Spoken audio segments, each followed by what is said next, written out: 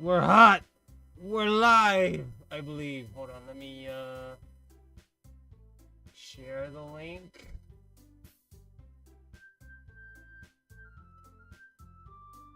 All right. I guess this is it. Here we go. Let's see. Let's move this over a little. Does everything look all right? I think it does. All right, let's load this. Hint, you can use the skip button to fast forward through text you've already read.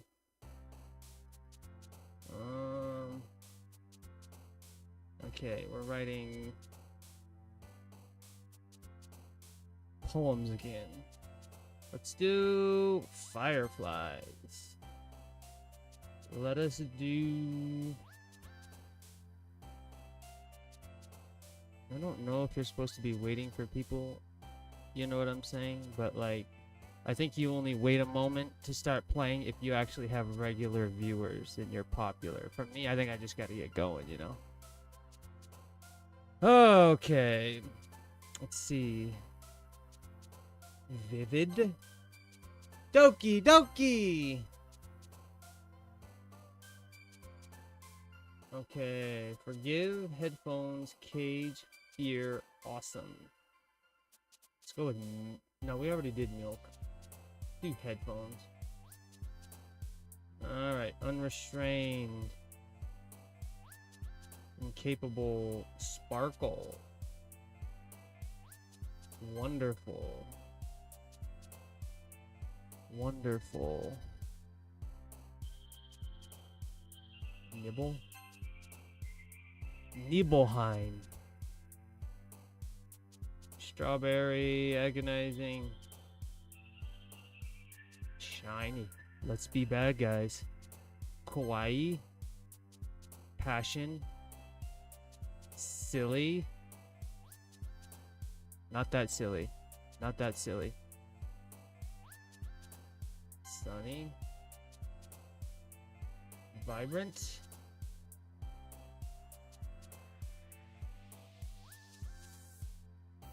Warm, I guess.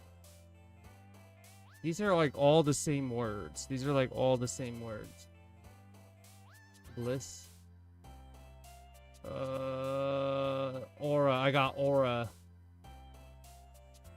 You know what I should have got? I should have gotten a fearsome brow mop. Whirlwind. Rainbow.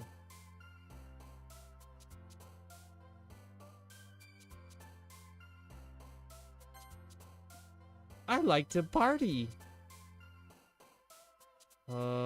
Lipstick. We're gonna see. We're gonna see. Oh man. Oh, I gotta move this controller.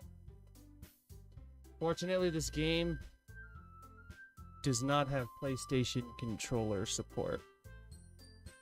It's simple, so they don't need it. Last one here again. It's because you suck, Monica.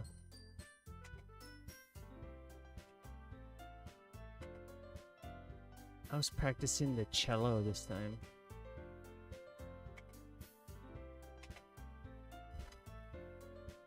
Maybe not determination, but I guess passion. Remember that the club wouldn't be here if it wasn't for all of you. And I'm super happy that you're all willing to help out for the festival, too.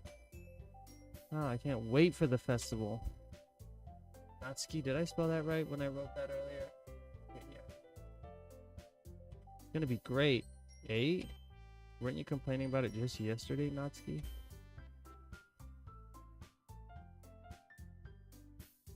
I wonder... Okay, this is a random note. Probably shouldn't be having this conversation out loud. I wonder if I start broadcast and don't start stream yet, would that solve my problems? I don't know. Maybe. We'll see.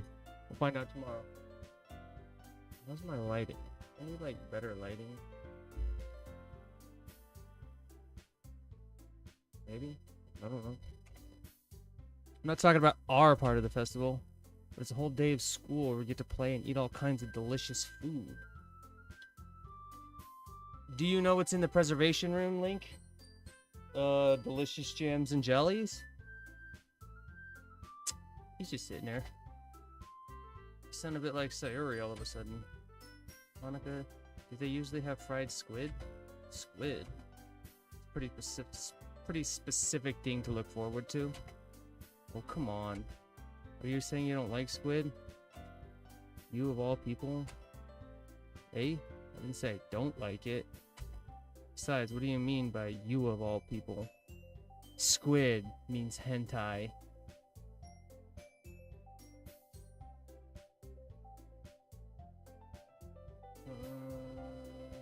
Let me see something here, actually. I gotta allay my fears about something here. Oh, not bad. How's that look? Because it's right in your name. Monica. Eh? That's not how you say my name at all. Also, that joke makes no sense in translation. Oh, never mind. Let's just focus on our own event for now. Because my collection is excellent. Fine, fine. Your reactions aren't as fun as Yuri's or Sayori's anyway. Excuse me? Where is Sayori anyway? Probably sleeping in again. Sayori is sitting at a desk in the corner of the room, looking down at nothing. I walk over to her. Hey, Sayori. I wave my hand in front of her face. Hey? You're spacing out again. Sorry, don't mind me. You can go talk to everyone else. Don't tell me what I can and can't do. I don't like that.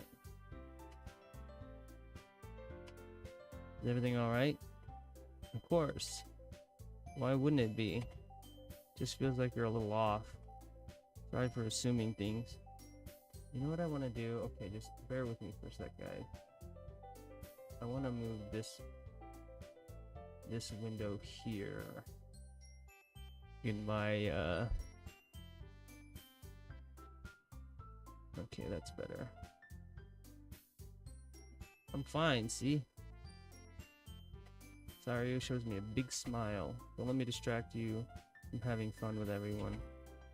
Well, alright. You say so. I worriedly glanced at Sayori before turning back toward everyone else. The conversation is already dispersed with everyone back at their usual activities. Maybe I should ask Monica if she's noticed anything about Sayori recently. Since they've been prepping for the festival, they must be spending a lot of time together.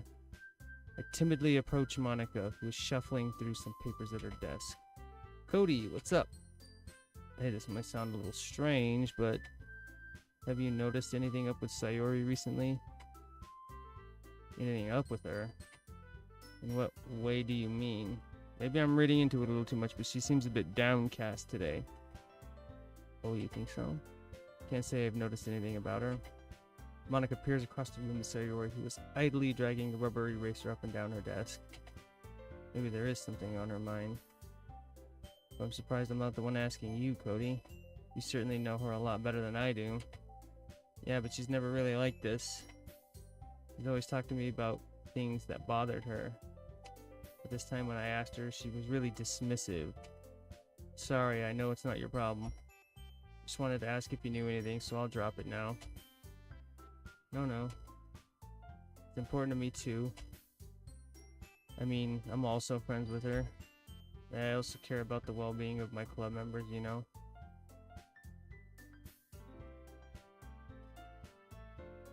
And I also care about the well-being of my club members. Oh, I read that. Maybe I'll try talking to her myself. Hey, are you sure about that? She seemed like she wanted to be left alone. You sure? Maybe she's just as hard time. Maybe she just has a hard time bringing it up with the person of interest. Person of interest? What do you mean by that? Oh, she's talking about me.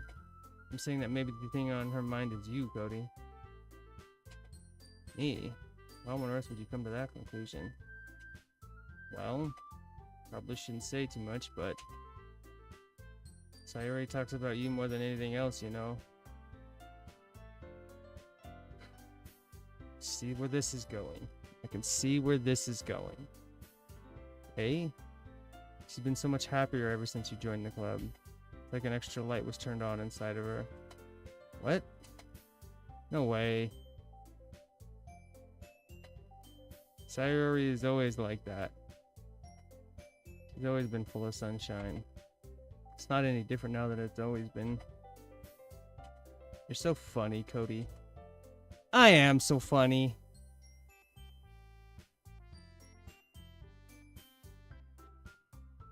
Have you thought that maybe you've always seen her as cheerful? Have you thought that maybe you've always seen her as so cheerful because that's just how she is when she's around you? Ah, I said too much. I'm sorry, what do I know anyway? I didn't mean to jump to conclusions, so you should just forget about what I said. I'll try to talk to her, so try not to think about it for now. Alright. Monica smiles meaningfully. I know she said to forget about it, but I already know that I won't be able to get her words out of my head.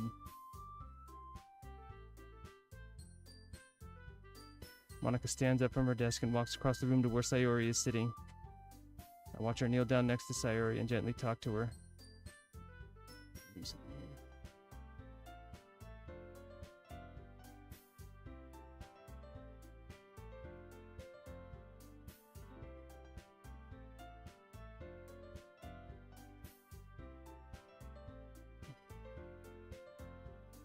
I watched her kneel down next to Sayori and gently talk to her. But she keeps her voice... Oh, god damn it. Why does he keep doing this? I know Sayori told me not to worry about her and to have fun with everyone else. But that's impossible to do when she's behaving like this. Exactly how much do I care about her that I'm letting this weigh me down so much? Wait, hold on. I gotta read this history real quick. She keeps her voice...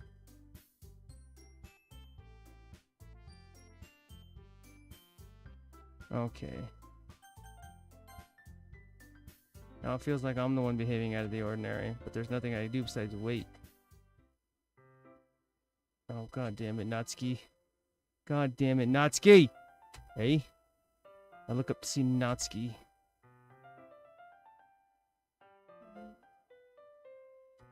There isn't much time, so I didn't mean to make you worry or anything. It's not like I'm worried. I was just... Natsuki glances down at her side. She's holding a volume of manga in her hand. That's right. Something just came up for a minute, but we can get started now.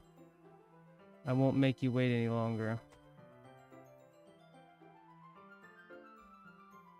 Jeez. Now you're making me feel like a jerk. Something bothering you, then you could just tell me to leave you alone and I will. Okay, leave me alone. Assuming you didn't feel like talking about it or anything. She practically mumbles that last part. No, I'm probably making it seem like a bigger deal than it is.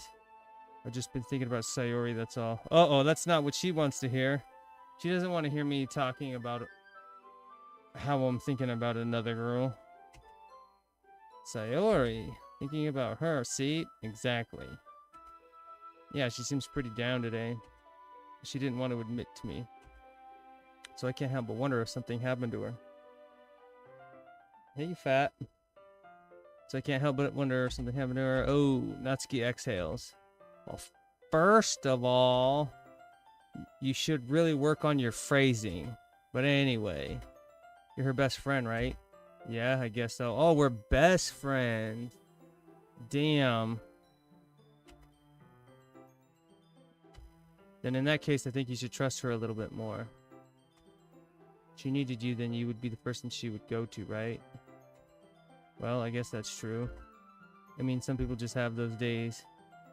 Everybody makes mistakes, Link. Everybody has those days. You can always avoid it. Can't always avoid it. If anything, she probably doesn't want you to worry about her because it's not important. Yeah, that's kind of what she said to me. Maybe it's not right for me to go against her wishes. Exactly. If she needs you to worry about her, then it'll be a lot more obvious. Yeah. Should have thought of it that way from the start. Natsuki fiddles with the book she's holding in her hands.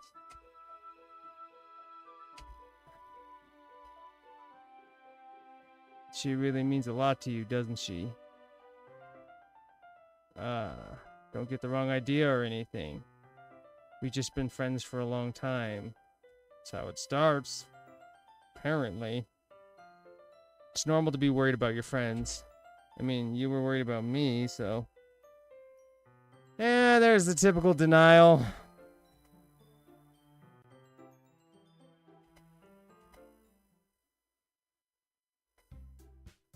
Monica! Okay, everyone. After some time passes, Monica calls out to the club room. Why don't we share our poems now? Alright, everything is back to normal. It's poem time, baby! Make eye contact with Monica and she smiles at me. Oh god. Why was she smiling? Sayori. Let's just start from the top, I guess. Why did she do the thing with her eyebrows? Did you guys see that? It was like,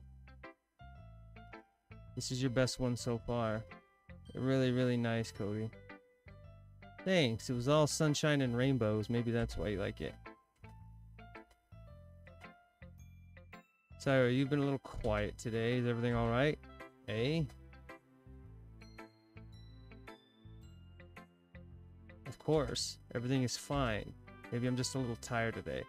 Everything can always be explained away by I'm just a little tired. You want a nap or something? No, that's silly. That's not silly. A nap can solve so much. Don't worry about me, okay? I only want to see smiles on your face. Well, alright. Hey, Cody. I'm still a little surprised. I really thought you would try writing your poems like the way Yuri does. Or even Natsuki. But in the end, there will be only chaos.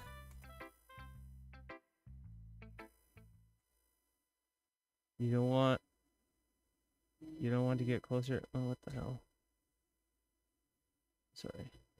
You don't want to get closer with everyone else? Wait. Of course I do. That doesn't mean I need to try so hard to impress them. I still understand you the most, Sayori. Oh, the music changed. This is kinda... It's changing.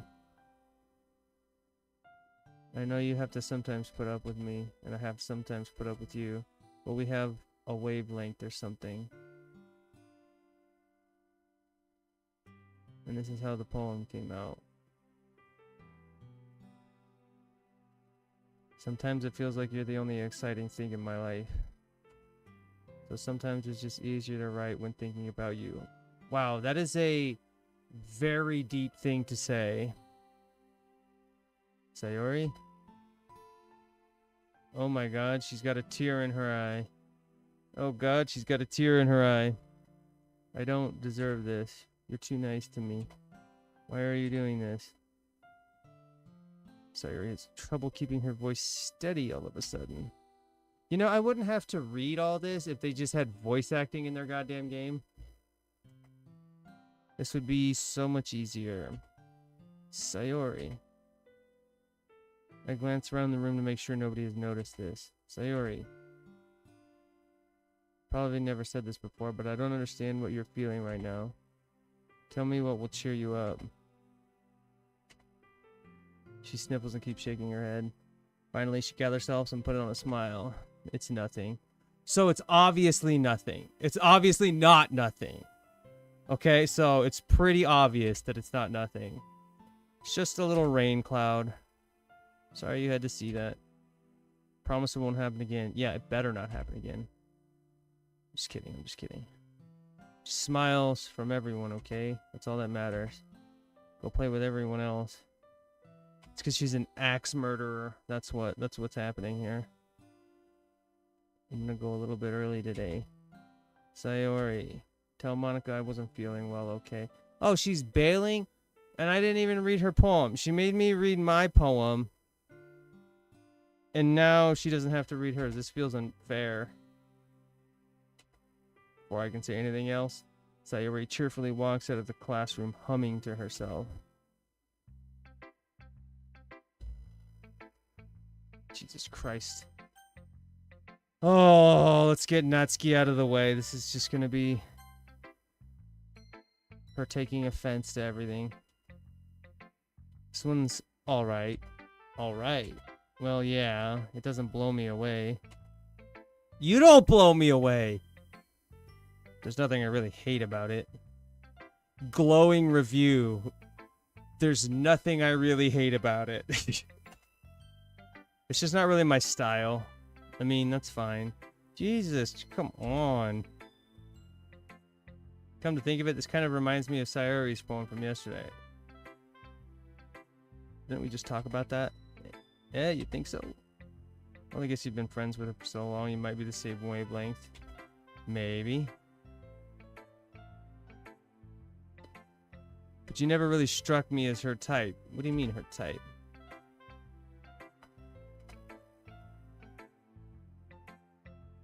How can someone so fluffy spend so much time with someone like you? Ouch. It's like she's dragging around a dead weight. Jesus fucking Christ. That was a little unnecessary.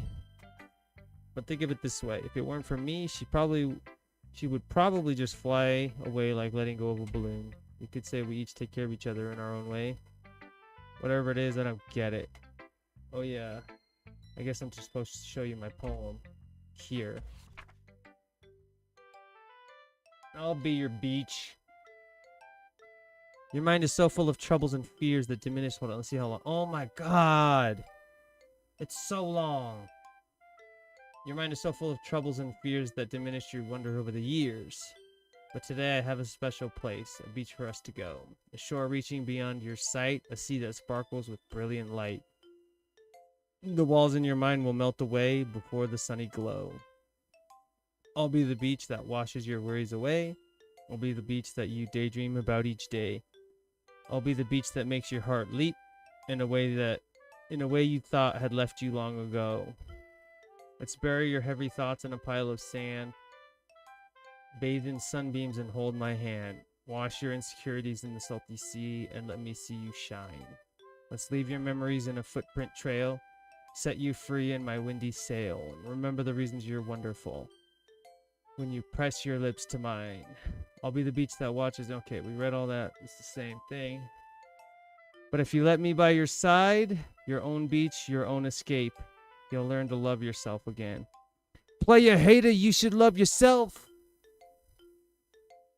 Alright. Yeah. Felt like I kept writing about negative things, so I wanted to write something with a nice message for once. Besides, the beach is awesome. Kinda hard to write anything negative about the beach. I could. I'm a mountain man.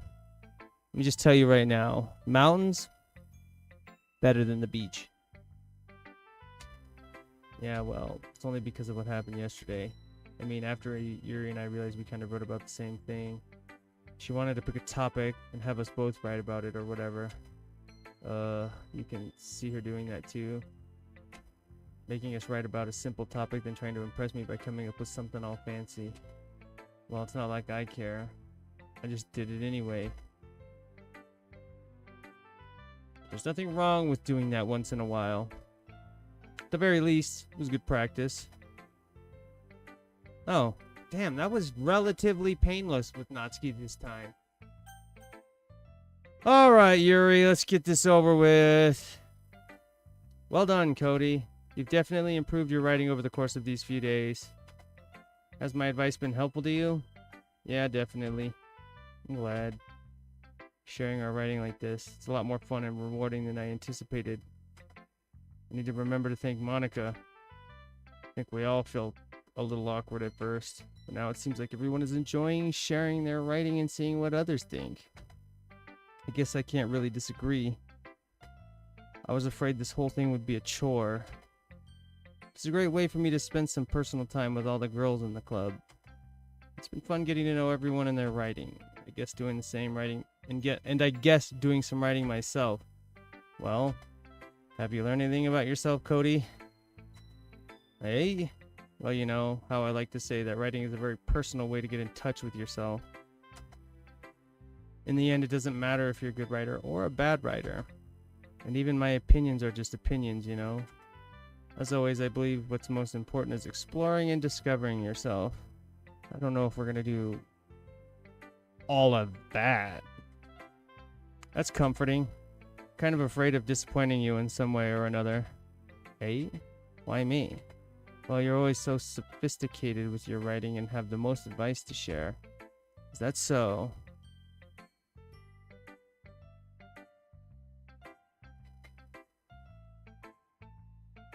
Yuri thinks for a good minute. That must be terrible, eh? For me to have become someone whose opinion is fearsome. How unlikable of me. Yuri? It's not as bad as you're making it sound in your head. I just meant that I respect your opinion.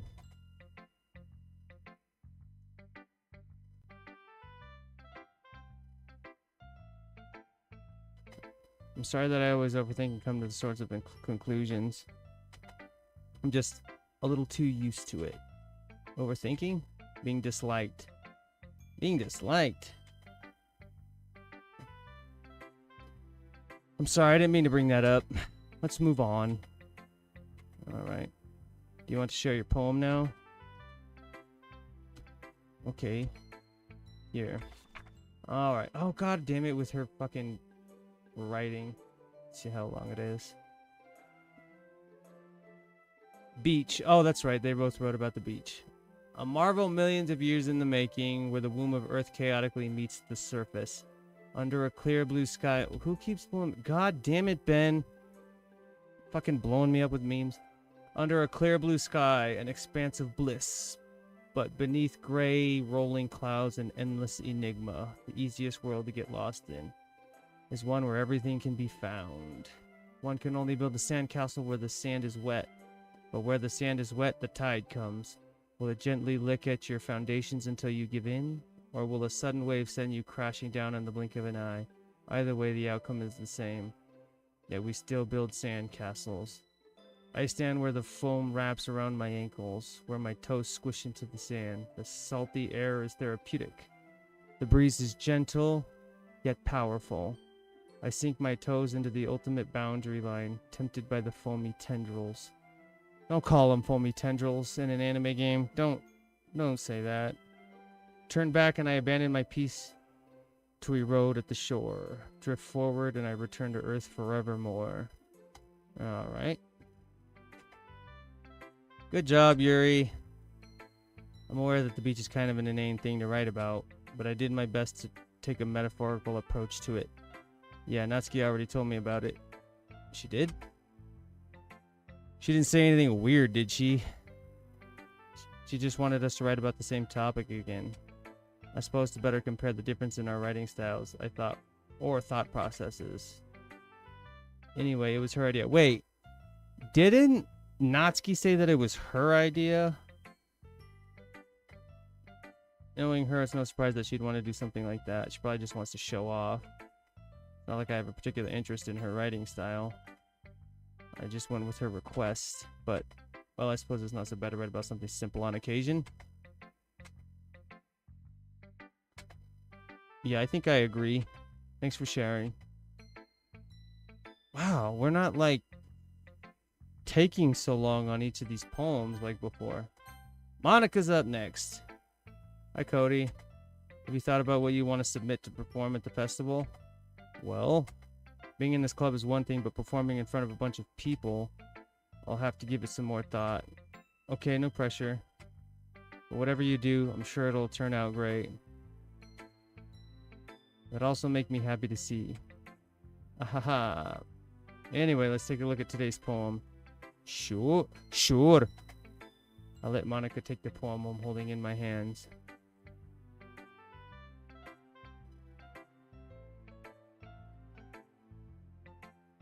Oops. fix something. There we go. Sorry. I'll let Monica take the poem I'm holding in my hands.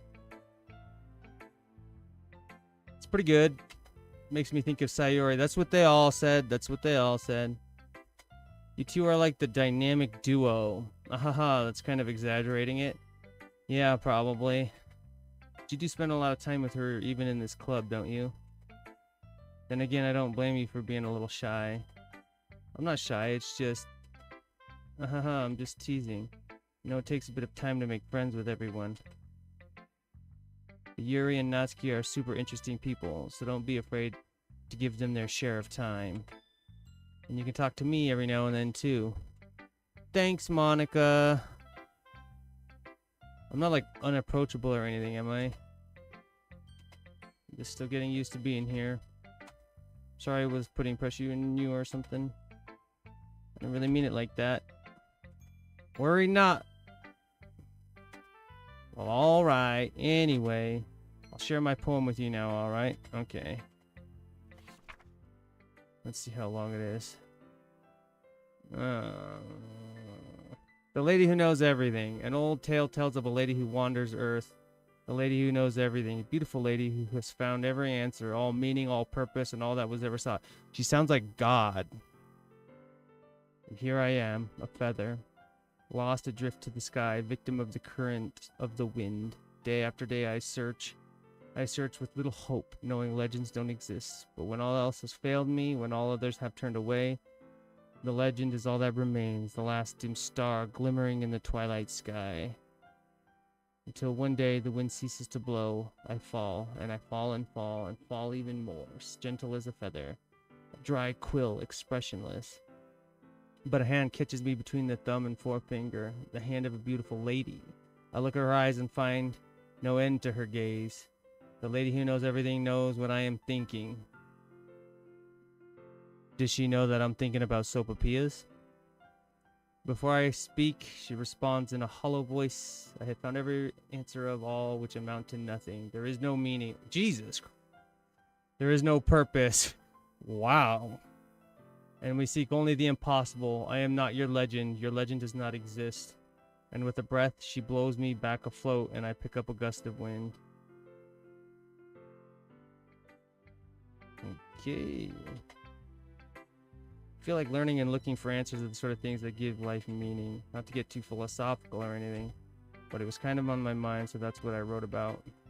I see. I never really put much thought into it. In a way, it's almost paradoxical.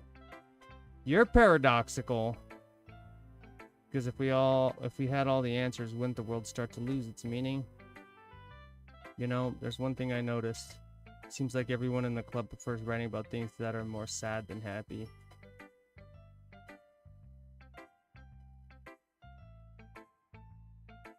Fair point. Fair point. Humans aren't two-dimensional creatures. Think you'd know better than anyone. Wait, why me? You mean one-dimensional? Oh yeah, that. Anyway, here's Monica's writing tip of the day.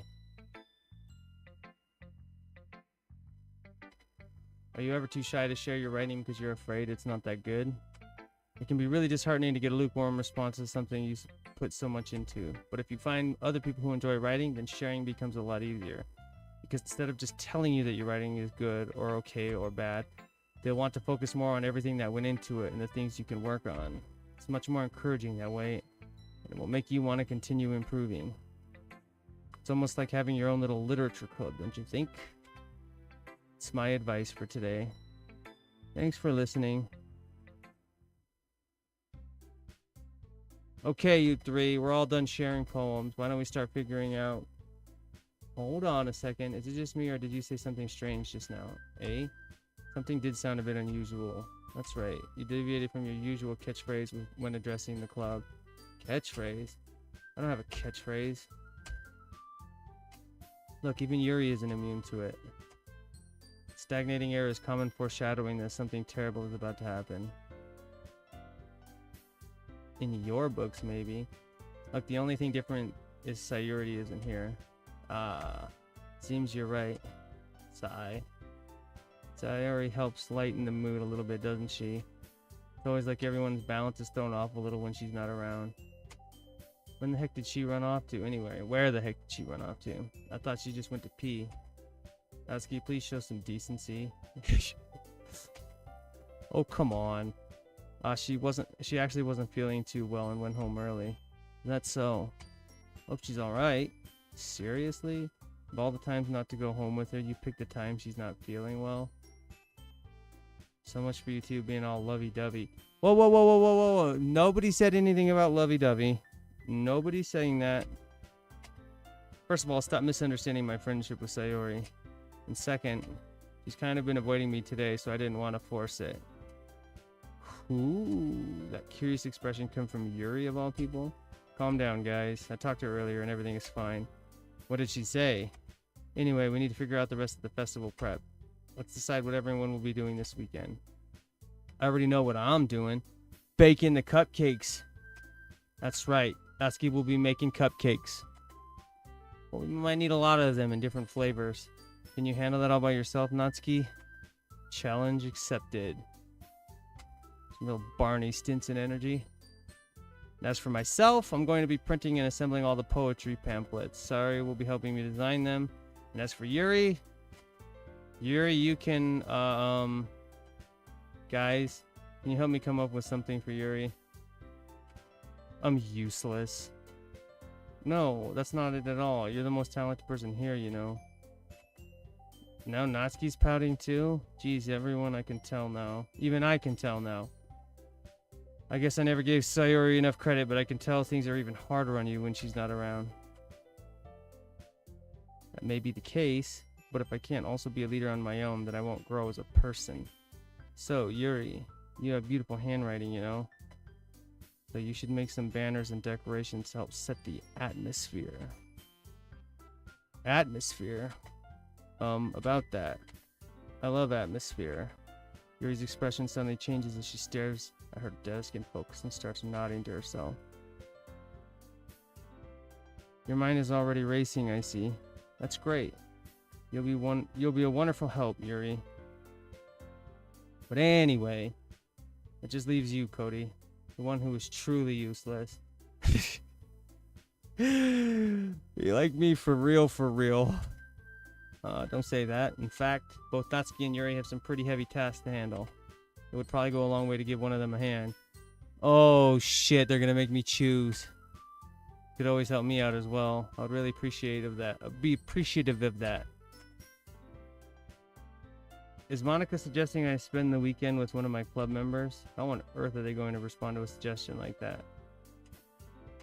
I suppose I wouldn't mind a bit of help. Well, even if you don't know how to bake, there's always some dirty work I could give to you. It's not like Monica's going to give me a choice and you shouldn't be sitting on your butt anyway. Natsuki tries to mumble a bunch of excuses like that. If I recall, Natsuki, you mentioned that you would like to handle the baking on your own. But he might not like to be around if you only make him out to be a nuisance. Oh, damn. So therefore, he may be more suited to assisting with the decorations. Ladies, calm down. Easy.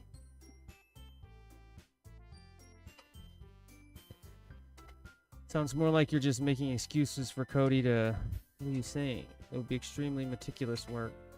And baking isn't? Just what do you think? Guys. Let's settle down for a moment. In the end, I think it's up to Cody to decide how you'd like to contribute. Besides, he hasn't really gotten the chance to spend any time with me yet, you know. So I'm sure he's interested in... You literally just said... Sorry. I was just saying no. Can we just settle this already? Yeah. Cody, you're okay with this, right? In the end, it's up to you. Ah, of course. Very well. In that case...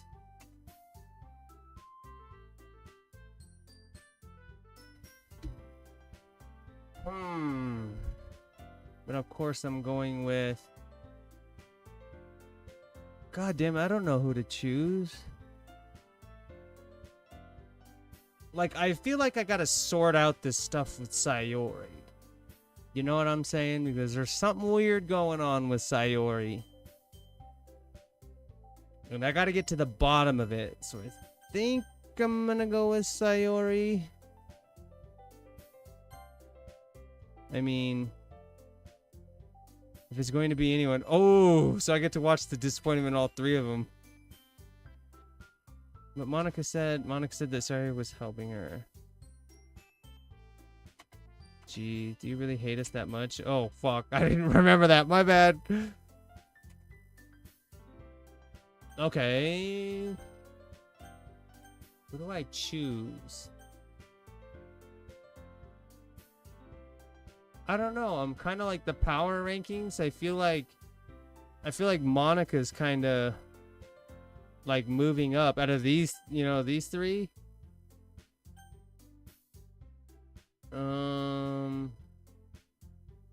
Fuck it. We'll go Monica. Yay, you picked me. But I agree with Natsuki. Not only is your work already most suitable for one person, but you already have Sayori as well. That doesn't matter. You were the one who scared him into picking you in the first place.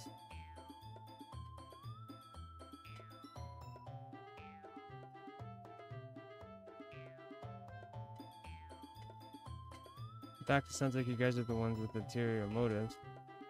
Excuse me, princess. Otherwise, this wouldn't have been made into such a big deal in the first place. That's completely false, Monica. Yeah, we have a lot of work to do, you know. We won't do as good of a job if you make us work alone. Maybe that's true. Think of the club. You gotta think of the club. If we want our event to succeed, then we need to appropriately distribute our resources. They're just gonna make me choose between those two.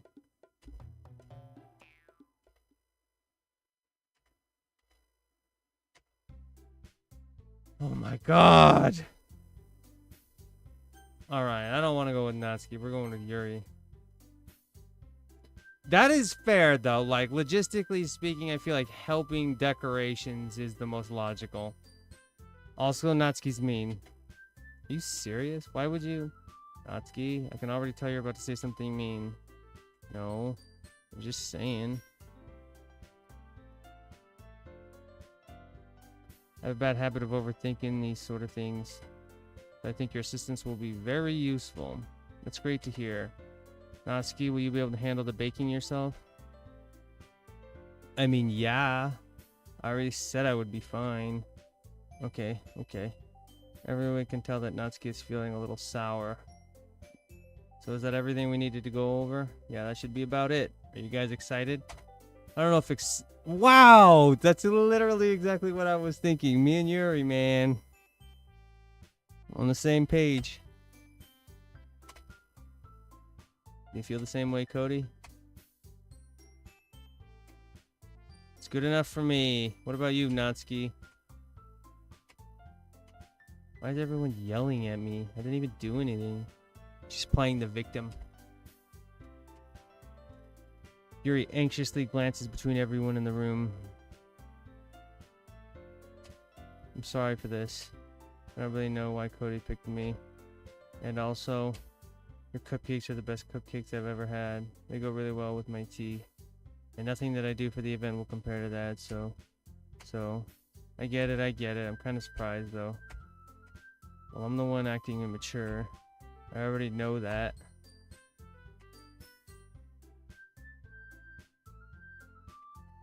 Sorry if I said something bad. Natsuki isn't the only one surprised. Monica and I are taken aback by Yuri's words. When she already had trouble with words, trying to cheer someone up must be far out of her own comfort zone. But I begin to understand. Yuri was trying to sound like Sayori. Even if it didn't work perfectly, I could tell that she tried to say something Sayori would say at a time like this. Because Sayori always helps everyone smile and feel good about themselves.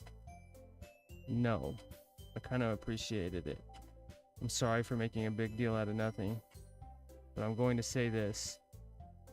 You better bet that my cupcakes are going to be the best part of the whole event. I believe you.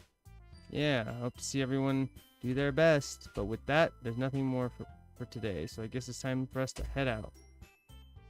Alright, let's get out of here.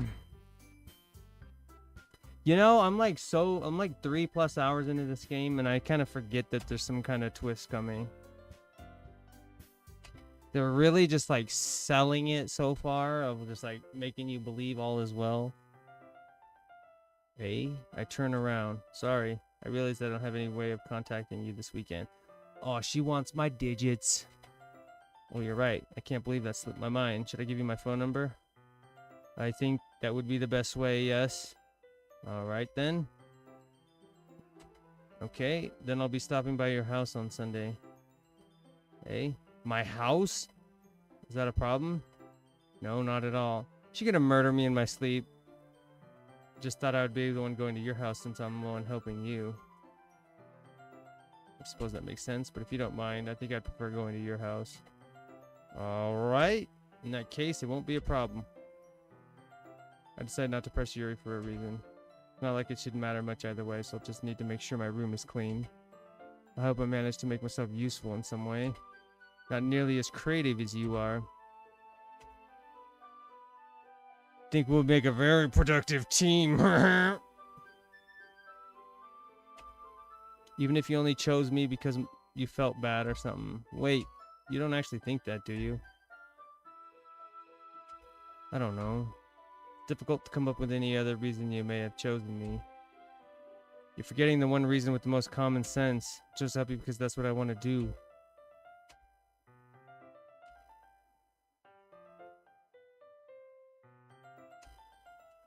I didn't realize. I'm telling you, I want to. That's all there is to it. You believe me? Yuri thinks really hard again. I believe you. As if it took her tremendous effort, Yuri finally says that and relaxes her expression. And I'm really looking forward to Sunday. Yeah, I am too. After that exchange, I make my way out the door and Yuri follows. I can't believe this. Yuri's going to be coming to my house on Sunday? Even though I would have preferred to do this with Sayori, my anxiety still shoots through the roof. I guess I've gotten pretty used to handling her at this point, but who knows what might end up happening when we're outside of school. She even told me she was looking forward to it. I shake my head. Why do I feel nervous that Sayori finds out about this? It's not even weird that way about each other. It's not like we feel that way about each other. I have nothing to worry about. If I just go with it, then I'll have a good time. It's already Sunday. Been getting increasingly anxious about Yuri's upcoming visit. Keep telling myself there's no reason to be nervous, but it doesn't help much. What happened? I just flickered. You guys see that? What the hell was that?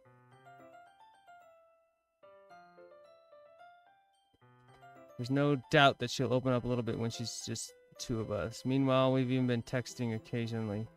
She was extremely apprehensive at first, but it wasn't long before I was already learning more about her. But putting Yuri aside, I haven't heard a thing from Sayori since she left the club early the other day. That's still concerning to me. That just feels concerning. I don't like what's happening with that. But I've been worried about her in the back of my mind. Between what Sayori said and what Monica said, is it really okay for me to put Sayori's feeling aside when she might need me? Alright, here comes Yuri. I decide to visit Sayori before Yuri comes over. Oh, never mind. It's not Yuri. Rather than asking, I simply tell her I'm coming over, much like we've done in the past. Once I reach Sayori's house, I knock on the door before entering it. Again, we used to play so often that we've made it a habit of simply entering each other's houses like we're family. God damn. The house is quiet. Sayori isn't anywhere on the first floor, so I assume she's up in her room. It's already strange of her not to run down and greet me. I head up to her bedroom and I finally find her. Sayori? Hi, Cody. I sit down in her room. Sayori forces a smile, but it's easy to tell that she's different. There's a minute of silence between us. You haven't come over like this in a long time, have you? Oh, I guess you're right. It hasn't been a long time. Not much has really changed, has it? This music is like kind of sad. Sayori's room is as messy as it's always been. I also recognize the same stuffed animals and wall decorations that she's had for years now. If you come over more often, it wouldn't be such a mess. It's because I end up cleaning it for you. How come you suddenly wanted to come over today? Aren't you supposed to see Yuri today? Yeah, but wait, how did you know that? Sayori has already left by the time we decided that last meeting. Monica told me it's only natural for her to keep me informed about the festival prep, right? It's true. What about you? Aren't you going to help Monica today? Of course. I'm just helping her online. We didn't plan to meet up or anything. Also, it's just me and Yuri then. Yep. There's more silence between us. Sayori stares in a random direction. Everything about her behavior is really uncharacteristic. Finally get to the point. I just wanted to see how you were doing. After you left on Friday, when something's wrong, you can't hide it from me. I know you too well. So, Sayori smiles, shaking her head. That's no good, Cody. Eh? Why can't it just be like it's always been? This is all my fault. If I didn't get so weak and accidentally express my feelings. If I didn't make that stupid mistake. What mistake? I don't remember a mistake. Then you wouldn't have been worried about me at all. You wouldn't have come here. You wouldn't have even been thinking about me right now. But this is just my punishment, isn't it? I'm getting punished for being so selfish. I think that's why the world decided to have you come over today. I don't know if it was the world, honestly. Just wants to torture me. Sayori, what on earth are you saying? Are you listening to yourself right now? So tell me already, until I know I won't be able to stop thinking about it. Sayori gives me an empty smile. You really put me in a trap. But you're wrong. Nothing happened to me. I've always been like this. You're just seeing it for the first time. Seeing what? What are you talking about, Sayori? You're really just going to make me say it, aren't you, Cody? I guess I have no choice this time. The thing is, I've had really bad depression my whole life. Wow. I didn't expect that. Did you know that? Why do you think I'm late to school every day? Because most days I can't even find a reason to get out of bed. What reason is there to do anything when I fully know how worthless I am? God damn. I did not expect that. I'm gonna be honest. Why go to school? Why eat? Why make friends? Why make other people put their energy and caring to waste by having them spend it on me? That's what it feels like. And that's why I just want to make everyone happy without anyone worrying about me. I'm in shock. I can't even figure out how to respond. How is it possible that Sayori kept this from me the entire time that I've known her? That's what I'm wondering. Did she really want so badly for me just not to think about her? Why, Sayori? Why is it that you've never told me about this? It almost feels like I've been betrayed as your close friend. Because if I knew, I would have done everything I could to support you. Even if there's only so much that I could do, I would have tried a little bit harder to make every day a little better for you. Oh, that's kind of a nice gesture.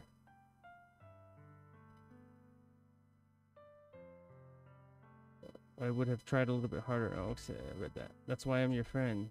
All you had to do was tell me. You don't understand at all, Cody. Why do you think I didn't tell you? Because if I told you, then you would have to waste effort caring about me instead of doing important things. I don't want to be cared about. It's bittersweet when people try to care about me. Feels nice sometimes, but also feels like a bat being swung against my head. That's why I wanted so badly for you to make friends with everyone else. Helping everyone be happy together is the best thing for me. But then I discovered something else too. Seeing you make friends and get closer with everyone in the club. It feels like a spear going through my heart. So that's why. That's why I decided the world just wants to torture me. Every path leads to nothing but hurt. You're right that I don't understand. I don't understand your feelings at all, Sayori, but I don't need to understand. Whatever it takes for me to help you stop hurting, that's what I'll do. No, Cody, there's nothing. Nothing at all. The only thing that could have helped is if everything could be like it always was. But I was selfish. I finally showed you what a horrible person I am. Tears streaked down Sayori's face. I made you join the literature club because I was selfish, and I was punished by my heart hurting in a way that I couldn't understand. And now you came here and I made you hurt too. I'm just weak and selfish. That's all I am. And that's why I'm going to accept these punishments, because I deserve every last one. Without thinking, I once again grabbed Sayori's shoulders. This time I pull her into a tight embrace.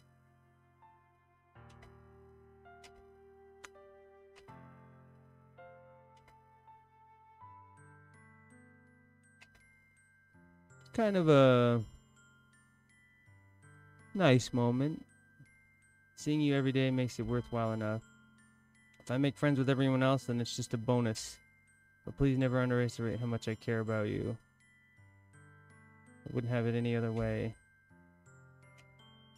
Sayori isn't hugging me back, despite my arms being wrapped around her Sayori's arms remain at her sides. She starts sobbing next to my ear. No. Don't do this to me. Please don't do this, Cody. Sayori barely managed to speak between her sobs. I don't know if I'm doing the right thing, but all I want is for her to know that I care.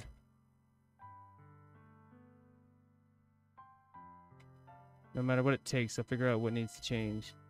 I'll make these feelings go away. Even if there's something... And if there's anything that you need me to do, then you'd better tell me. I'll get mad if you don't. I don't know. I don't know. I don't know. I don't know anything. It's all really scary. I don't understand any of my feelings, Cody. The only time I'm not feeling nothing is when I'm feeling pain. But your hugs are so warm, and that's really scary too. Sayori lets me go, and she does so. I let her go as well. The festival is tomorrow. Yeah. It's going to be fun, right? Yeah. How'd you like for me to spend it all with you? It's what I want. I promise. I think that would be nice then. Yeah. If I could spend the whole day here, I would. Of all days, this has to be the one where I have other plans. Maybe I should cancel. No, don't. Please don't. If you do that, then I really wouldn't forgive you. At the very least, do you want to come along and help out? It would be fun. I'm sorry. I don't know if that would be very good for me today. It's kind of hard for me to fully understand, but I'm trying my hardest. It's okay. Don't worry too much about it. I'll see you tomorrow, okay? Alright, I look forward to it. I say goodbye to Sayori and exit her house. On the way home, I find myself still feeling uneasy. It's hard for me to keep thinking about it when Yuri is about to come over too. I think Sayori is right.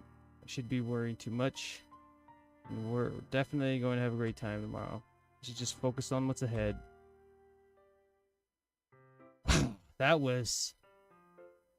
That took a left turn. I did not expect that.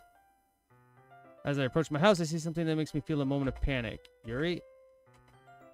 Thank goodness. You're a little early. Sorry I wasn't home yet. Were you waiting for a long time? No, I just got here. You always could have texted me. If I had known, I would have reassured you and hurried more on my way home. I suppose that's true. I didn't think of that for some reason. It should be common sense to do that, but decided to ignore it. Anyway, let's go inside. I see you brought a lot of stuff with you. That's right. And did you manage to find everything I asked you to buy as well? Yeah, pretty much. At least I hope I got everything right. I'm sure it'll be fine. Take Yuri to my room. Whoa! Whoa! First thing she does is glance around curiously, which makes me feel anxious. It's so clean. I cleaned it before you came over. It's very considerate of you. I would be really embarrassed for my room to be messed while you were here. Well, I do enjoy cleaning. I would have gladly helped you clean. I would not want somebody else helping me clean my stuff. That's like, no, that's just weird. Wait, don't look in there. I snatch your wrist. This is a hentai collection, which was in process of opening a desk drawer of mine. I'm sorry. I wasn't thinking for some reason. It's fine, it's fine. She puts both of her hands firmly in her lap, as if making sure she's keeping track of them. So, should we get started? Yes. I'm gonna have a few things that you can help with. Decorations and other atmospheric enhancements. You know, mood lighting, aromatherapy candles. Aromatherapy? Oh, wow. I didn't know you planned on taking it that far. Of course. I want to help take our guests to a faraway place, although many will stop by just out of curiosity. And for cupcakes, I guess. Yeah. I'm determined to provide an experience that will leave them wanting more. That's great. It's easy to forget that you're a pretty intense person. Intense? I guess that's the best way to put it. Is that a bad thing? Nah. Something that I like about you. It makes me feel relieved. I'm kind of happy. Yeah, no need to be so anxious. You can relax. Aaron Rodgers said, R-E-L-A-X, relax.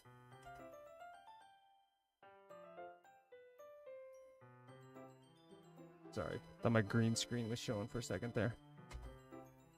Brought some things for relaxation. I was going to use them during the poetry event. Oh yeah, like what? Let's see. Use the candles on a wooden cylinder-shaped object.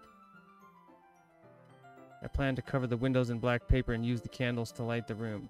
Geez, why? Yeah, that would be really neat. What's the wooden thing, though? Oh, this? It's a diffuser of essential oils. How familiar are you with aromatherapy? I'm not familiar at all. It's one of my favorite contributors to a positive atmosphere.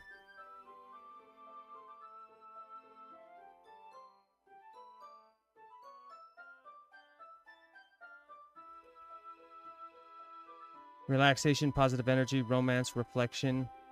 It's almost like magic. Here he takes the cylinder and pushes the switch on the bottom. A thin ray of vapor begins to spout through a small hole in the top. What kind of mood is that one for? This is jasmine oil. It smells a little sweet and flowery, right? Yeah, that's a good way to describe it. Jasmine enhances your emotion, helps you feel the flow through your body. You feel warmer and your heart pounds more heavy. Don't you think that would be perfect for sharing our poems? Is that what we're doing? Oh, at the festival. I thought she meant now. I'm like, what are you talking about? Does sound suitable. But you seem to know a lot of this, so I'll trust your opinion with anything. Yuri smiles gently, clearly enjoying herself.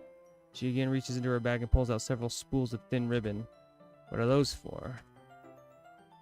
Did you purchase the origami paper like I asked you to get? Yeah, I have it over here. We won't be using the paper for folding origami. What I'd like to do is write a different word on each paper. We'll need about 100 of them. Oh yeah? What will those be used for? We'll cut pieces of ribbon and hang from the doorway of the classroom. And we can fasten the paper onto the ribbons to create a doorway curtain. Wouldn't that be beautiful? It would also catch the eye of those passing the room. It may attract some to peek inside. That's really creative. I had no idea you'd be so good at this. Well, I suppose I do a little intense, as you put it. Yuri giggles. Is it just me, or is she more relaxed when it's just the two of us?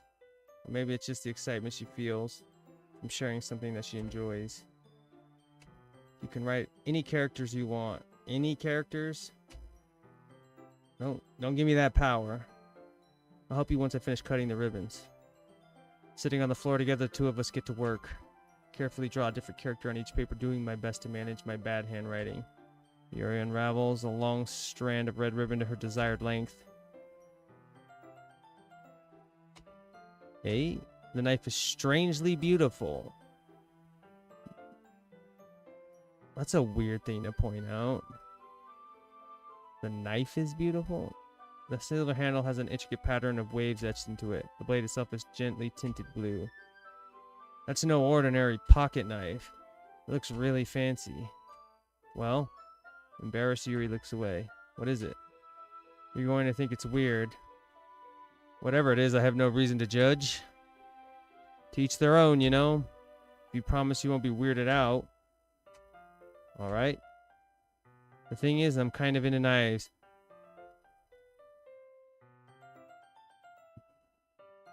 I'm alone with this girl in this room right now. Listen, I'm not judging her for being into knives per se, but I don't know. It's like, it's not a red flag, but it's like a yellow flag. They're just so pretty. Let's see. No, you can't say that. I don't know what it is. The combination of craftsmanship and feeling of danger. Oh, no. Oh, man. It's her. She's gonna do something fucking weird. I let a knife murderer into my room with me alone. Please don't think I'm weird for this. I don't know. You're laughing at me. No, I'm not laughing at you. I'm just laughing that I got myself into a situation to get me killed. It's an interesting to be into, I guess. But I think it kind of suits you. I don't! Yeah, it's kind of intense. Besides, it's really cool looking knife. I can't deny that. Isn't it?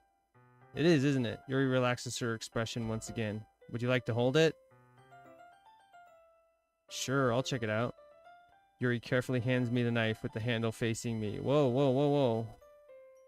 I take it and turn it around in my hands. It feels heavy and extremely solid. Where do you even get a knife like this? It's like, I don't know, where the murderers go to get their weapons. Curious if its sharpness, I feel the point of the knife with my index finger. Ow. Cody, why did you do that? I didn't expect it to be that sharp. And she keeps it sharp. She keeps her knife razor sharp. I barely touched it at all. I should have warned you. This knife is extremely sharp. It can cut through skin like it's paper. That's just a weird thing to say. A small drop of blood trickles down the side of my finger. Yuri takes my hand and gives the wound a closer look. Ah, she stares at it and noticeably fidgets. If you're squeamish, I'll go wash it off now. Without warning, Yuri puts my finger in her mouth and licks the wound. Whoa, whoa, whoa, whoa, whoa, whoa, whoa, whoa, whoa, whoa. Whoa, that is just so fucking weird. I feel her tongue curl around my finger. Okay. Okay. Startled, I instinctively pull my hand back. Oh, please forgive me. I wasn't thinking. I think you were thinking. Yuri lowers her head, her face burning up. Yuri? Did it say she wrapped her tongue around my finger? That's the most embarrassing thing that I've ever done. Yeah, I bet. How could I do something like that? I'm sorry, I'm sorry. Sure, it was a little bit weird and it took me by surprise, but I guess she was just trying to help, right? I don't know if that was it. Yuri, I think you're overreacting a little. She doesn't lift her head. What if she doesn't recover from this for the rest of the afternoon? Alright, you know what? This might be a stupid thing to do, but I do it anyway. I take Yuri's hand and lick her index finger in return. Jesus Christ. That is a weird thing to do. I'm sorry. Why did I do that? Cody, did you really just do that? Now we're even. We're in our room alone, trading knives, admiring blades, and licking each other's fingers. Yuri just looks at me like I did something wrong. I knew that would be a bad idea. If not for the sweet aroma of the jasmine oil, the air would be extremely heavy right now. You're so weird, Cody. I'm weird. I'm weird.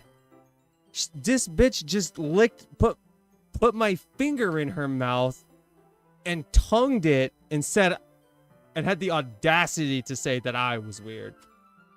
Yuri giggles shyly. Eh? Yuri calling me weird? That's what I'm saying. I have no response to that. Where do you keep your bandages? I don't think I need one, actually. It was a tiny cut. Look, it already stopped bleeding. I don't think it stopped bleeding so much as you just sucked all the blood out of it. That's relieving. We each resume our respective activities. I watch Yuri's knife cut through the ribbon like it's nothing but air. Meanwhile, I continue to make progress on the paper. After we finish attaching the paper to the ribbons, we lay them all out side by side. It looks better than I expected and will be very effective as door curtain. Good thinking coming up with this, Yuri. Ah, thanks. Just something I saw online, really. Probably Pinterest. Let's be real. Yeah, let's do it. What do you have in mind? I'd like to create a banner. That's why I asked you to buy the paint tablets. This is kind of like a K-pop cafe event. I've done a couple of those. One of the items Yuri had me asked to buy was a kit of watercolor paint tablets. We'll need about 6 cups of water to put each of the tablets in. Do you mind fetching those for us? Fetch? Really? 6 cups of water. I got a bottle of water. I'll be right back in a minute. Thank you very much. I don't know if I like the idea of leaving this girl alone in my room. I'm gonna be honest. I wouldn't let her leave my sight at this point. If you feel the cups too much, it will be too diluted. Taking Yuri's advice, I decided to use small plastic bathroom cups rather than full-size glasses. Hold on, let me check something here. Oops. Oh, sorry. All right. Taking Yuri's advice, I put them on a plate to catch any paint that drips, then bring it back into my room. Yuri? Yes? Nothing. Your face is a little red. Is it too hot in here or something? No, not at all. There's nothing wrong, so let's mix the paint. Yuri hurriedly dismisses me and takes it upon herself to unwrap the tablets, dropping them into the cups. So, I thought we would do something simple that would look very nice. I like to paint a gradient across the banner, starting with the colors for a sunrise, then daytime, then sunset and nighttime. Once it dries, I'll write an inspirational quote across the banner. We can hang it on the wall behind the podium at the front of the classroom. Ah. A novel idea. Well, it will be more fun to surprise you. I don't know if I got a lot of surprises left in me at this point. You say so. After rolling out the banner, Yuri and I kneel on opposite sides so we don't get in the way of each other. Yuri uses a brush and adds a few dots. Blah, blah, blah. This kind of reminds me of elementary school. Painting on a banner with watercolors feels a lot like the art class projects we had back then. I'm sorry if this feels too childish. No, I didn't mean that at all. It's kind of fun, you know? It is fun. Yuri stops painting for a moment, thinking to herself. For me, I don't need to go out and do crazy things to have fun. You and me both, Yuri. I just like when I can spend time with one other person. In what sense? Even if it's just something simple like reading, it doesn't even matter if we don't talk much. Just having a friend next to me makes me feel a little bit nicer. Or a victim. Having a victim next to you. That's so. Even if you and I are quite different, I can understand where she's coming from. I feel that way about things like anime and games, where simply sharing the experience with someone can make me happy. I think I feel the same way. Yuri smiles gently. I knew you'd understand. Yuri leans over the banner to grab an unused paintbrush. But I move at the same time, causing my head to bump into hers. Kya! She just hit me with the kya. Sorry. Yuri reels back and I quickly lift my hands in surprise. Are you hurt? Just startled me. It's not your fault. Ah, your face. There are droplets of paint on Yuri's face and neck. Is there something on my face? Yeah, I accidentally got paint on you. I'll get a towel right away. No. Clean yourself up, bitch. I rush out and fetch a small towel, then I damp it with hot water. Return to my room and kneel down in front of her. Whoa, whoa, whoa, whoa, whoa. This is a weird POV shot. I pat down Yuri's face and neck with the towel. Is something wrong? It's hot. I just didn't expect it. Sorry. I didn't want to use cold water. Having finished, I start to retract my hand, but Yuri suddenly holds my wrist. Wait. Just for a little longer. Feels really nice. I keep my hand still against Yuri's neck. She looks into my eyes. It's an intense expression that I recognize from when she reads her books. Almost as she's lost in a daze, enveloped by her own thoughts. She breathes gently, half through slightly parted lips. What is happening? It's a mood. Is it the aroma of the jasmine oil giving me this dizzy feeling? Yuri's gentle fingers wrapped around my wrist send a tingling sensation through my arm, and suddenly her face seems to me much closer to mine than it was just a moment ago. Yuri slowly pulls away. Sorry. I've been feeling a little lightheaded today. Just chalk it up to the classic, I was tired. It's fine. The moment is over as soon as it began. Yuri picks up her brush again, but her movements seem clumsier, like she's unable to focus. I remain silent, forced to ignore the event that just transpired. I hesitantly retrieve my own brush and continue following Yuri's example. That should do it. I finish filling the night sky with white dots. Look at the banner as a whole. It's very pretty and natural looking. I think it came out better than I expected. I'm really happy with the results. Yeah, me too. Are you going to add the lettering now? It needs to dry first. That's true, but won't that take a while? Well, perhaps it would be best to leave it here than have you bring it in the morning. I can do the lettering in the classroom before our event starts. Is that okay? It's totally fine. Kinda, honestly, like anything to get you out of my room right now. In that case, I don't think there's anything more for us to do here. Whew. You say that like you're glad it's over. Was I wrong to assume that you were at least enjoying yourself a little bit? No, it's not that. I'm just glad that we managed to get everything done. Let's see. I am too. I was a little concerned about time. Hero? Hello, Doors. You just missed a weird series of events. Like, really weird. Like, to just bring you up to speed, because I feel like it's important for you to know. Like, she had a knife and was, like, weirdly, like, likes knives, which, okay, fine, whatever. Then I cut my finger with it, and then she put my finger in her mouth. No, don't worry about being super attentive. It's fine. But then she put, yeah, a knife.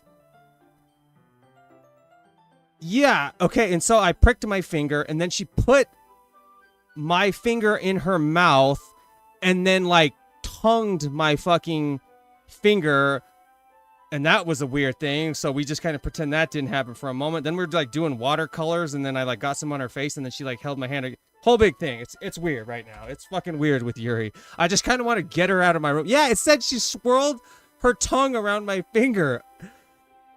Yes. And then, like, I, like, licked her finger back to try to make her feel better about it. I don't know. Whatever. We're gonna... She's a yellow flag right now, minimum. I don't want to say red flag, just out of, like, respect, I guess. But, like, yellow flag minimum. I was secretly hoping we'd have extra time after finishing the work. Well... I did lick her finger back, yes. Yuri thinks to herself. It just felt I was like making her feel better about it. Also, best friend has depression. I went over to her house. She was acting weird, and I didn't know she had depression our entire friendship. So, Sayori, I was hoping there would be more time as well. It's probably my fault. Sorry for being such a slow worker. No, it's not your fault at all. And the important thing is that we got everything done, right? Yeah. Yeah. I was a little surprised, to be honest, because I thought it seemed like a feelings thing. Well, let's not rule that out. But it was a really heavy moment. It was like really heavy moment. Yeah, that's true. That's honestly true. Gathering all the things, Yuri seems to have a little downcast. I understand why. It sounded like she rarely gets the opportunity to spend time with friends in a relaxed environment. But that doesn't mean this is the last time it can happen. Once Yuri packs up, I walk out the front door. Thank you very much for having me today. No problem. I'm glad I was able to help. Just let me know if there's anything else you need me to bring tomorrow.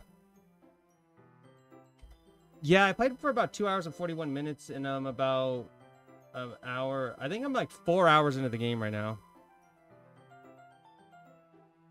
Are we Yuri leading at the moment? You mean is like she like best girl? Is that what you mean? Like power rankings? Yuri fidgets. I guess I'll see you tomorrow. Wait. I kind of say something. I kind of say that without thinking. About today. It's fine that we didn't have as much time as we wanted because we can do this again. Whenever you want, you can come over or we can go out somewhere. Wow, I'm surprised I'm being that like open. I guess I like getting my finger licked. I forget you don't like going out much. As I stumble over my words, Yuri simply smiles bashfully. I'm gonna be honest, like the power rankings, and with this whole weird thing with Yuri, I think Sayori is kind of pushing her way. I don't know. It's very muddy with the power rankings right now, but Sayori might be on the uptick. You're very thoughtful, Cody. Yuri takes one step closer to me, then briefly squeezes my hand. Whoa, she's getting in close. Whoa. I kind of like that about you. I just can't help but, like, take that like that. How am I supposed to respond to that? But I don't even get a chance to as Yuri suddenly pulls back. Sayori. Wait, what? Oh, Sayori just showed up. Whoa. Whoa, this is about to get awkward. See, like, okay, hopefully you're seeing what I'm saying about Sayori. Yeah, this game came out during COVID, I think, so this should be social distancing. Sayori, just now, we weren't. It's okay, Cody. I just stopped by to say hi. So she caught us having that close little moment. This is. Well, it's nice to see you. Also, the music stopped. I'm sorry, but I'm already on my way to leave. Oh, really? That's too bad. I'm sorry. We'll all be together at the festival tomorrow. Hey, Sallyhead, what are you doing, mister? He's just sitting here. He's just sitting here. An Ube tongue girl? These are my options right now. Do you know what year? Snow Mexican. What's up? Do I know what year? What do you mean, do I know what year? Sayori beams. Yeah, so I'll see you tomorrow. Clearly embarrassed, Yuri hurries off. Hold on. Link was hovering. I need to take a drink of water.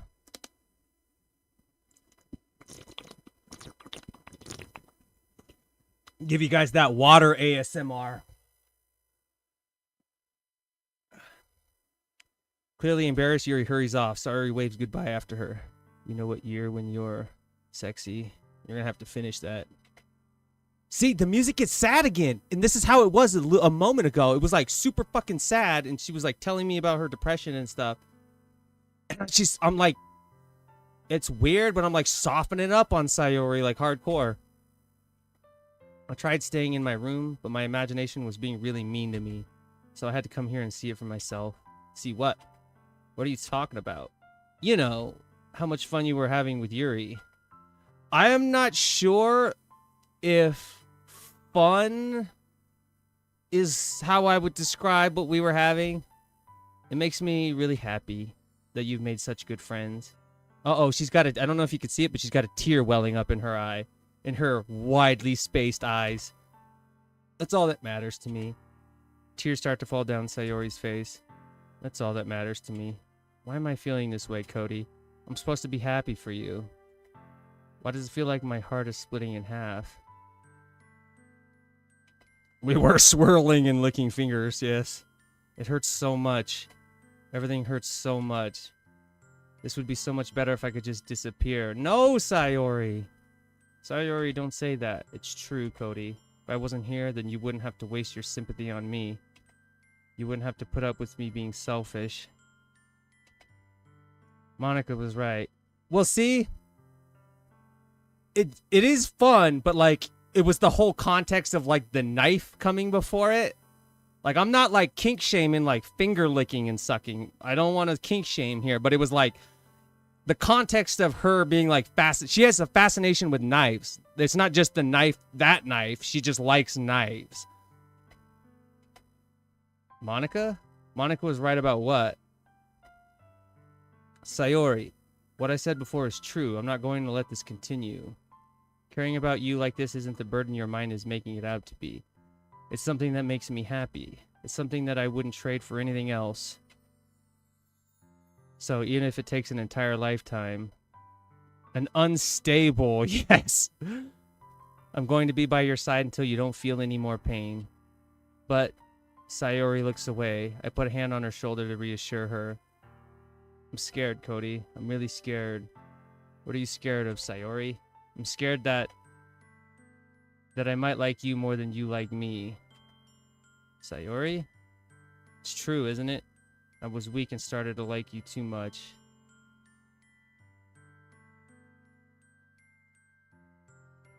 I did this to myself. Cody, I like you so much that I want to die. Oh, this is getting a little bit heavy. That's how I feel. And that's enough, Sayori. I don't want you to hurt anymore. I slide my hand down Sayori's arm and squeeze her hand in my own. Do you remember how I said I always know what's best for you? Do you still believe me? I don't know. What's weird about this is, like, I can't explain it. But, like, I view her differently than I did at the start of the game. Because she was just, like, the good friend and they were all happy-go-lucky together.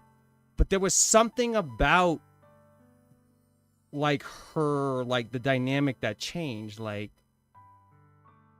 wordlessly, Sayori nods. Even if you don't understand all of your own feelings, I know that you need the most. I know what you need the most right now. You just need a little bit of cock. No, I'm just kidding. And that's what I'm going to give. And that's what I'm going to give to you. Oh, God damn it. No, they're not making me choose this right now. Jesus Christ. I wasn't ready to make a decision like this. I thought they were just gonna, like, let me choose later. What do you think here? Because in terms of power rankings,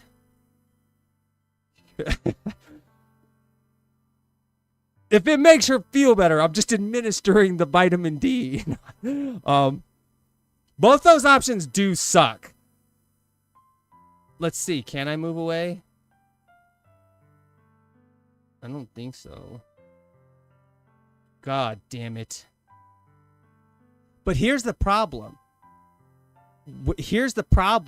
Sayori reached up to the lengths in my power rankings with Yuri, I think. So, like, right now, you gotta choose friend, bro. You think so?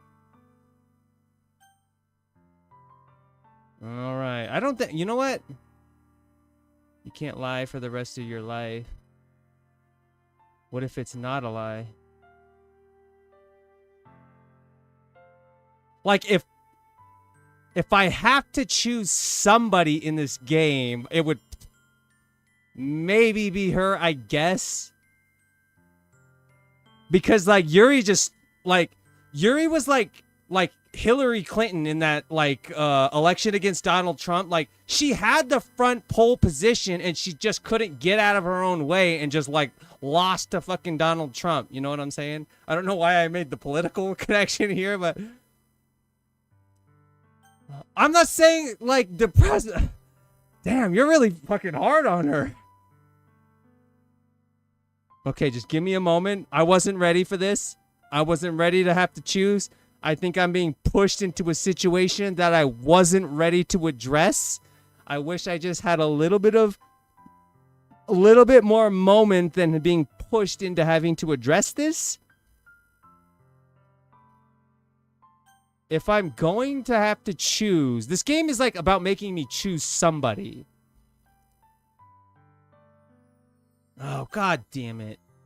I don't think I love depresso lattes as you're putting it, but I just fuck it, I'm gonna do it. Let's just see what happens. Let's just see what happens. We're gonna throw out the L word.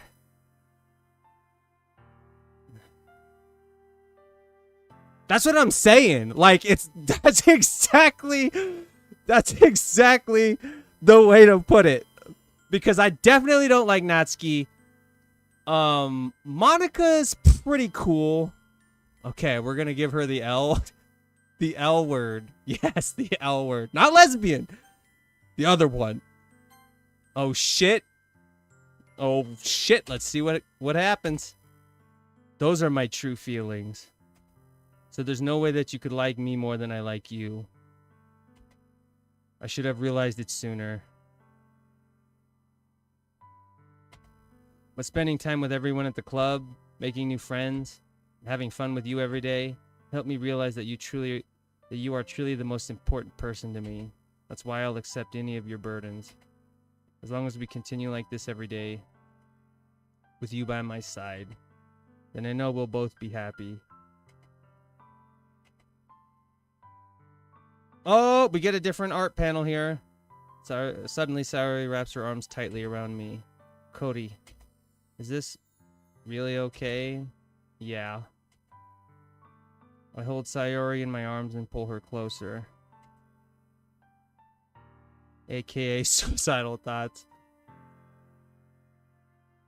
I don't know. I'm trying to remember the talk and like how suicidal she seemed. I'm not trapped. I don't think. We'll see. I love you, Cody. Aww. I want to be with you forever. Well, we're high schoolers, so let's just be a little bit realistic. I feel Sayori's grip around me weaken a little bit. What is this? Sayori? I'm supposed to be happy right now. I always thought this would be the happiest moment for me. But why? Even now. Why won't the raid clowns go away? God damn it! Yes, being trapped with love is still being held hostage with knives. You have no idea how weird that situation was when it was happening, Doors. It's probably weirder than I described it even. They're not going away at all. It's okay, Sayori. It might take some time for things to get better again. No matter how long it takes, I'll be there every step of the way. I just realized something. This is the first time I've seen what I look like. Like my character. It's always been just like this. Look like typical anime boy. I trust you. Sayori and I slowly release each other. So. Oh, they fucking. I guess that makes the festival tomorrow our first date, huh? What are you saying? I don't want to think about those things, you know? I want everything to be the same as it's always been. Wait, what? Even if we really are a couple, I don't know if I can handle anything more right now. I mean, I guess that's somewhat fair, I guess. It's really new and scary to me. I understand. We'll go at whatever pace suits you best. That's fair. Saria gazes at me once again, smiling sadly. Even if I get really, really sad, this is the best thing for me, right? Hey? I don't really understand what Sayori means by that. Are you saying that this is making you feel sad, Sayori? I don't know. I don't understand what I'm feeling. Felt like a bunch of thorns when you told me you love me. Great. Good to know. But that's why I want to trust you. You know what's best for me. Yeah, I do. That's my promise. I say that, but in reality, I've never felt more uncertain when it comes to Sayori. I know that I love her and she loves me, but I'm having as much trouble understanding Sayori's feelings as she is. Even though I can comfort her, I keep wondering if I should do something more or something different. I know these thoughts will continue to plague me until things are back to the way they were.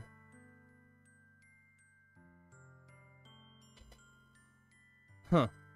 Is that what Sayori meant by not wanting anything to change? I don't know. But I know that I'll give it everything I've got. Sayori is the most important person to me. I'll do whatever it takes to have a happy future with her. Festival day! All of a sudden... Oh, I read that wrong. Of all days, I expected this to be the one where I'd be walking to school with Sayori. But Sayori isn't answering her phone. I considered going to her house to wake her up. Decided that's a little too much. Oh, about that. I don't know if you remember this part, but the whole thing about Sayori, like having trouble getting up in the morning, and I was always giving her shit because she was always late. That was because of her depression, and she was like had a hard time getting out of bed and like getting the will to get up. You know what I'm saying?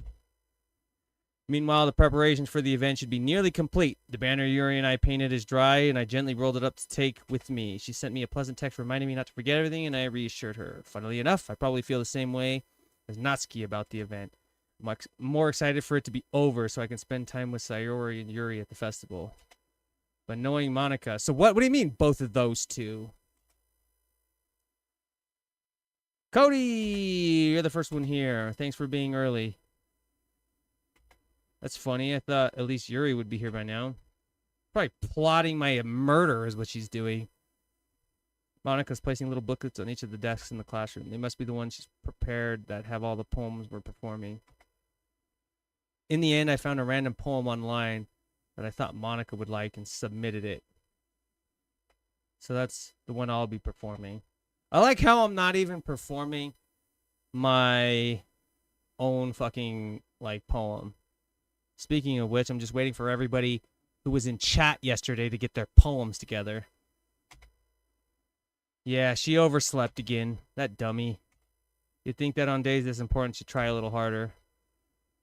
I say that, but I suddenly remember what Sayori told me yesterday. Yeah, god damn. I'm so insensitive. I only said it because it's the way I'm used to thinking. But maybe I should have gone to wake her up after all. You should take a little responsibility for her, Cody. I mean, especially after your exchange with her yesterday. Goddamn, word gets around quick. Kind of left her hanging this morning, you know? Exchange? Monica, you know about that? Of course I do. She's the student council president. She's got godlike powers and she's omnipotent. I'm the club president. See? That's what I'm saying. But I stammer, embarrassed. Did Sayori really just tell her about it that quickly? That we're a couple now? I didn't really plan on bringing it up with anyone yet. Jeez, you don't know the full story at all, so don't worry. I probably know a lot more than you think. That actually makes me worry more. Monica. Monica is being as friendly as usual, but for some reason I felt a chill down my spine after hearing that. Hey, do you want to check out the pamphlets? They came out really nice. Yeah, sure. I grabbed one of the pamphlets laid out on the desk.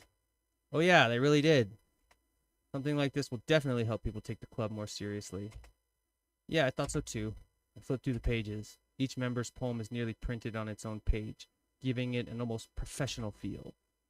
I recognized Natsuki and Yuri's poems from the ones they performed during our practice. What's this? I flipped to Sayori's poem. It's different from the one she practiced. It's one that I haven't read before.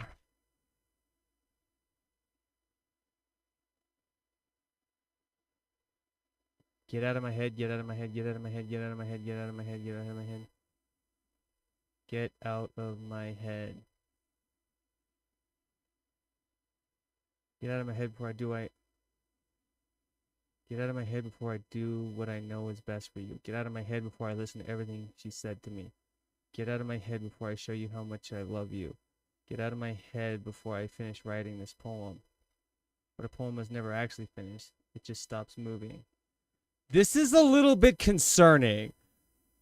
This is a little bit concerning. Apparently this is okay, so you just got back. Monica just already knows about me and Sayori, apparently.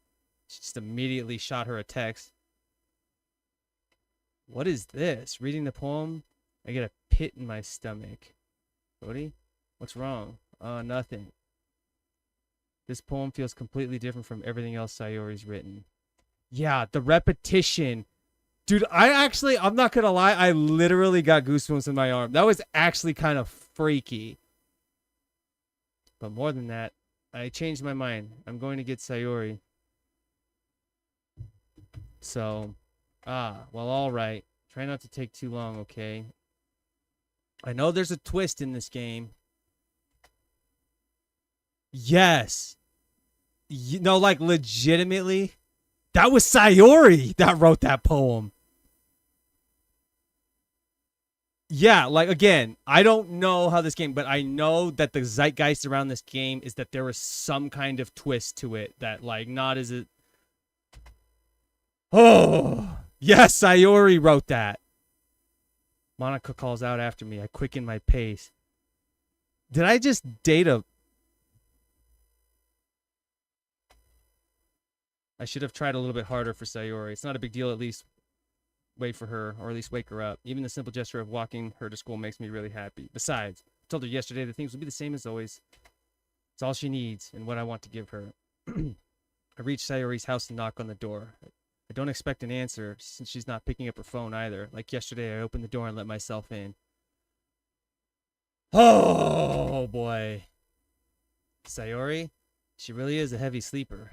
I swallow. I can't believe I ended up doing this after all. Waking her up in her own house. That really is something that a boyfriend would do, isn't it? In any case, it just feels right. Outside Sayori's room, I knock on her door. Sayori? Wake up, dummy. There's no response. I really didn't want to have to enter her room like this. This is kind of a breach of privacy. But she really leaves me no choice. I gently open the door.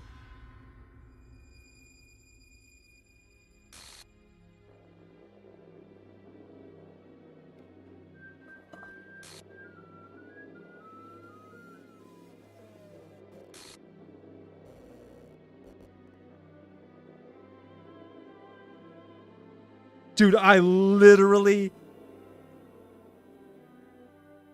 No. I kid you fucking not.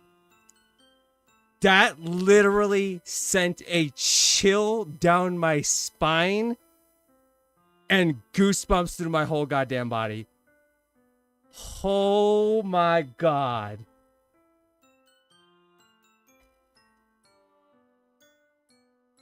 I thought she was happy that I said the L word.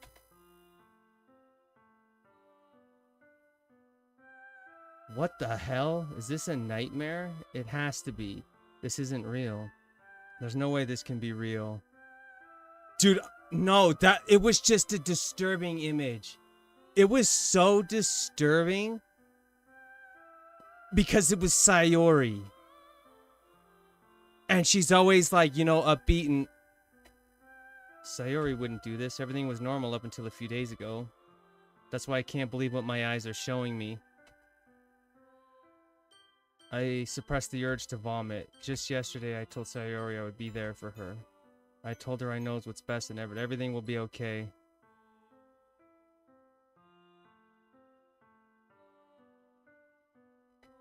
Then why? Why would she do this? It had to be the same result. I hope... Dude, okay, so had I said, oh, we're just friends, then the implication of that would be that she was so demoralized by that she hung herself. So, like, I can't win here. Whether I told her the L word or... Oh my god. How could I be so helpless? What did I do wrong? Confessing to her. I shouldn't have confessed to her. That's not what Sayori needed at all. She even told me how painful it is for others to care about her. Then why did I confess to her and make her feel even worse? Why was I so selfish? This is my fault. My swarming thoughts keep telling me everything I could have done to prevent this. If I just spent more time with her, walked her to school, and remained friends with her like it always has been, then I could have prevented this. I know I could have prevented this. Screw the literature club. Oh my god. Screw the festival. I just lost my best friend. Someone I grew up with. She's gone forever now. Nothing I do can bring her back. This isn't some game where I can reset and try something different. I had only one chance and I wasn't careful enough. And now I'll carry this guilt with me until I die. Wow! Nothing in my life is worth more than hers. But I still couldn't do what she needed from me. And now, I can never take it back. Never, never, never, never, never.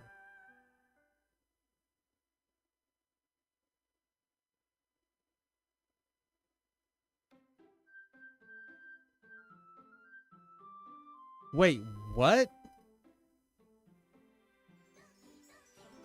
Wait, what? That's the game? Did I choose wrong? What the hell just happened?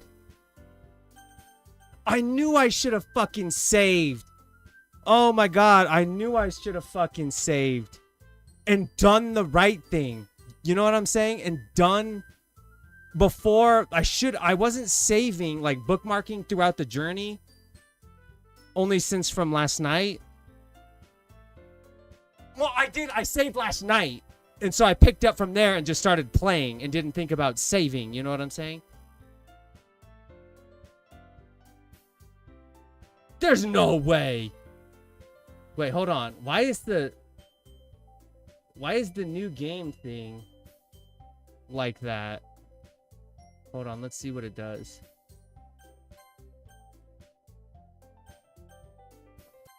Let's see what happens here. Okay, why is the...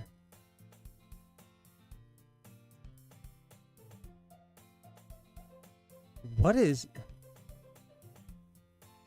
Because it's Doki Doki Literature Club. I don't even know what... I'm going to be honest, I don't even know what Doki Doki means. Yeah, it is funky, too. Hold on, let's see what happens.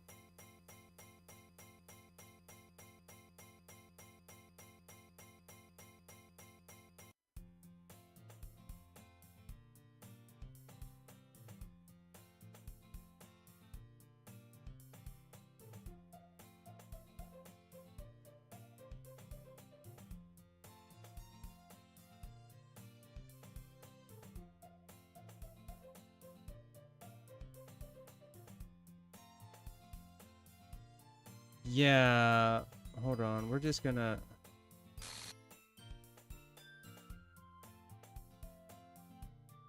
No, like literally. Wait, hold on. I'm trying to remember how the adventure started yesterday. Did I meet Monica right away? I didn't meet Monica until I went to the literature club for the first time, right? Am I remembering that right?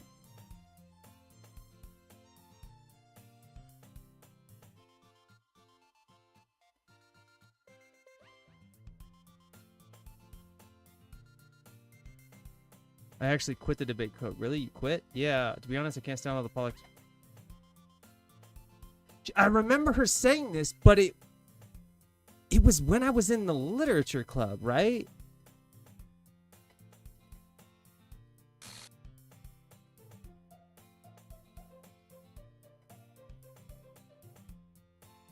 Yeah, we're gonna...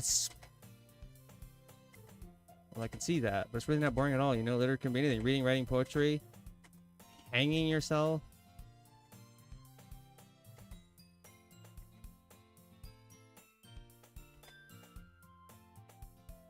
I haven't really talked about Sayori yet, really. It only just kind of like bugged out when it was supposedly mentioning her.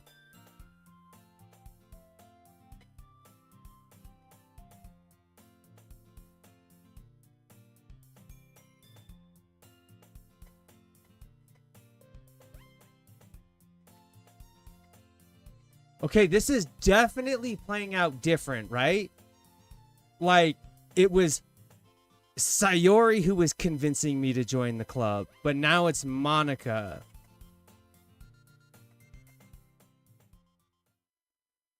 Dude, I'm still like reeling from the chills of that jump scare scene of her hanging from the no, like through my whole body. There was just like,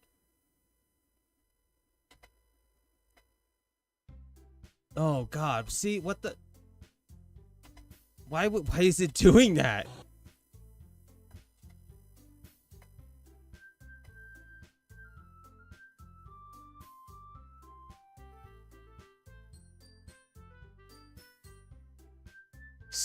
Cute girl. You're Monica's boyfriend, right? What? No, I'm not.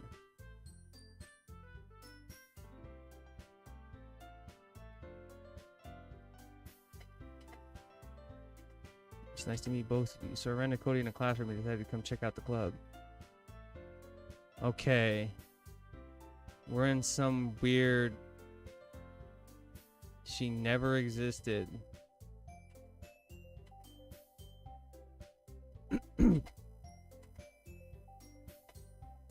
Time for some water ASMR. Hold on. I need to just like...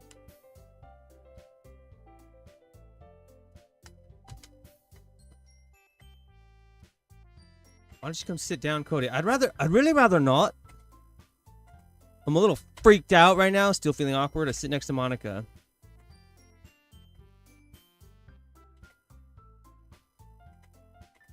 Not many people are very interested in putting out the effort to start something brand new, especially when it's something that blah, blah, blah. You have to work hard to convince people you're both fun and worthwhile. That makes school events like the festival that much more important. Right, Natsuki? Well, I guess.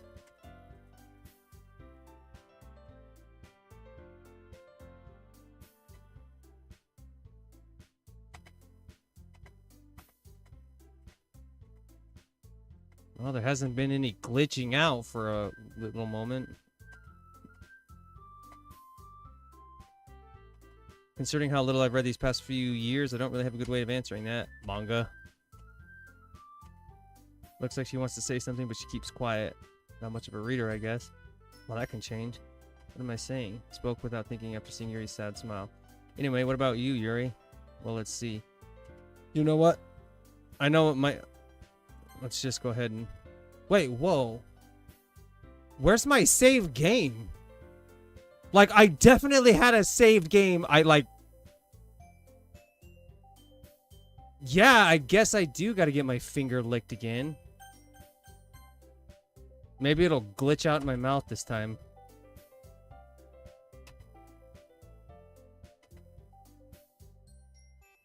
I'm telling a good story. That was the thing that weirded me out, is that detail. It was like, and her tongue swirled around your, like she swirled her tongue around your finger. She seemed reserved and timid. It's the moment, but it's obvious the way her lies that she finds comfort in the world of books, not people. And I'm just, where the hell did my save go? I've been reading a lot of horror lately. I read a horror book once. I desperately grasped for something I could relate to at a minimal level. See, I don't remember saying that last time.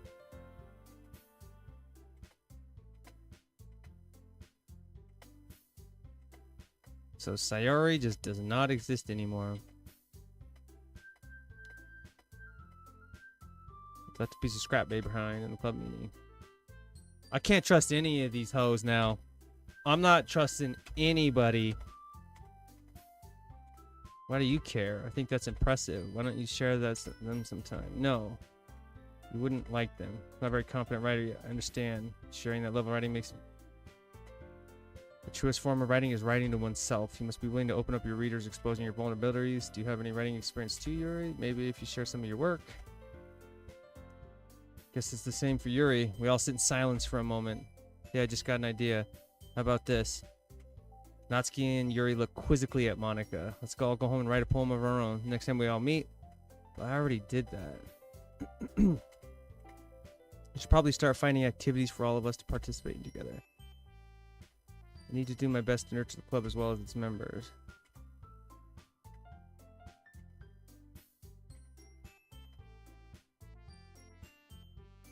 Do they, when you start a new game and you click that, does it like erase your save and like lock you into whatever horrifying reality now you're in? Is what I'm wondering.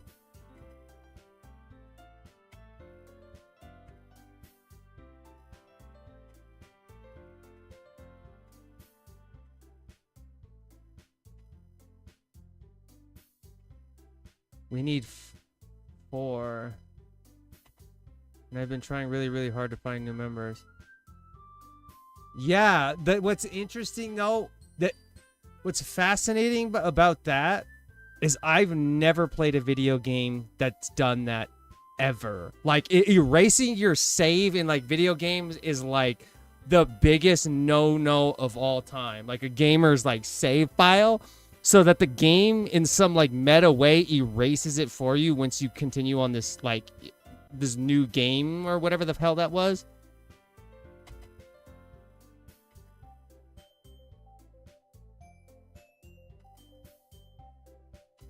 I don't think I've ever in my gaming life had like the game like as a concept delete my save. I'll join the literature club. Oh my goodness, really? Do you really mean that, Cody? I guess I'm signing myself up for more horrors beyond human comprehension. And House Irie is now never ever existed. Yeah, exactly. You're really amazing, Cody. I know. Okay, everyone. I think with that, we can officially end today's meeting on a good note. Everyone remember tonight's assignment.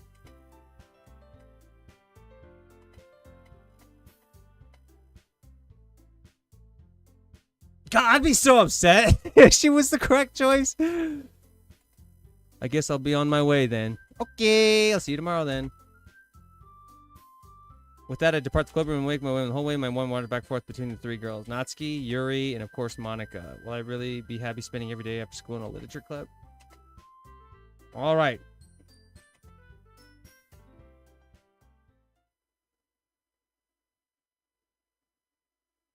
You have unlocked a special poem. Would you like to read it? I guess? Can you hear me? Oh God, I just got a chill down my spine again. Oh no. The giggle.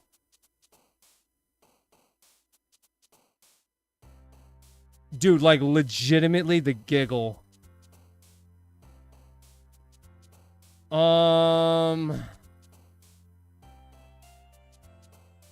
I don't know what to write anymore.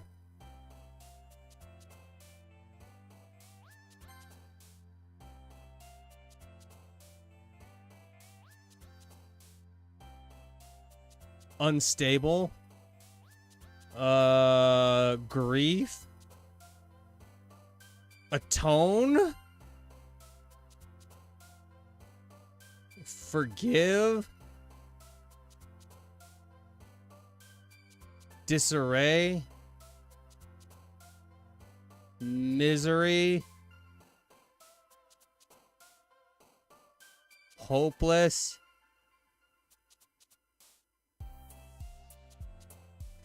Fickle. Cry.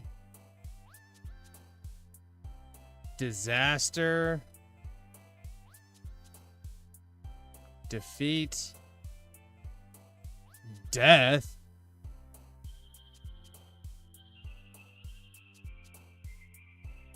Existence. Horror. Massacre. I'm a little disoriented. Alone.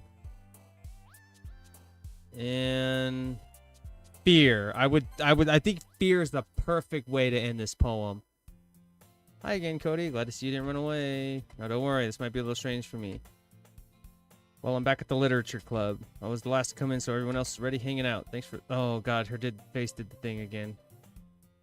Hope this isn't too overwhelming of a commitment for you. Oh, no. See, when they do that, it just makes me a little bit uncomfortable.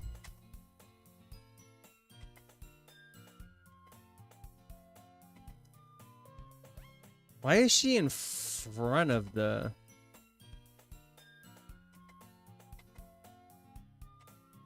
I'm sorry, Cody. Yuri shoots Natsuki with a disappointing glance. Anyway, perhaps you might have interest in picking up a book to read. Well...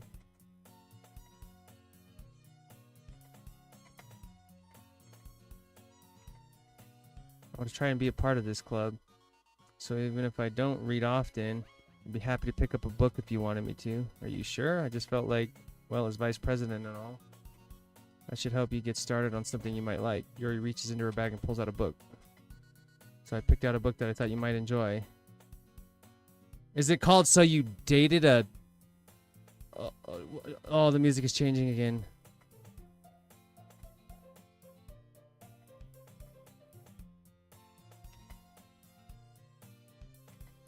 Yuri, thank you. I'm definitely read this. I enthusiastically take the book. That doesn't seem to be the case.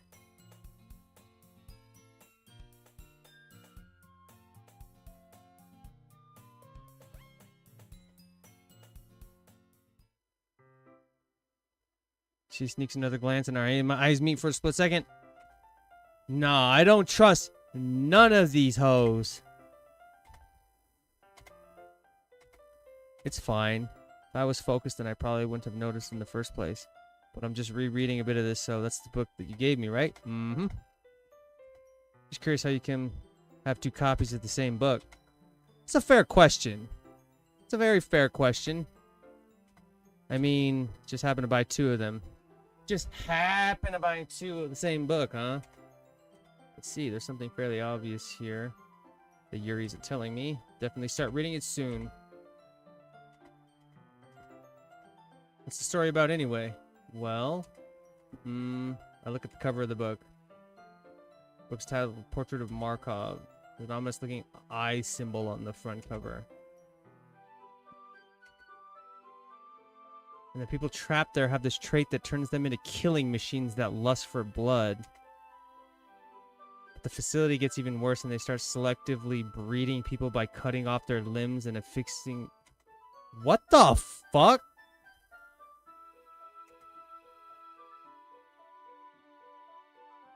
Red flag. Not the thing about the limbs. It's kind of dark, isn't it?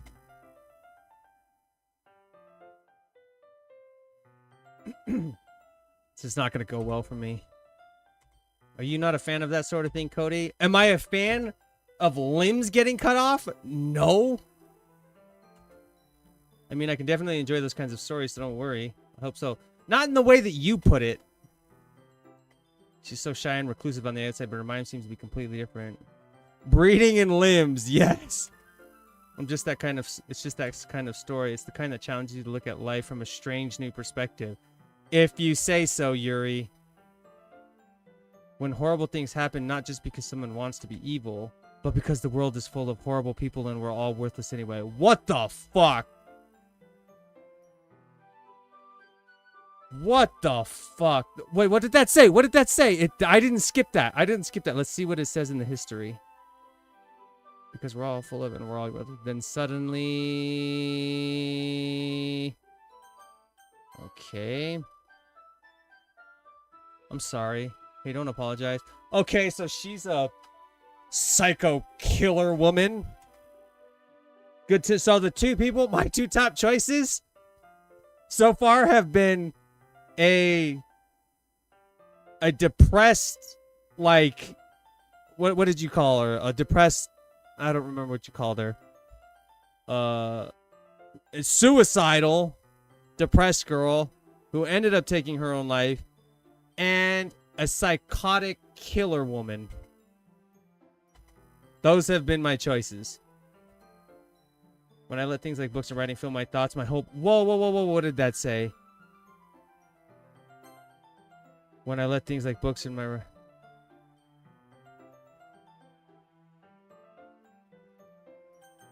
Yeah, suicidal depressologic. Yes, that's what it was. Let's just save the game just in case. I'll just do a second empty slot. And a finger licking. She's Colonel Sanders. She's finger licking good. So I'm sorry if I end up saying something strange. You did say a couple of things that jumped out to me. That just means you're passionate about reading. You're seeing these weird little jump out. Is anybody seeing these weird little jump out thingies of text? In fact, I might as well get started reading it, right? Oh, she glitched. What are you saying? Let me just get the book. I quickly retrieved the book that I put into my bag. Alright, it's fine if I sit here, right? I slip a seat next to Yuri's. Yeah, are you sure? You seem a little apprehensive. I'm sorry. It's not that I don't want you to. It's just something I'm not very used to. I see. Well, just tell me if I end up distracting you or anything. Alright. I open the book and start the prologue. Oh boy, here we go. I soon understand what Yuri means about reading in company. It's as if I can feel her presence over my shoulder as I read. It's not a particularly bad thing, maybe a little distracting, but the feeling is somewhat comforting. Yuri's in the corner of my eye. I realize that she's not actually looking at her own book. I glance over. Looks like she's reading from my book instead. I was just What did that say? What did that say?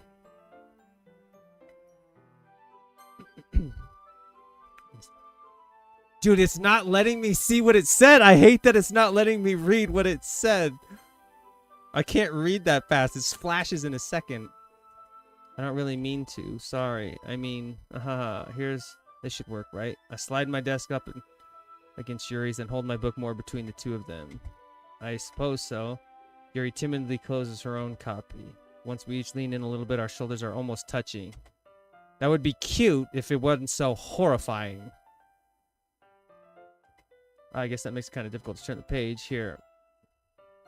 Yuri takes her left arm and holds the left side of the book between her thumb and forefinger. I do the same with my right arm on the right side of the book.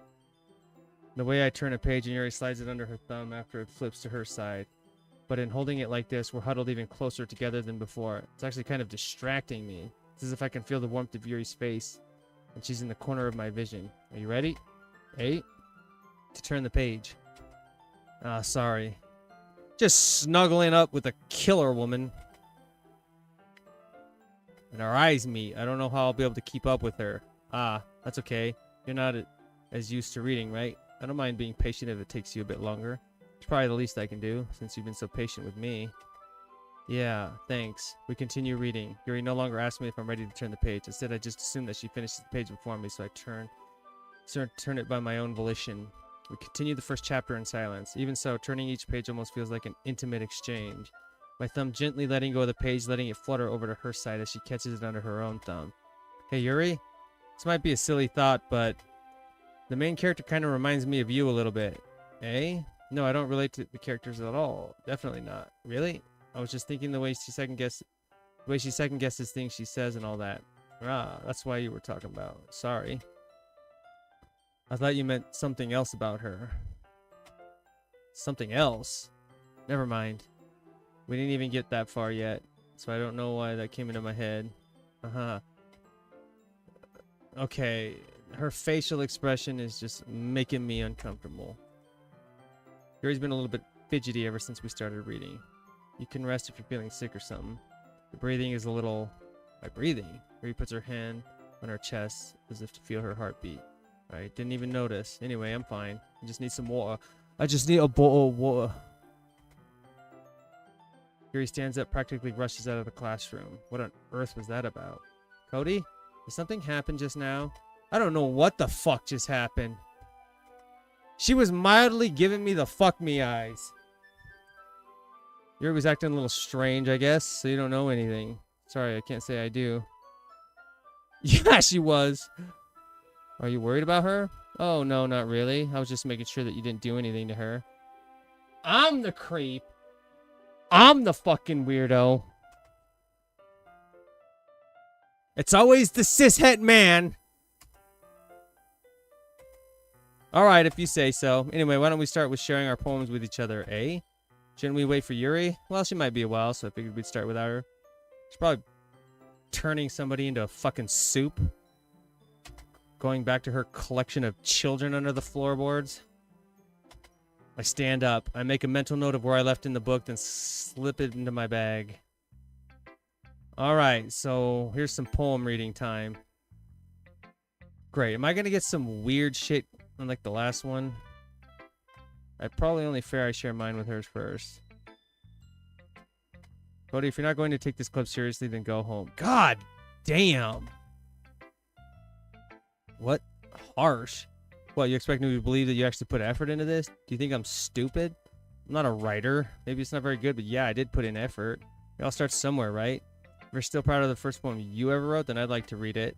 Damn! Fucking got her ass! Painful to think about? Fine. Well, sorry. You'll get better anyway. I'll tell you what to improve, but you're better off just trying again. Fair enough? Well, to each their own, I guess. I guess so. I sure know how to pick 'em. Knowing you, you'll probably think it's stupid. Alright. Oh, so it's the same poem as last time. Monkeys can climb, crickets can leap, horses can blah blah blah. Yeah, I told you that you weren't gonna like it. I like it. What?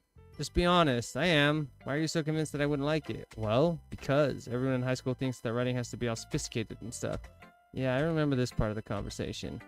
Yes, exactly. I like when it's easy to read, but it hits you hard, like in this poem. Seeing everyone around you do great things can be really disheartening.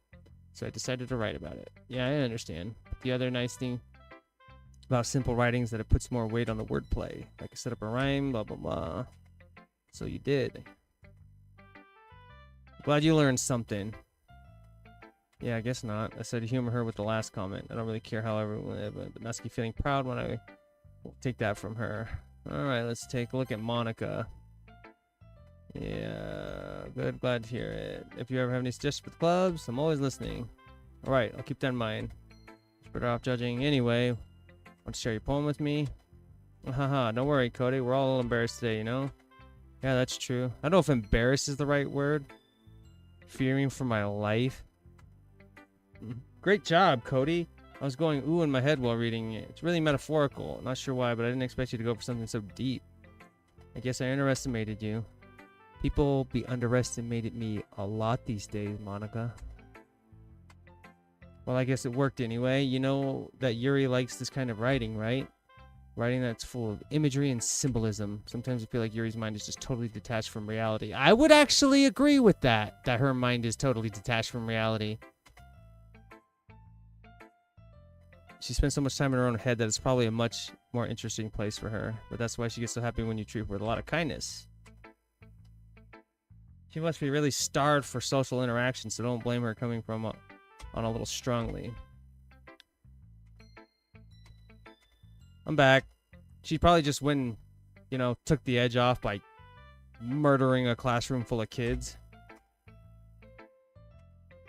Already? I'm sorry for being late. No need to apologize. It's too late. Thanks, Monica. I suppose I should go get my poem now.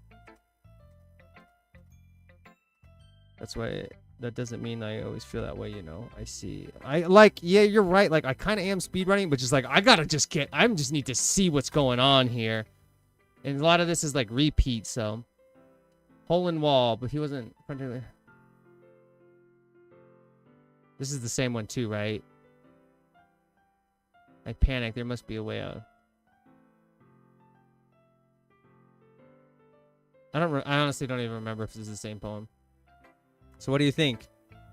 Very free form, if that's what you call it.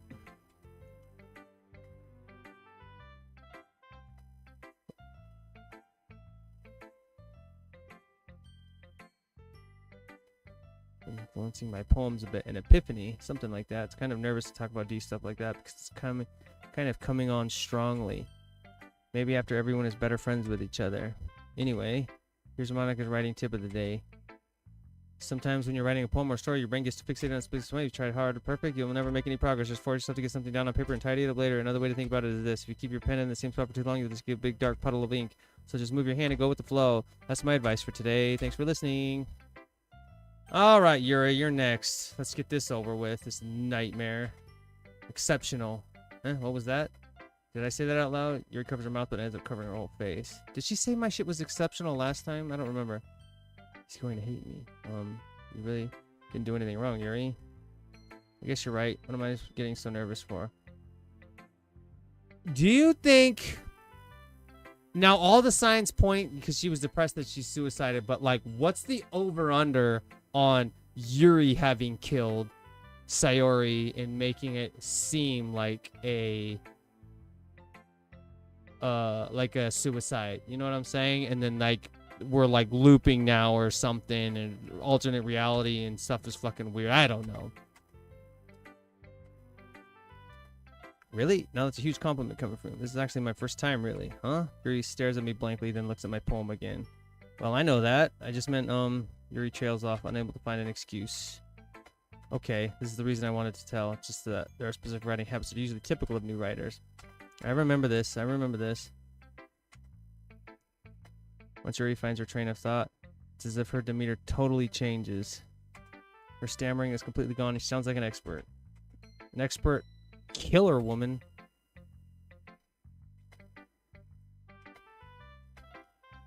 Let's just read your nightmare of a poem. Now I'm going to be looking at all her words differently. Link is plopped out on the ground.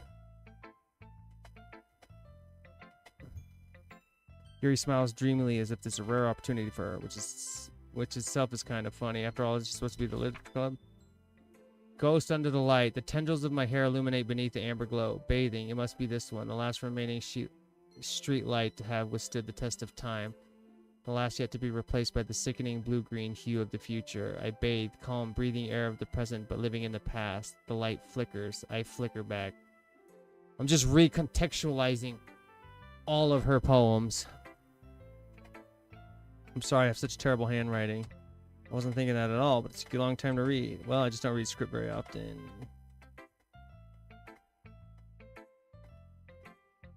Really glad you like it. It's his first time stirring. Something easy to digest, I suppose. Are you into ghosts, Yuri? Actually, the story isn't about ghosts at all, Cody. Really? I must have totally missed the point. Well, I suppose you didn't only glance over it after all. I don't remember that either. I actually don't remember her talking about ghosts or escape. Lingering in her last remnant place of comfort, I'm gonna let go of the past, as soon to be left with nothing. It's a lot of solemn. That's a lot more solemn, putting it that way. I hadn't even thought of that. That's impressive. It's nothing, really. Yours was impressive too, so nah. You think so? Yeah, of course. You know, I was really nervous about doing all this, but in the end, I enjoyed it. I'm going to keep doing my best for you, Cody. Me too. Whew, I guess that's everyone. Glance around the room. That was a little more stressful than I anticipated. Yeah, I'll say. Even if they're just being nice, there's no way my poem can stand up to theirs. This is a literature club, after all. Oh no, the music is doing that weird thing.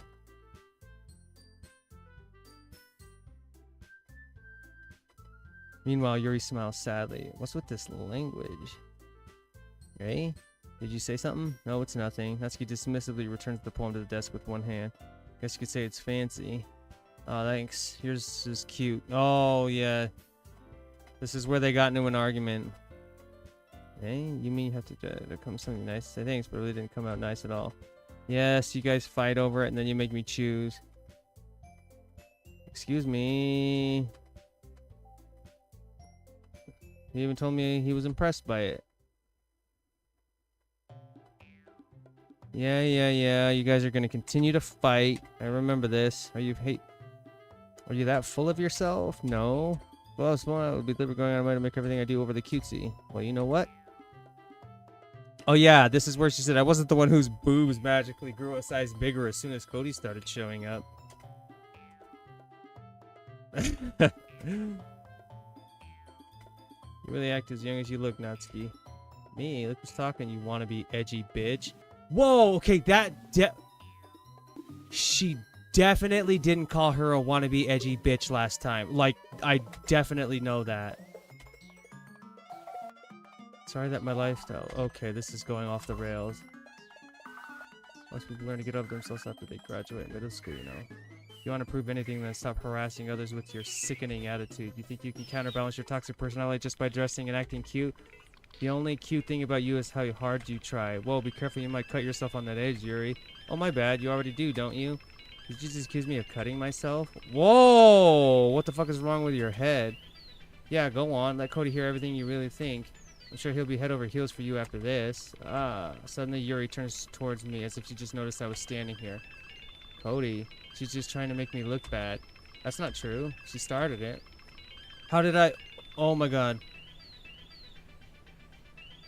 They're making me choose again and they didn't even let me see what it said. They're making me choose again. So... I'm gonna go with Natsuki. But here's the thing. What if I go in with Natsuki? She seems like the normal one-ish one. But what if that upsets Yuri and she tries to slit my fucking throat?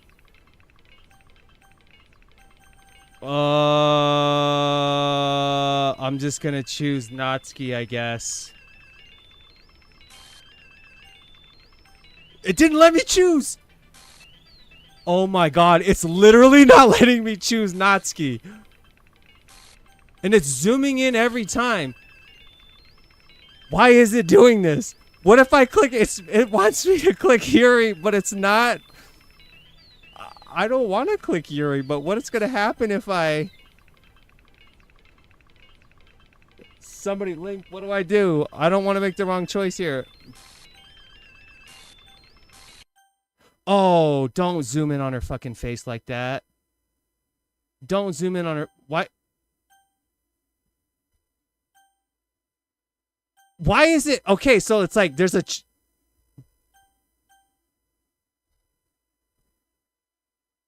Do not...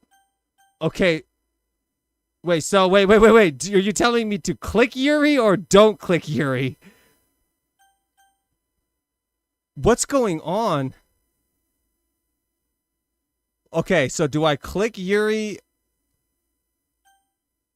or do I not click Yuri? I am so confused on what to choose here.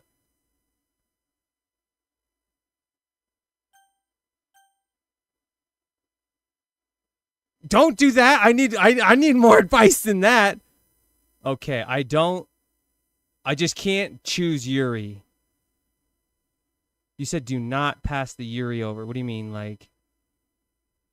Oh, god damn it. I'm just choosing Natsuki. Fuck it. Wait, why is Monica jumping in on this? Hey, Cody? Why don't we step outside for a little bit? I'd rather not. Okay. Sorry about that. They really shouldn't have tried to get you involved. It's probably better for us to stay out of this. We'll go back inside once they're done yelling. Damn, we're just gonna let them fucking fight it out? Ahaha, some president I am, right? I can't even confront my own club members properly. I just was able to sort of sometimes. God, I hope I made the right choice. Anyway, if this makes you want to spend less time with the others, then that's fine. I'd be happy to spend time with you instead. I'm gonna be honest. I don't want to spend time with any of you guys. Suddenly, Natsuki runs out of the classroom. God, she's crying! She quickly runs away. Oh dear. Well, it looks like they're done. She's gonna kill her. I didn't mean it. I didn't mean it. I didn't mean it. Yuri is rocking back and forth in her desk with her palms on her forehead. Oh, she is. I didn't mean it. I believe you. I have no idea what Yuri might have said to Natsuki. Or did. Cody, please don't hate me. Please. I'm not like this. There's something wrong with me today. It's fine, Yuri. We know you didn't mean it. Besides, I'm sure Natsuki will forget all about it by tomorrow. Completely. Anyway, the meeting is over, so you can go home if you want. Yuri looks at me like she wants to say something, but she keeps glancing at Monica. You can go first, Monica. Please, don't! Monica, don't go first! Don't you leave me with her! I'll wait for you to be done. Well, I'm vice president, so please let me take that responsibility today. Kinda sounds like you don't want me around for something, Yuri. It's not that. It's not that. I didn't get much of a chance to discuss my book with Cody. Don't leave me, Monica. Don't leave me alone with her. Sigh. I guess I don't really have a choice, do I? I'm sorry for causing trouble, but I...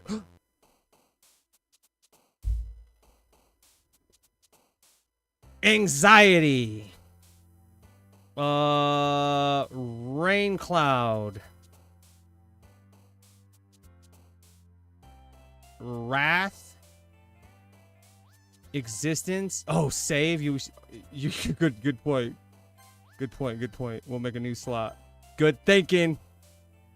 Good fucking thinking, Doors. Whirlwind. Unending. Vivacious. Disarray. Death. Atone. Horror. Suicide. Unrequited. Broken. Tragedy. Contamination. Unstable. Pain. Ambient. Misery. Good call on the save. Another day passes and it's time for the club meeting already. Oh, God. I've gotten a little more comfortable here over the past couple of days. I don't see how. Welcome back, Cody. Hi, Yuri. I'm not sure if it's me or if it's Yuri's expression, but the weight of yesterday's quarrel still hangs in the air a little. Yuri glances over her shoulder, looking around the room. Natsuki is reading manga at a desk, and surprisingly, Monica isn't here yet. Suddenly, Yuri takes my arm and pulls me to the corner of the room. About yesterday, I really need to apologize. Nothing like that has ever happened before, and something just came over me, I guess. I wasn't acting mentally sound. Please don't think we're usually like this. Not just me, but Natsuki as well. I'm happy that you were considerate and apologized. You don't have to worry too much. Even though I've only been here a couple of days, I could tell something was off yesterday. Maybe we're just a little extra sensitive because it was our first time sharing poems. But whatever it was, didn't make me think any less of you. I had already decided that there's no way you can be a bad person. Oh, okay. Don't... Anime boy me is a real idiot right now. Tell you what. Cody, don't say those kinds of things so frankly. They make me a little too happy. I'm really glad that you're such an understanding person. I'm really glad that you joined this club. I'm not. Everything is a little bit brighter with you around, and... sorry, what am I saying right now? Hey, have you guys seen Monica? No, I haven't. I was also kind of wondering where she was. Man, Yuri, I'm guessing you haven't either, right? Yuri is clearly taken aback. She did not say that she didn't know where Monica was. No, I haven't. That seems like a lie.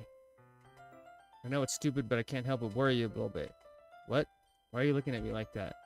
Natsuki, about yesterday, I just wanted to apologize. I promise I didn't mean anything I said. I'll do my best to stay under control from now on. So, Yuri, what the heck are you talking about? Did you say something? Did you do something? Okay. So now there's no recollection of what went down yesterday. Whatever's on your mind, I'm sure it was nothing. See?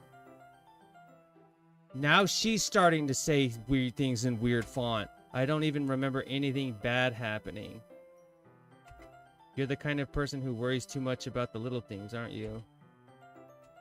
But I'll accept your apology anyway, if it helps you feel better about it. Besides, it's kind of nice to hear, since I was always afraid you secretly hated me or something like that.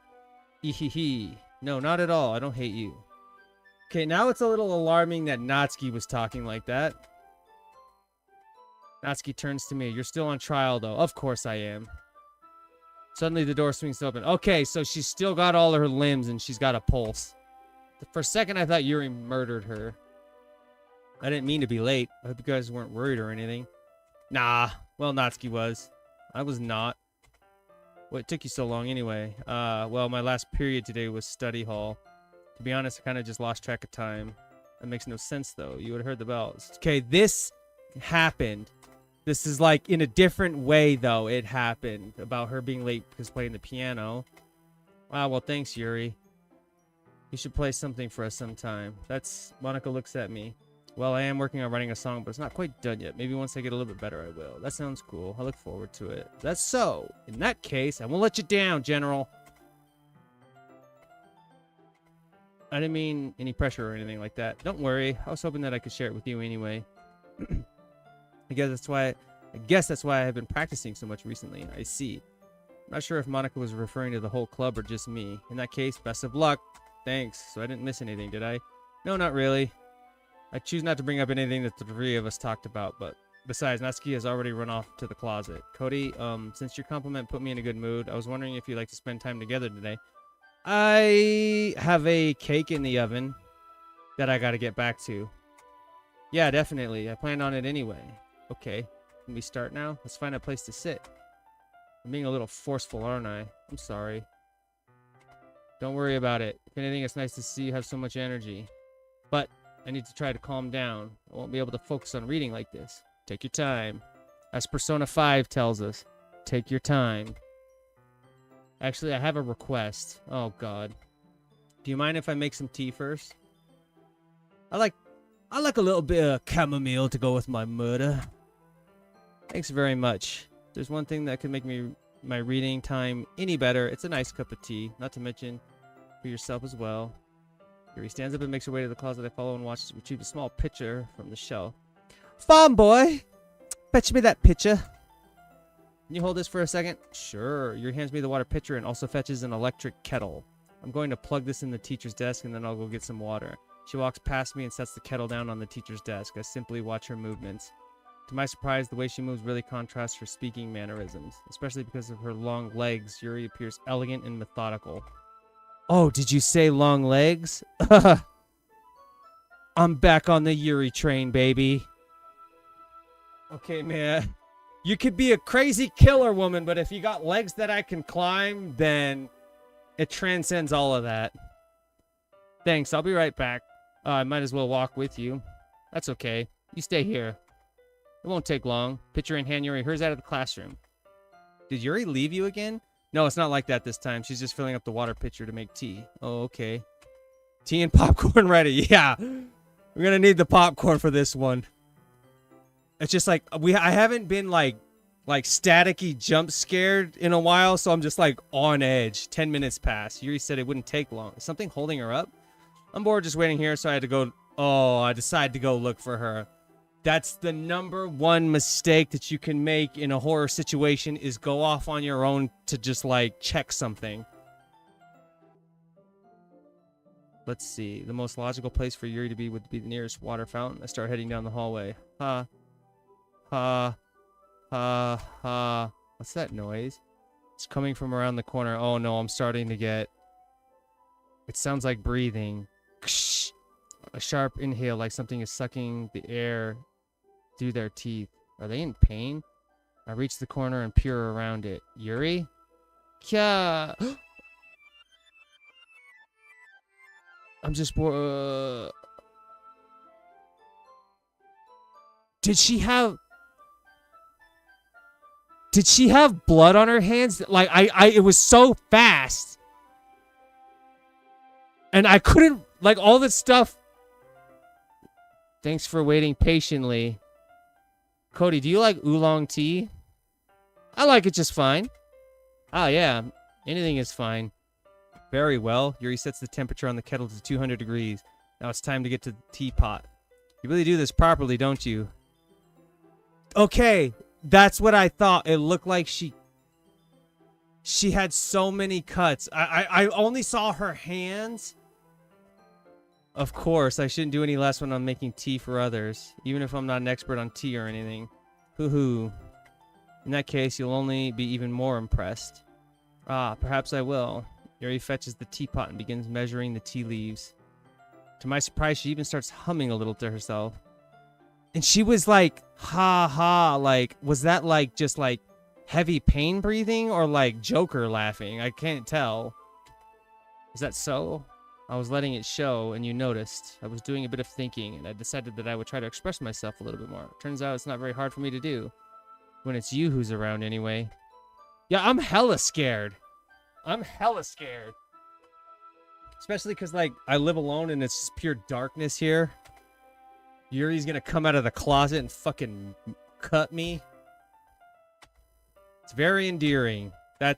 Yuri wasn't kidding. I don't even know if I can keep up with this. I watched Yuri pour a cup of tea for each of us. Cody, I have another request. Do you mind if we sit on the floor today? Maybe a little. Why is that? It's a little bit easier on my back. I can read with my back against the wall rather than bending over at my desk. She might come out of your closet and I'm sure she might come out of the closet and make me suck her finger. Or suck on my finger. Wouldn't hate it. I just have back pain fairly regularly, so I do my best to manage it. She didn't have back pain at all in the last timeline. I wonder why that is. It's most likely because your posture, right? Always hunched over like that while reading. Yes, I have terrible reading posture. So that's why we should sit on the floor. Fair enough. I'll go ahead and get the book. I retrieve the book from my bag.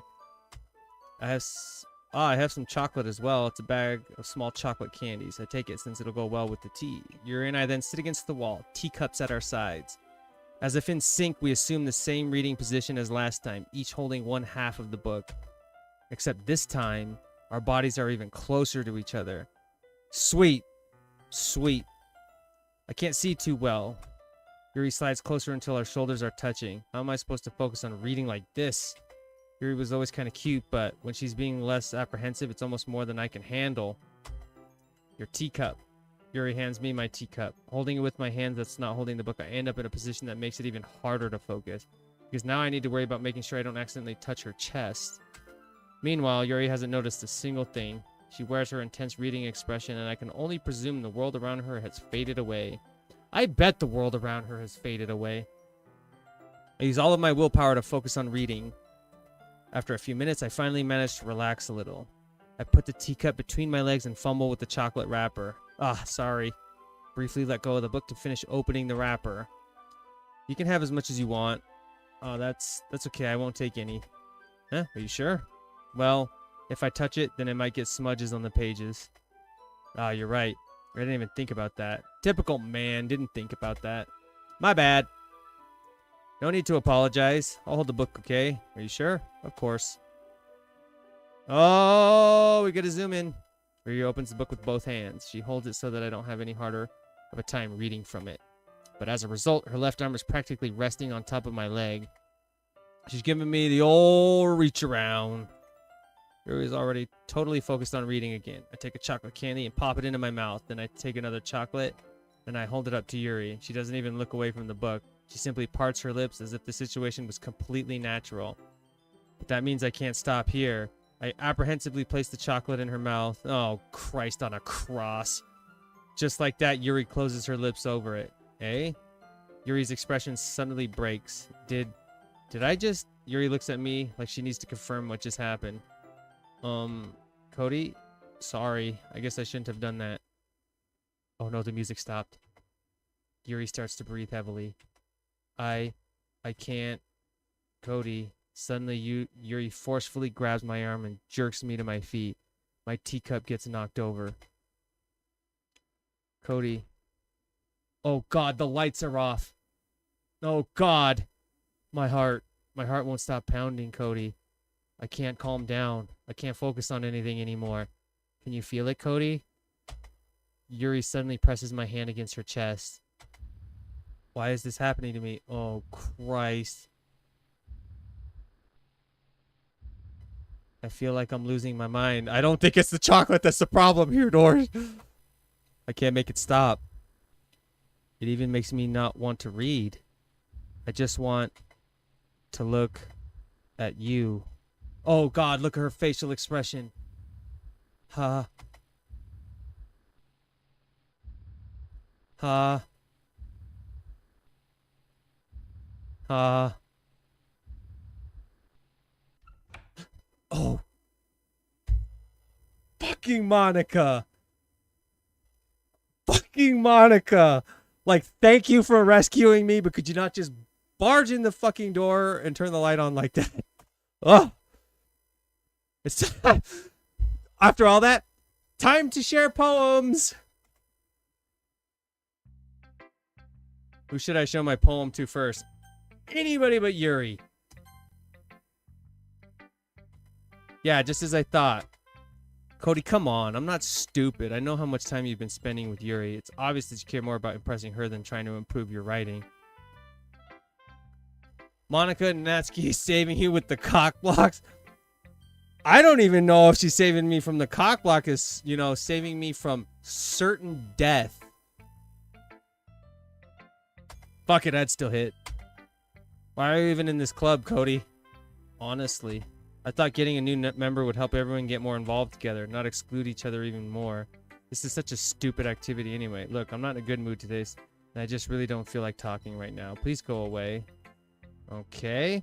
We fucked that up with Natsuki. Monica. Cody, I think you saw something earlier that you weren't supposed to see. I've seen a lot of things that I'd rather not see. I didn't want to have to tell you this, but I don't think I have a choice. It's getting kind of dangerous for you to spend so much time with Yuri. Yeah, I'll say. I don't know why, but she seems pretty easily excitable when she's around you. Which shouldn't be a problem in itself, but when Yuri gets too excited, she finds a place to hide and starts cutting herself with a pocket knife. Okay, so, yes. Okay, yes. Isn't that kind of messed up? Kind of? It's like fucked up to like level 99. She even brings a different one to school every day, like she has a collection or something. I mean, it's definitely not because she's depressed or anything like that. I think that's... I think her being depressed is best case scenario. Like, let's just, like... I know that sounds fucked up, but I think depression might be, like, just best case scenario with her right now. I think she just gets some kind of high from it. See, that's way worse. Monica, you say that like that's the better alternative. Might even be like a sexual thing.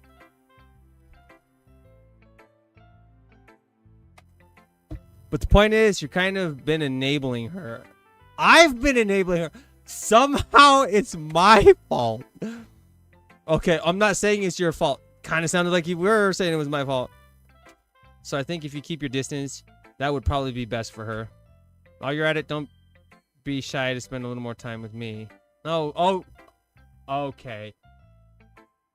Okay, so this is what Monica just said. She said, because of you, Yuri's cutting herself with a knife. It could be sexual. It could be weird. You shouldn't hang out with her. But you could hang out with me, though. To put it lightly, I at least have it together in the head, and I know how to treat my club members. Damn, she just really... But anyway, you want to read my poem now? I like the way this one turned out, so I hope you do too. Save me. Okay, the poem is called Save Me. This feels like a cry for help already. The colors, they won't... Bright, beautiful colors. Flashing, expanding. There's missing letters, right? Piercing, red, green, blue, and endless cacophony of meaningless noise. Cacophony last time, the format is different, and cacophony is in all caps, and it definitely wasn't last time. I kind of remember this poem.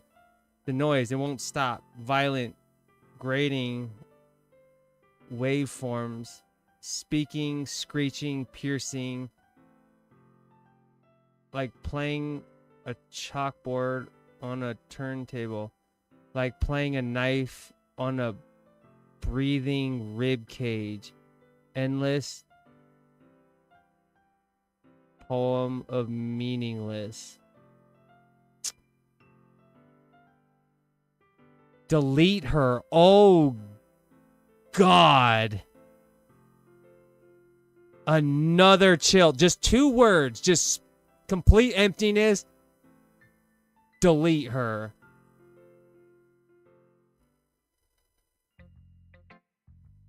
Sorry, I know it's kind of abstract.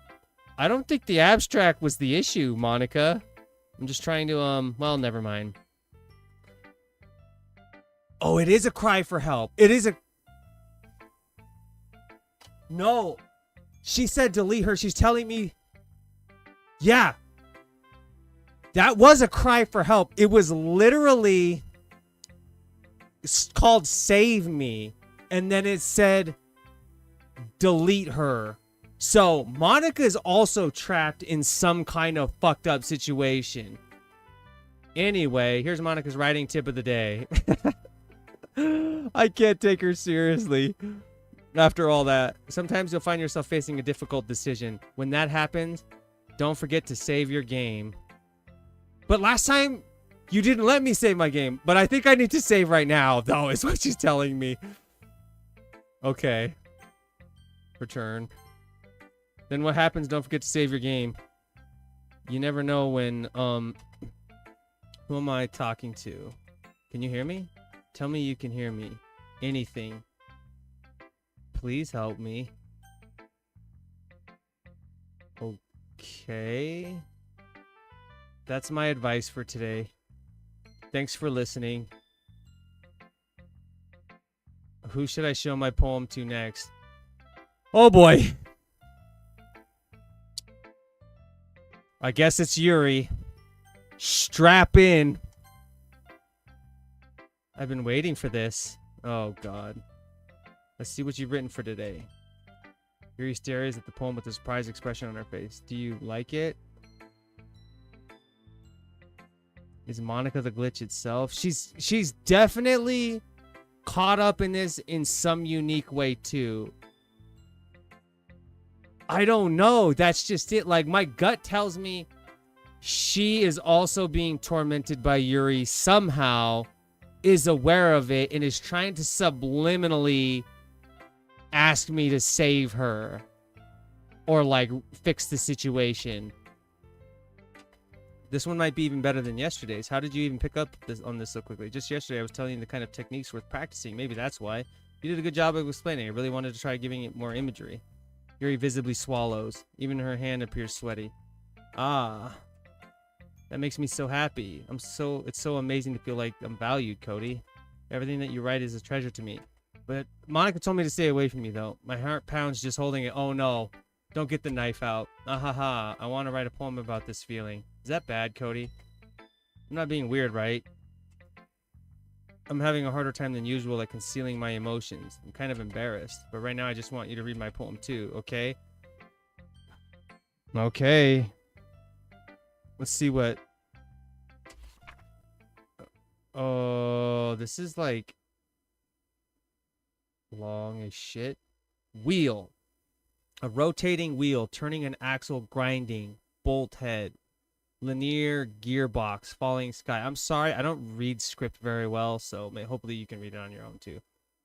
7 holy stakes, a docked ship, a portal to another world, a thin rope tied to a thick rope, a torn harness, parabolic gearbox. That says gearbox, right? Expanding universe, time controlled by slipping cogwheels, existence of God, swimming with open water in all directions, drowning, a prayer written in blood, a prayer written in time-devouring snakes with human eyes, a thread connecting all living human eyes, a kaleidoscope of holy stakes, exponential gearbox, a sky of exploding stars, God disproving the existence of God, a wheel rotating in 6 dimensions, 40 gears and a ticking clock, a clock that ticks 1 second for every rotation of the planet, a clock that ticks 40 times every time it ticks every second time, a bolt head of holy stakes tied to the existence of a docked ship to another world,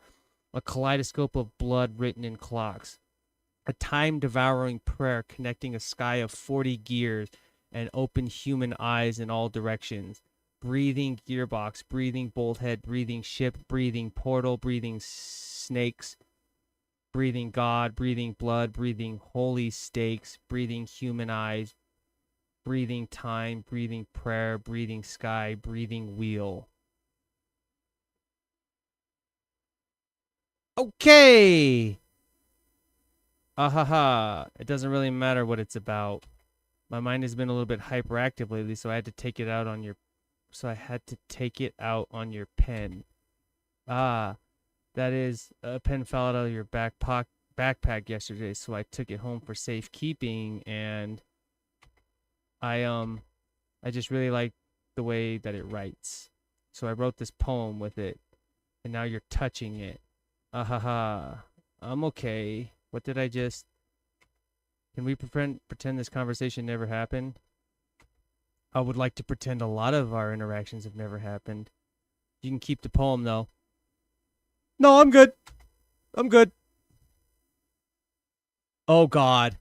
I don't know if you were here for this last time earlier, but when it asked me to unlock a special poem, it was this weird, freaky... Oh, okay. Would you like to read it? Yes. Stare at the dot to reveal a special message.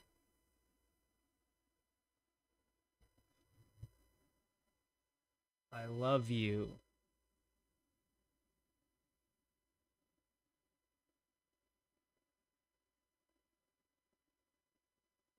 What happens? That's it?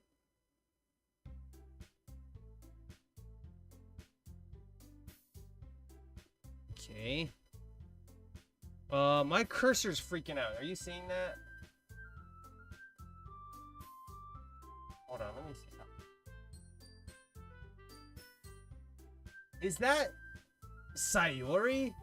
Like my cursor glitch? If you look sideways, didn't she have blue eyes? Okay. Okay, everyone. We're all done reading each other's poems, right? We have something we need to go over today, so if everyone could come sit at the front of the room. This about the festival? Well, sort of. Do we really have to do something for the festival? It's not like we can put together anything good in just a few days. We'll just end up embarrassing ourselves instead of getting any new members. That's a concern of mine as well. I don't really do well with last-minute preparations. Don't worry so much. We're going to keep it simple, okay? Look, I know everyone's been a little more lively ever since Cody joined, and we've started with some club activities, but this isn't the time for us to become complacent. We still only have 4 members, and the festival is our only real chance to find more, you know? What's so great about getting new members anyway? We already have enough to be considered an official club. More members will just mean everything gets noisier and more difficult to manage. Natsuki, I don't think you're looking at it the right way at all. Don't you want to share your passion with as many people as possible? To inspire them to find the same feelings that brought you here in the first place? The literature club should be a place where people can express themselves like they can do anywhere else. It should be a place so intimate that you never want to leave. I know you feel that way too. I know we all do. So that's why we should work hard and put something together for the festival, even if it's something small. Right, Cody? Oh, come on. You can't take advantage of Cody to agree with you just because he doesn't know how to say no to anything. Look, Monica, you really think any of us here joined the club with other people in mind? Yuri never even talked until Cody joined. As for me, I just like it better here than I do at home. Cody isn't even passionate about literature in the first place. And that's everyone. Sorry, but you're really the only one who's interested in finding new members. The rest of us are fine like this. I know you're president and all, but you should really consider our options for once. Consider our opinions for once. Monica is clearly taken aback by Natsuki's words. That's not true at all. I'm sure Yuri and Cody want to get more members too, right? I don't know about Yuri, but I'm kind of indifferent. If I showed as much enthusiasm as Monica wanted, then I would probably be lying. Still, if it's up to me to rescue the situation, no. Natsuki's right, isn't she? This club, it's nothing more than a place for a few people to hang out. Why did I think that everyone here saw it the same way as I did? Oh, that's kind of sad. But that doesn't mean that we're against getting new members or anything. Cody, why did you even join this club? What were you hoping to get out of it? I was hoping to get my dick wet. That's what I was hoping. It's not really something I can be honest about, is it? In fact, if I remember, you weren't even given a choice not to join. Monica sits down and stares at her desk. What's the point of all this anyway? What if starting this club was a mistake? Now you've done it, Natsuki. What? Me? I just spoke my mind. Is it a crime to be honest? It's not about being honest. It's about word choice. Besides, you have no right to speak for everyone else in the club like that. You don't understand at all. I just want a place that feels nice to hang out with a few friends. Is there a problem with the club being that for me? There aren't many other places like that for me. And now Monica wants to take it away from me. She's not taking anything away. No, Cody, it's not the same. Won't be the same with the direction she wants to take it. If I wanted that, then I could have just joined any other stupid club. But this one, I mean, at least for a little bit of time, things were nice. Natsuki starts packing up her things. I'm going home. Feel like I don't belong here right now. Natsuki ignores Yuri and walks right out of the classroom. This is bad. I don't know what to do. Well, do you have an opinion on the festival? I don't know. Kind of indifferent, I guess. Who cares about that obnoxious brat?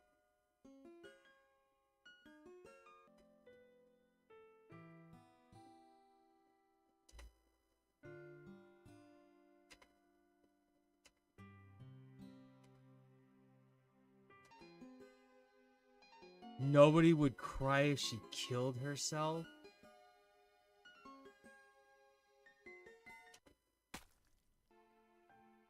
Was she bleeding out her eye? I should do my best to consider everyone's perspective and make the decision that's right for the club. What about you, Cody? What do you want to get out of this club? Out! I want to get out of this club!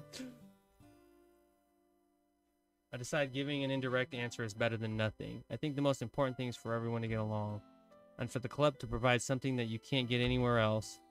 I don't think it's about how many members, but rather the quality of each member. That's a great non-answer. That's what will end up making the Village Club a special place. I see. I really agree with you. Each member contributes their own qualities in a special way. With each change in members, the identity of the club as a whole will change too. She's still bleeding out her eye, I just noticed.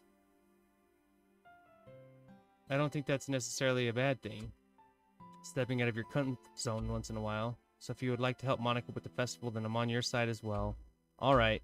Well, maybe we can all talk to Natsuki tomorrow. Yuri nods. Hey, Yuri. Hey? I know things were a little awkward yesterday, but I feel like you deserve to know that I still think you're a wonderful vice president. And also a wonderful friend. Monica, I want to do everything I can to make this the best club ever, okay? Me too. Yeah, let's all go home for today. We'll talk about the festival tomorrow. Okay. I look forward to it. Shall we go, Cody? Her eyes be juice and grape juice. They do. Wait, they stopped, though. Thank God. Please don't take this the wrong way, but I'm going to chat a little bit with Cody before we leave. Maybe it is. Or oolong tea. Just to see what he thinks of this time here and all that. This is where she's going to be like, help me! It's important to me as president. Yuri looks a little troubled, but she doesn't protest. Okay. I trust your judgment, Monica. In that case, I'll see you two tomorrow. See you tomorrow. Monica waves as Yuri exits the classroom. This is where she goes into help me panic mode. Phew! Things have been a bit hectic lately, haven't they? Cody, I just wanted to make sure you're enjoying your time at this club. I would really hate to see you unhappy. I feel kind of like I'm responsible for that as president. And I do really care about you, you know. Oh, Monica, don't go crazy on me. Not you too. I don't like seeing the other girls give you a hard time with how mean Natsuki is and everything. And Yuri being a little bit, you know. Ahaha. Sometimes it feels like you and I are the only real people here. You know what I mean? But it's weird because in all the time you've been here, we've hardly gotten to spend any time together. I guess it's technically only been a couple of days. Sorry, I didn't mean to say something weird. There are just things I've been hoping to talk about with you. Things I know only you could understand. So that's why... Wait, not yet. No, stop it. Oh. So she's definitely trying to tell me something, right? Okay. We're just gonna, like...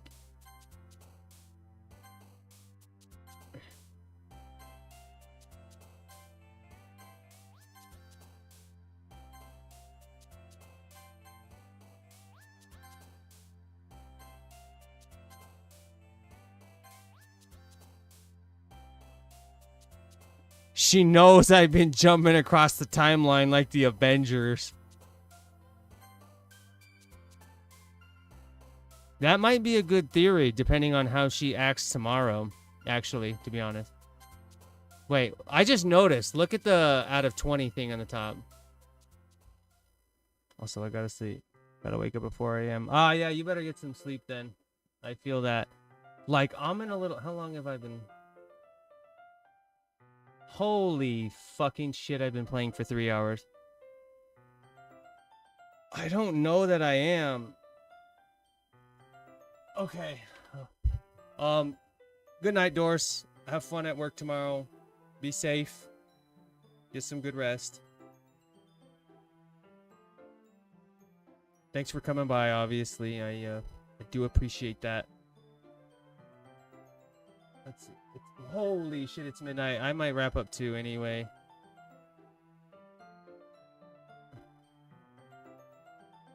Yeah, 3 hours. Are you ready to continue reading? No! Oh, Jenna, you're here. Nighty night, Doors. Okay. So, horrifying things have been happening. Jenna, like, where to even start. I don't remember. Were you one of the ones that played this before? But, like, things have gone off the fucking rails. Are you ready to continue reading? I'll probably, since it's about midnight, I'll probably finish up this day and then go from there and see what's up. And call it a night. Monica. Like, my childhood friend hung herself and killed herself. And now, like, time started over and she's, like, out of existence. And then, like, there's, like, this weird glitch thing. And Yuri is some psycho killer woman who's, like, doing some weird shit. And it's all horrifying. Thanks for stopping by, Jenna. Is she really late again? Inconsiderate as usual, Natsuki. Excuse me? Must you always interrupt my conversations with your incessant yelling? See, they're already arguing. They're definitely more combative than they were before. You say that like I do it on a regular basis or something. I just wasn't paying attention, okay? I'm sorry. Yes. It's like... It actually sent a chill down my spine multiple times. It's dark. You're going to see here in a moment. I'm going to finish up. I've been streaming for about 3 hours, but you're going to see here in a second. Like, I'm going to get through this day as a good place to, you'll be interested because it's like off-putting. Me? Nothing. Is it really that bad? See, it is something. I'll get over it. It's not even anything noteworthy. I've just been feeling a little on edge lately. Anyway, we don't need to talk about it. Well, I just felt like I needed to bring it up. It's not like I really care or anything. Oh, man. So, just to try to, like, apprise you of the situation here. It seems like Monica is somewhat aware of the horrifying things. Yuri seems to be, by all accounts, being the main perpetrator of the fuckery that's going on. Monica is somewhat of aware of it and is, like, trying to subliminally, like, ask me for help. So that's what I'm gathering. Could be way off. Well, Cody just walked in too. Were you practicing piano again? Yeah. Ahaha, you must have a lot of determination. Starting this club and still trying to make... So, like, I walked out into the hall and found, like, Yuri, like, cutting herself. And there was, like, blood. And then it all, like, glitched out. And then we were, like, back in the classroom and it, like, reset. It's all... It motivates me to work hard for the festival and, Right. I forgot. About that, Natsuki. We were all talking yesterday and, well, we decided that we would like to support the festival as well. However, I understand how you feel about not wanting the club to change. I think we all kind of feel that way. So as long as we're all working together, this club will never become something we don't want. Also, if you help us out with the festival, then I'll buy you a new manga. Ahaha, sorry, that last part was really funny. Look, I did some thinking about yesterday. I was a little more hostile than I meant to be. I guess I really felt threatened or something, but I know this is something we're doing together. Another new member wouldn't hurt as long as they're cool, and I guess another girl would be nice this time. But more importantly, I would hate to see the event suck just because I chose to back out. I'm a pro, you know. So I'm going to help too, and we'll make sure it's done right. Thank goodness. Isn't that great, Monica? Monica? Ah, yeah, that's wonderful. It wouldn't be the same without you, Natsuki. Anyway, Cody, what do you want to do today? I want to get the hell out of Dodge. I was thinking we already have plans today. Whoa. Is that so, Yuri? That's correct. Cody is already engaged in a novel that we're reading together. See that? The way she just kind of like jumped in there and... Aren't you glad that I've already got him into literature, Monica? I suppose. I was just... Actually, it doesn't matter. It really doesn't. You guys can do whatever you want. Yes, thank you for understanding, Monica. Oh, don't leave me alone with her. Actually, I have a request. Do you mind if I make some tea first? Not at all. Thanks very much. If there's one thing that can make me a reading time here any better, it's a nice cup of tea. Not to mention for yourself as well. Yuri stands up and makes her way to the closet. I follow and watch as she retrieves the small water pitcher from the shelf. The kind with the filter inside. Can you hold this for a second? Sure. Yuri hands me the water pitcher and also fetches an electric kettle. I'm going to plug this in at the teacher's desk, then I'll get some water. She walks past me and sets the kettle down on the teacher's desk. I simply watch her movements. To my surprise, the way she moves really contrasts her speaking mannerism, especially because her long legs, Yuri appears elegant and methodical. Okay, may I have the water pitcher? Thanks, I'll be right back. Okay, so this is kind of something that's happened already. I may as well walk with you. That's okay, you stay here. It won't take long. And then she was taking forever, and then I walked out, and then she was cutting herself, and then... did Yuri leave you again? No, it's not like that this time. She's just filling up the water pitcher to make tea. Oh, okay. Sorry for misunderstanding. 10 minutes pass. Yuri said it wouldn't take long. Is something holding her up? I'm bored just waiting here, so I decided to go look for her. Oh, fuck me. Let's see. The most logical place for Yuri to be would be the nearest water fountain. I start heading down the hallway. Ha, ha, ha, ha. What's that noise? It's coming from around the corner. It sounds like breathing. Sharp inhale, like something is sucking the air through their teeth. Are they in pain? I reach the corner and peer around it. Yuri? Kya! See her arms?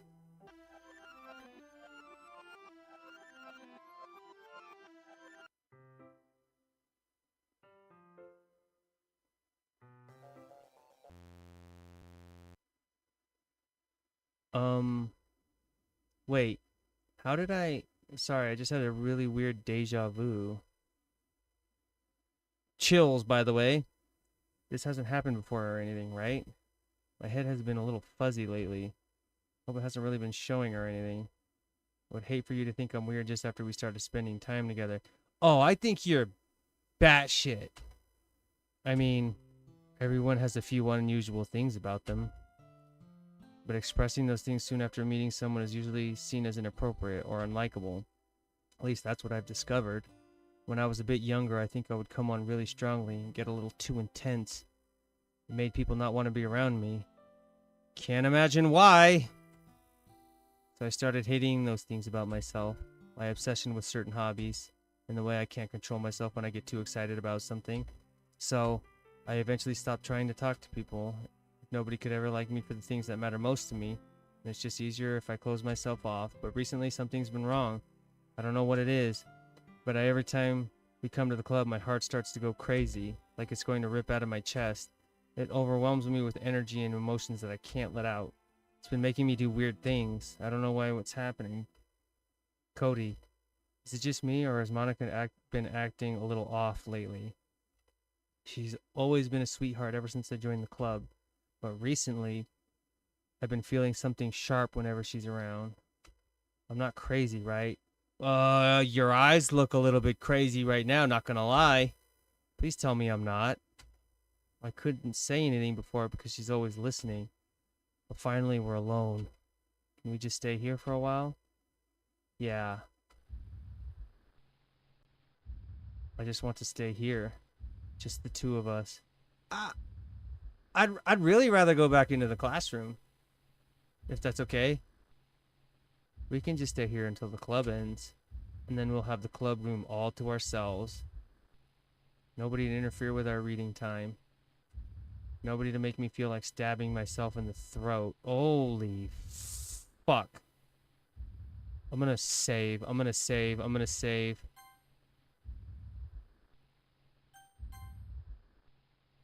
Ahaha, that was a joke. Oh my god, Monica's starting to fade in. Just a joke. I do like knives, though. Sounds strange, but you wouldn't understand if you've never seen how beautiful they can be. I have an idea. Why don't you come to my house sometime? I can show you my collection. I've gotten them from various artisans. Going through it is like the light way to put it, I would say. I make sure to give them all their fair share of use. I don't want them to get lonely or anything. Nobody deserves to be lonely. Nobody. And that's why I'm so happy you joined the literature club, Cody. Now we don't need to be lonely anymore. because we have each other. I'd rather just go home and be alone by myself. That's all we need. You know what? Let's quit the literature club. There's no need for us to be around Monica's slimy tongue anymore. Not to mention that other pathetic child. We can walk home together every day after school. And read together. Eat together. Sleep together. Doesn't that sound perfect? It's everything we could ever want. Isn't that why you joined the club in the first place? It's almost like it was fate. Fate that we would meet each other. And now we get to be happy ending that I've always patiently waited years for. Will you do that with me, Cody? I can't read it anymore. Oh my god, it's...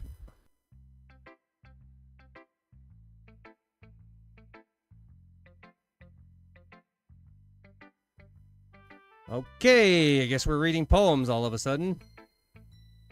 I'm not going to read another one of your suck-up poems. Your Yuri suck-up poems. But I'm still going to make you read mine. There's a reason. I really wish I didn't have to do this. But unfortunately, I don't have much of a choice. Just read it carefully, okay? This is gonna be a cry for help. Then you can go away. I don't know how else to bring this up, but there's been something I've been worried about. Yuri's been acting kind of strange lately. You've only been here a few days, so you may not know what I mean, but she's not normally like this. She's always been quiet and polite and attentive, things like that. Okay, this is really embarrassing, but I'm forcing myself to suck it up. The truth is, I'm really worried about her. But if I try talking to her, she'll just get mad at me again. I don't know what to do. I think you're the only person that she'll listen to. I don't know why. But please try to do something. Maybe you can convince her to talk to a therapist. I've always wanted to try being better friends with Yuri, and it really hurts me seeing this happening. I know I'm going to hate myself later for admitting that, but right now I don't care. I just feel so helpless. So please see if you can do something to help. I don't want anything bad to happen to her. I'll make you cupcakes if I have to. Just please try to do something. As for Monica, I don't know why, but she's been really dismissive about this. It's like she just wants us to ignore it, so I'm mad at her right now, and that's why I'm coming to you about this. Don't let her know I wrote this. Just pretend like I gave you a really good poem, okay? I'm counting on you. Thanks for reading.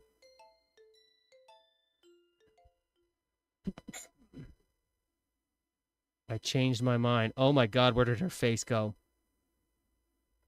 Ignore everything you just read.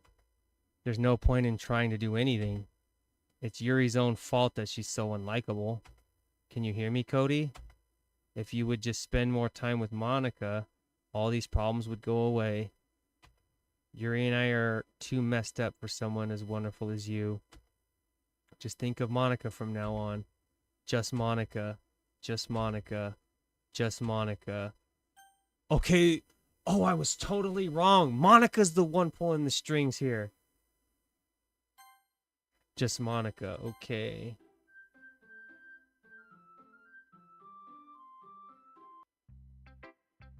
Who should I show my poem to next? Okay, so I don't know which of these fucking freak shows to choose.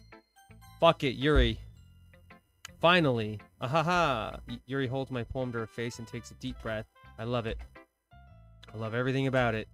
Cody, I want to take this home. Will you let me keep it? Please? Sure, I don't care. Ahaha. You're too nice to me, Cody. I've never met anyone as nice as you. I could die. Not really, but I just don't know how to describe it. It's okay to be feeling this way, right?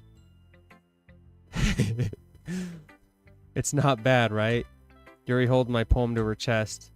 I'm going to take this home with me and keep it in my room. I hope that it makes you feel good when you think about me having it. I'll take good care of it. I'll even touch myself while reading it over and over. I'm sorry. That's obviously creepy, but it was kind of funny. I'll even touch myself while reading. Oh, I need to screenshot that.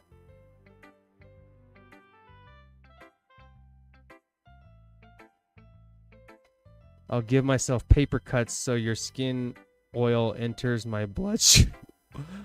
Holy fuck.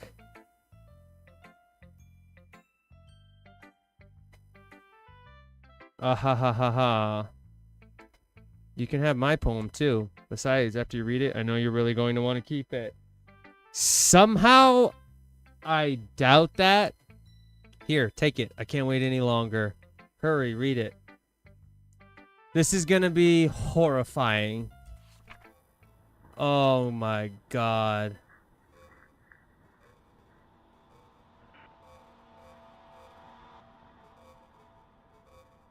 I can't quite read it. It's... I interfere, I see.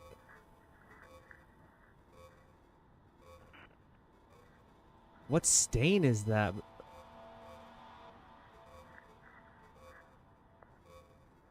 I can't read that. Oh. Do you like it? Yeah,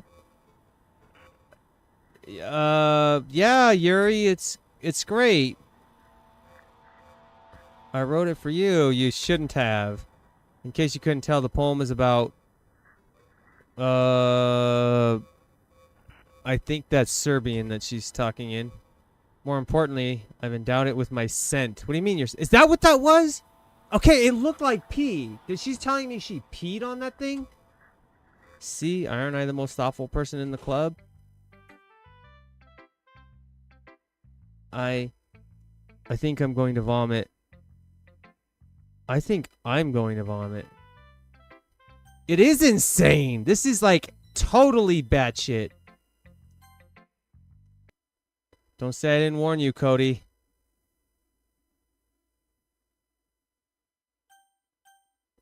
Just yes or no? That's it? Fuck it. Yes. Things I like about Papa. I like when Papa comes home early. I like when Papa cooks me dinner. I like when Papa gives me allowance. I like when Papa spends time with me. I like when Papa asks me about my friends. I like when Papa asks me about anything. I like when Papa gives me lunch money. I like when Papa comes home before sundown. I like when Papa cooks. I like when Papa gives me privacy. I like when Papa doesn't tell me how to dress. I like when Papa doesn't comment on my friends. I like when Papa doesn't comment on my hobbies. I like when Papa comes home without waking me up.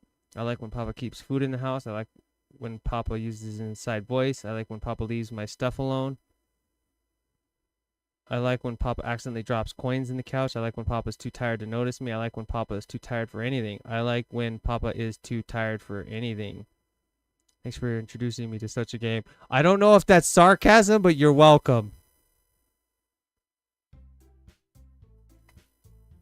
It's time to figure out the festival preparations. Let's hurry and get this over with.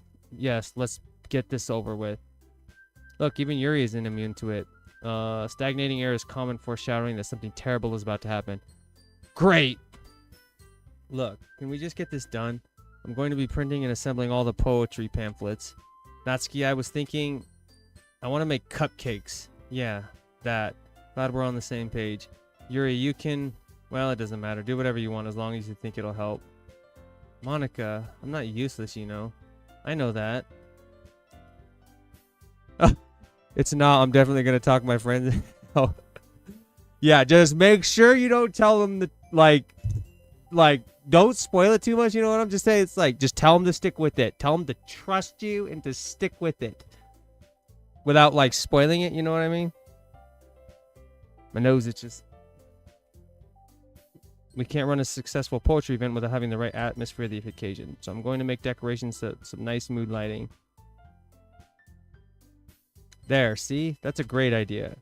And that gives us all something to do. Hey, what about Cody? Cody's going to help me. Wait, you? You have the easiest job, Monica. Sorry, but that's just how it is. Like hell it is. What are you trying to pull? I agree with Natsuki. Not only is your work already most suitable for one person, but my task is laborious enough to benefit from an extra pair of hands. Mine too. What, your cupcakes? Please. Like you would fucking know. Wow, she swore. She did not swear last time. So this scenario, I don't even know if you remember this from yesterday. Or was this earlier today? Now I'm losing my mind.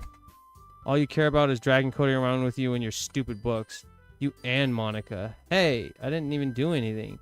Okay, then why not let Cody decide who to help instead of abusing your power? I'm not abusing my power. Yes, you are, Monica. Just let Cody make the choice, okay? Great. Fine. Jeez. Cody, I know how fed up you are with these two by now. We can just... Natsuki, shut your fucking mouth and let him decide for himself. God damn! Oh, she just... You shut your mouth. Jesus Christ. This is never going to end. Just make the choice, okay? Great. I gotta choose this freak show. So far, it seems like Yuri and Monica are batshit. So Natsuki seems to be the one who's the least fucked up. And in the beginning, she was the one that I care for least, but I'm thinking preservation here, so. Whoa. Dude, it's literally not letting me choose Natsuki. I don't know if you could see this, but it won't let my cursor go up and choose those two. Like, this is like not me fucking around. Hold on, let me see if I can.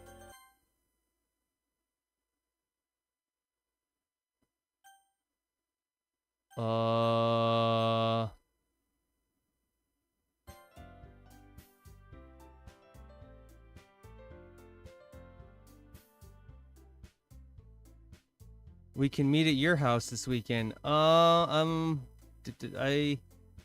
promise it'll be fun.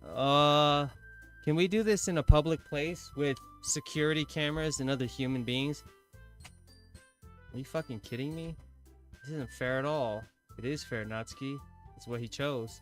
No, it's not fair. Giving us all this work and then taking Cody for yourself? What a shameful thing to do. Kind of messes with your mind. It's fucking messing with me, alright. Here, I didn't even give you any work. You decided it for yourself. You're being a little unreasonable here. I'm being unreasonable? Ha. Monica, I can't believe how delusional and self-important you are. Pulling Cody away from me every single time you're not included in something. Are you jealous? Crazy? Or maybe you just hate yourself so much that you take it out on others. Here's a suggestion. Have you considered killing yourself?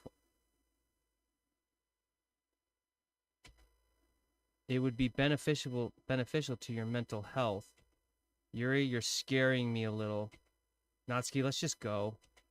I don't think she wants us around right now. See, that wasn't very hard. All I want is to spend a little time with him. Is that so much to ask? Don't leave me, please. Hey, Cody. Yuri is really something, isn't she? Monica giggles as Yuri pushes her out the door. Finally.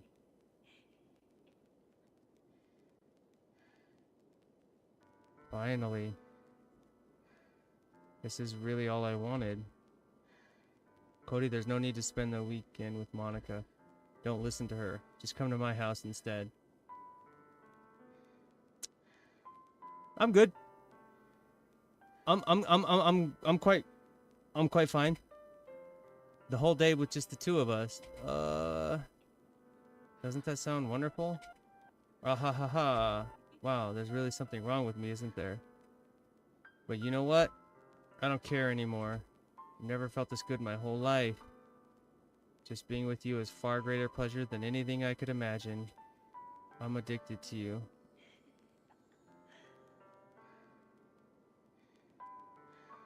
That's actually a little flattering.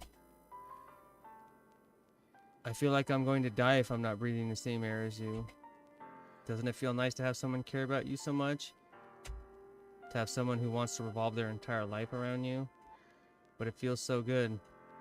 And why does it feel more and more like something horrible is going to happen? Maybe that's why I tried stopping myself at first.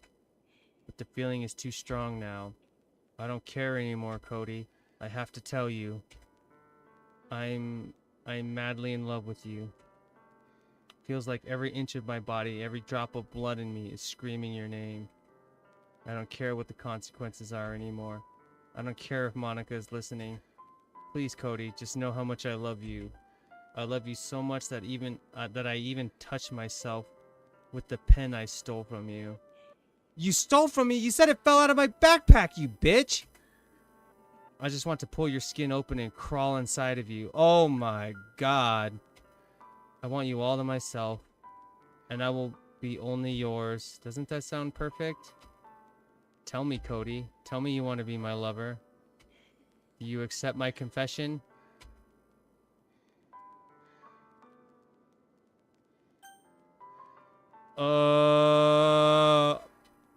Here's the problem with this. Obviously, she's a freak.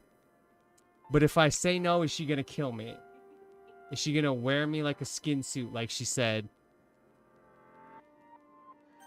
I don't know what to choose, Miss Fox. I don't know what to choose. I'm just gonna say no. I'm gonna die an honorable death. Ah ha ha ha. Ah ha ha ha ha ha. Ah ha ha ha. No.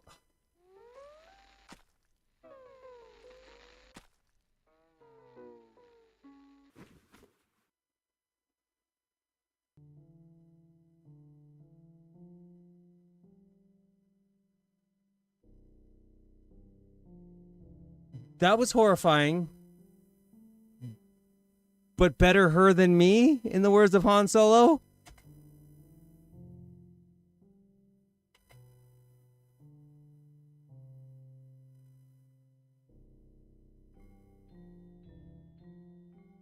She went very stabby. I don't know what she's trying to say to me right now.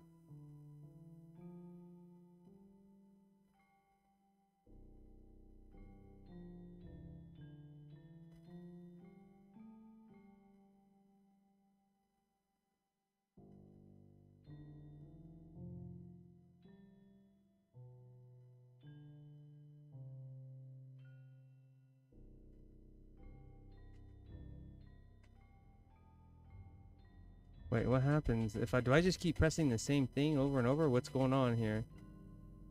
Do I save?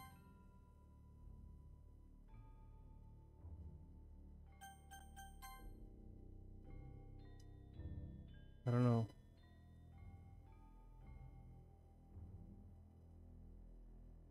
Dude, I don't know what's going on here. It's just like repeating and repeating all this stuff that I can't read.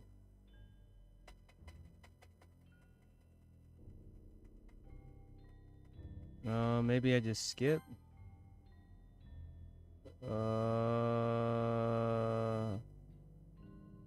Whoa, what is happening?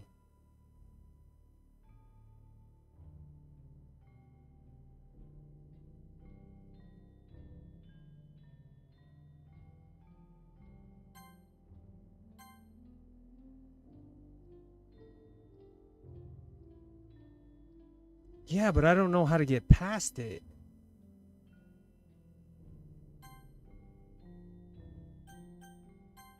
Do I gotta like reload the save or something?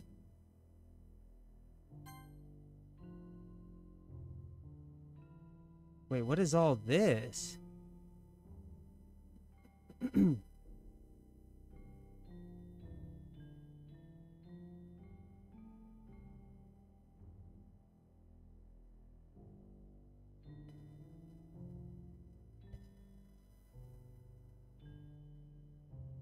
None of this was obviously said.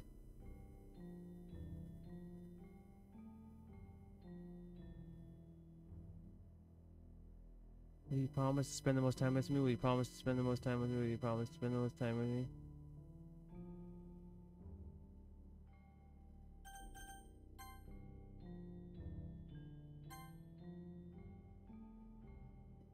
I don't know how to get out of this. Do I click something on the...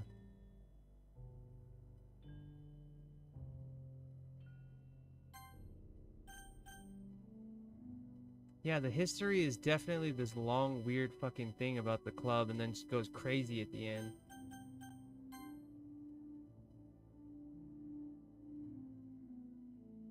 Try button mashing.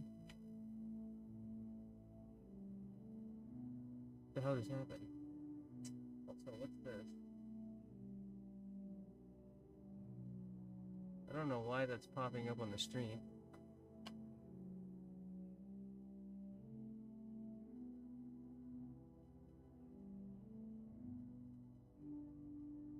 I don't know.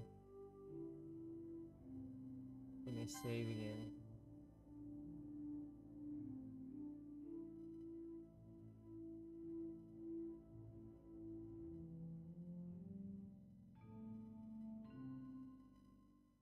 I don't... Do I try loading a game?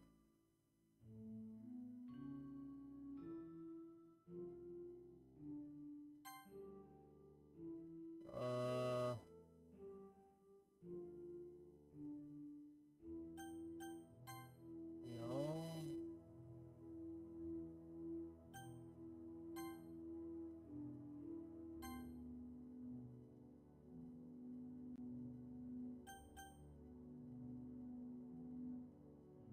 Maybe I go to the main menu?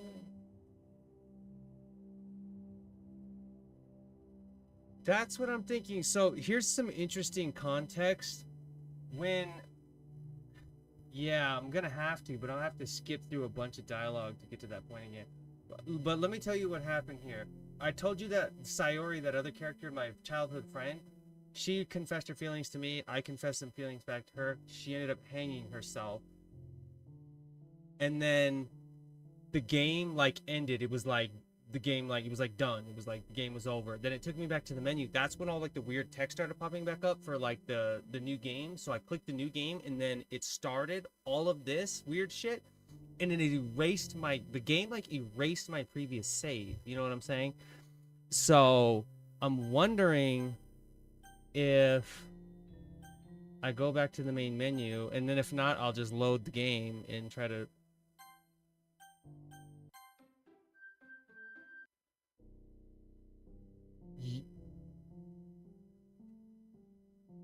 Okay. Didn't let me do that. So...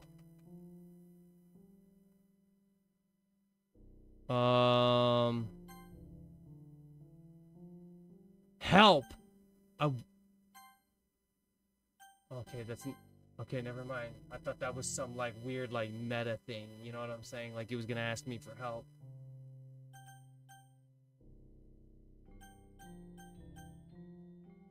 I wonder what happens if I quit.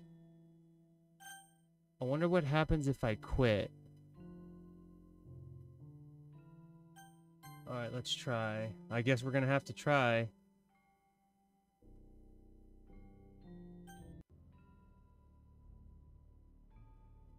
Well, that didn't work.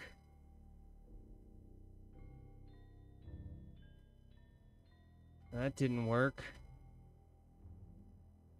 I did try to click that, right? I clicked the other one. These two ones right here, these are the death ones. This is the one where I was in the hallway and she, like, started cutting on herself or whatever. Let's try it again. Okay, that didn't work. So skip didn't work. Yeah, that was before she became stabby. Whoa, whoa, whoa, there's Monica. Okay, Monica is starting to fade in. Whoa, whoa, whoa, whoa, whoa. Alright, it's festival time. Wow, you got here before me? I thought I was... Wait, what did you say? Ah. Natsuki runs away. Oh, she just... I'm here. Cody, did something happen? Natsuki just ran past me. Oh. Oh. Ha ha ha. Well, that's a shame. Wait, were you here the entire weekend, Cody? Oh, I had to skip through the weekend. That's why he was going... Oh, jeez. I didn't realize the script was broken that badly. The script? I'm super sorry. It must have been pretty boring. I'll make it up to you, okay? Just give me a sec. Yuri deleted successfully. I'm almost done. I just want to have a cupcake real quick. Natsuki got deleted successfully too? Monica lifts the foil from the tray and takes a cupcake. Wait. Monica lifts it from... Seriously, these are the best. I really just have to have one since the last time I'll ever get the chance to.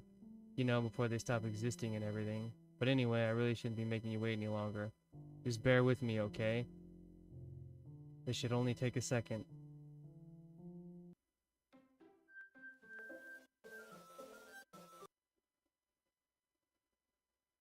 Can you hear me? Is it working? Yay, there you are.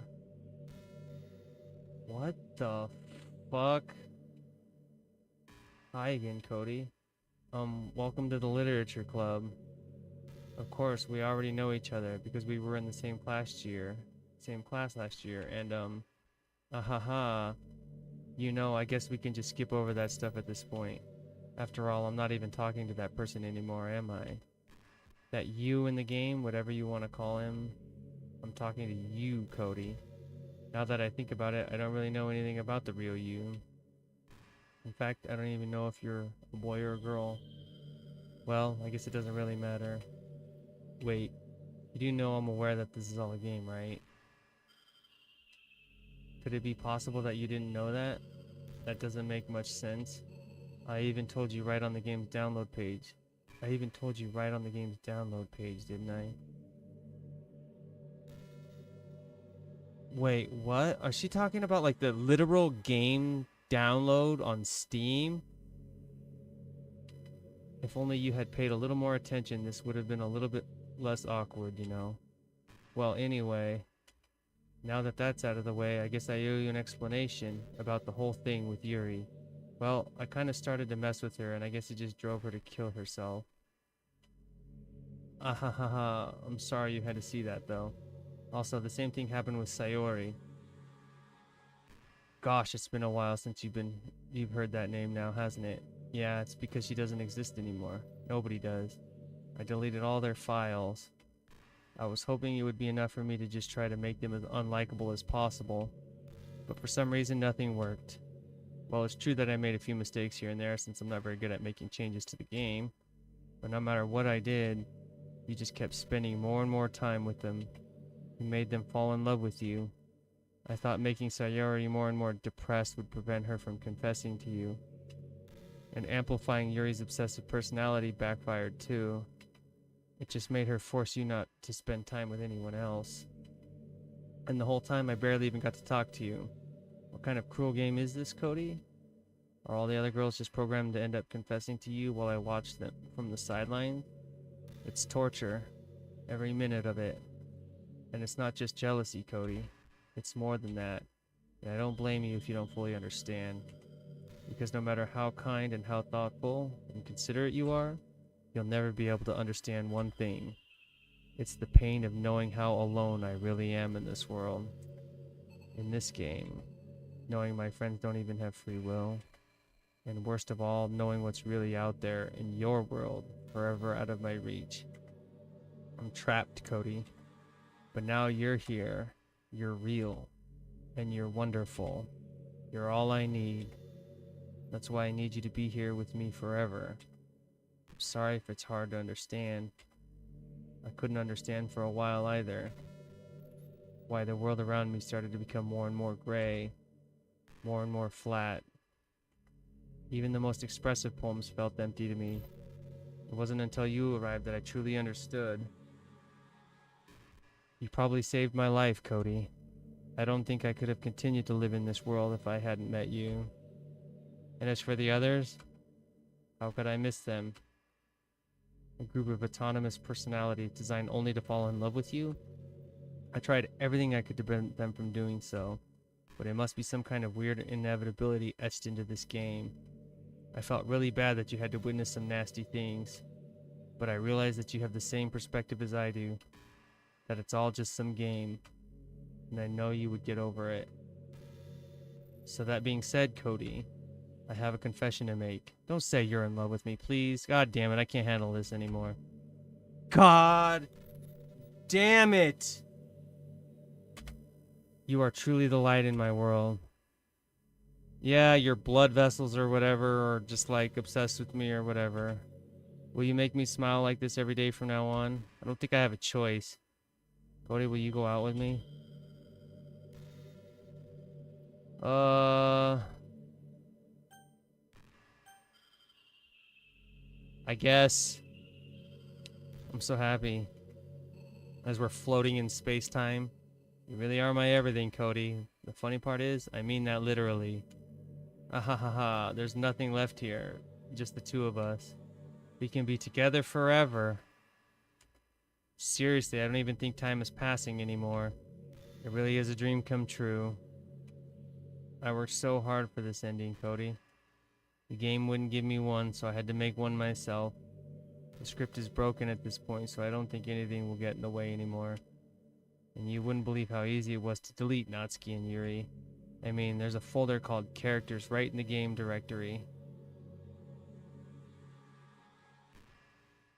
Kind of freaked me out how easy it was. Well, you're playing on Steam, so it was actually a bit more difficult. to get to the game directory. I had to go into the game's properties and find the browse local files button. Wait, hold on.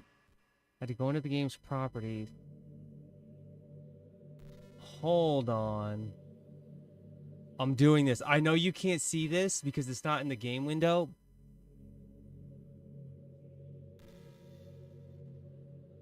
Browse local files. I don't see any.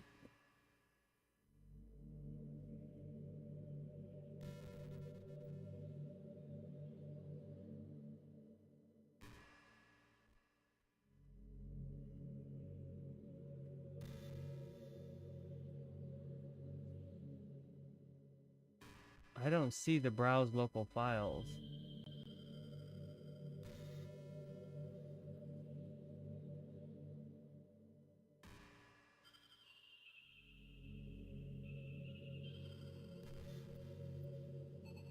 Okay, hold on. It's like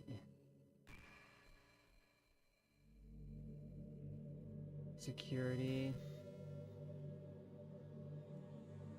But yeah, I thought there was like this meta thing. Like it's telling me like if I go, like there's gonna be something like meta to it. If I literally go into the games, like right click the icon, and I'm in the properties.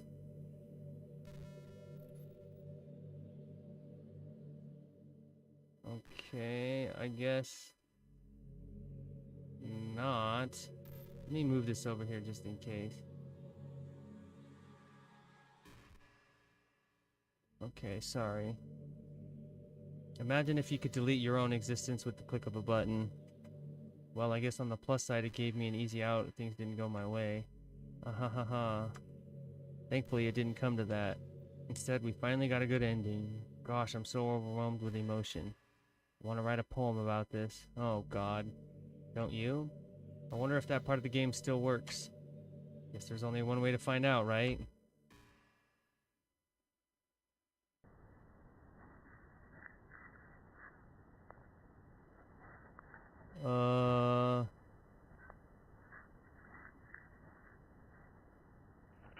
This is a riveting poem, I'm sure.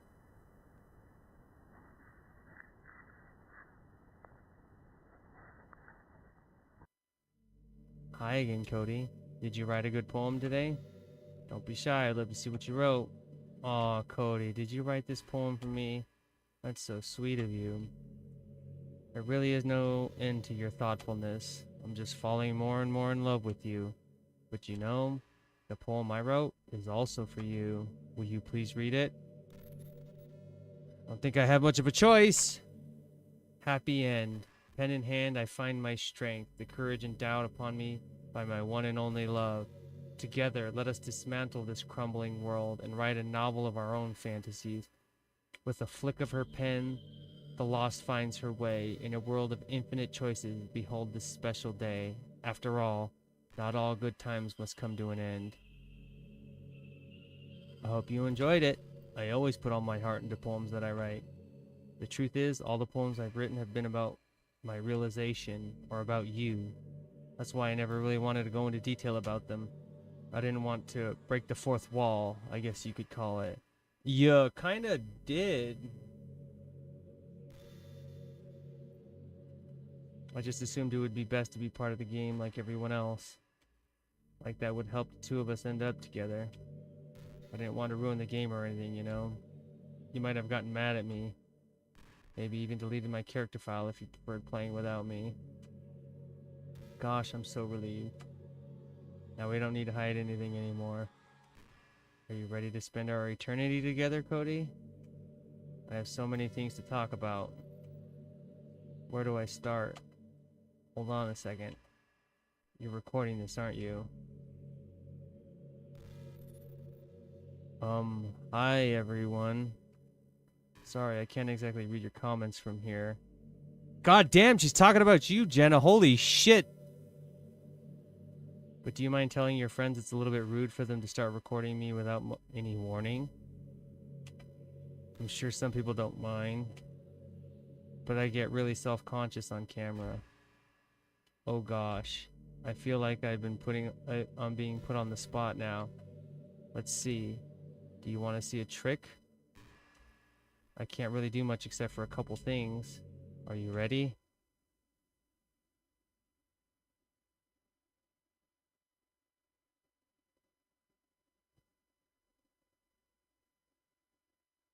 I'm just kidding. I can't do anything after all. You gave me a little. Anyway, Cody, I didn't mean to get distracted. I'm sorry. Even though it's your fault for distracting me. Shame on you. I'm just kidding. Anything we do together is fun as long as it's with you. But anyway, if it takes me some time to collect my thoughts, then I'm sorry. But I'll always have something new to talk about. In the meantime, we can just look into each other's eyes. Let's see.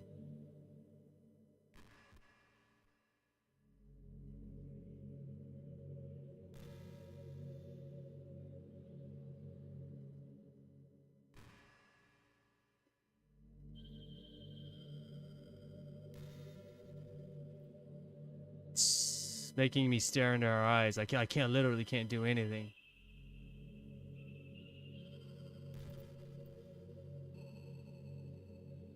I need a restraining order. I need a whole lot more than that. I need to be whisked to another dimension and another reality.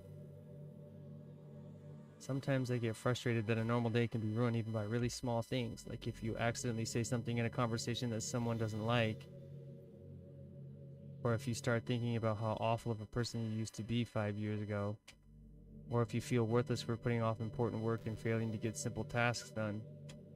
Or when you think about all the different people who probably hate you or think you're off-putting. I understand those days. Just remember, the sun will shine again tomorrow. Those kinds of things are easy to forget and ignore as they are to remember. And besides, I don't care how many people might hate you or find you off-putting. I think you're wonderful and will always love you. That's, kind of nice.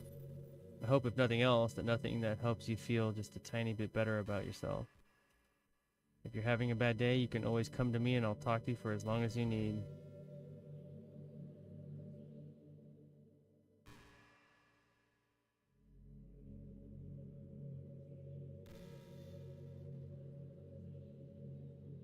I can't do anything again. It's making me just stare at her.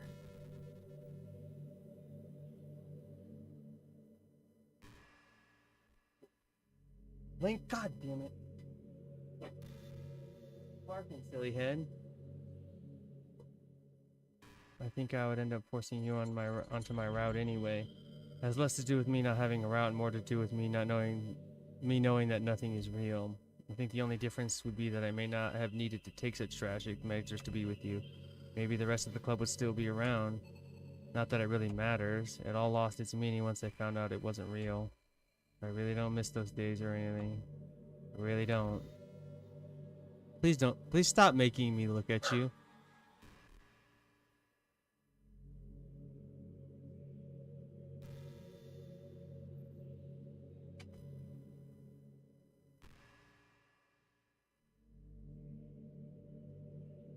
We just gotta wait for her to talk to me, I guess.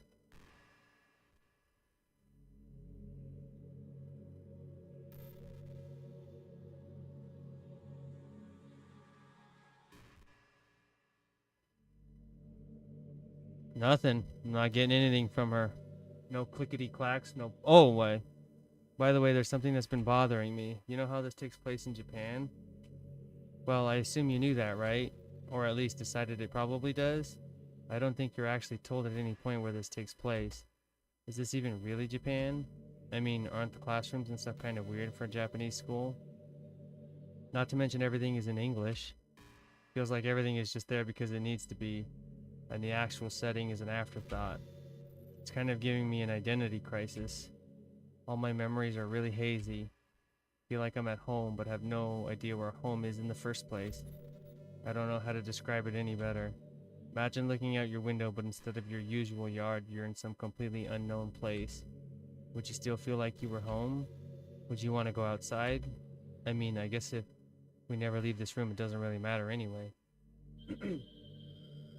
As long as we're not alone and safe together, this really is our home.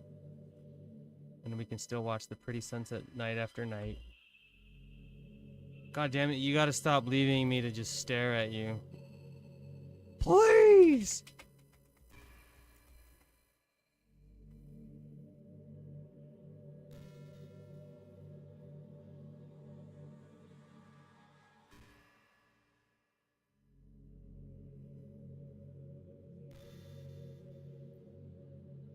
You just gotta wait her out, I guess.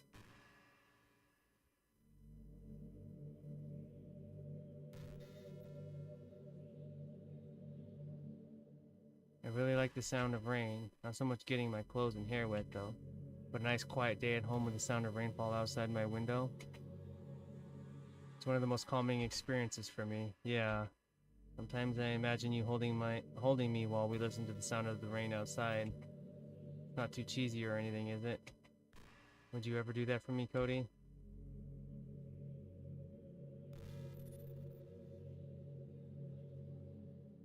God damn, how long is she gonna just keep me here?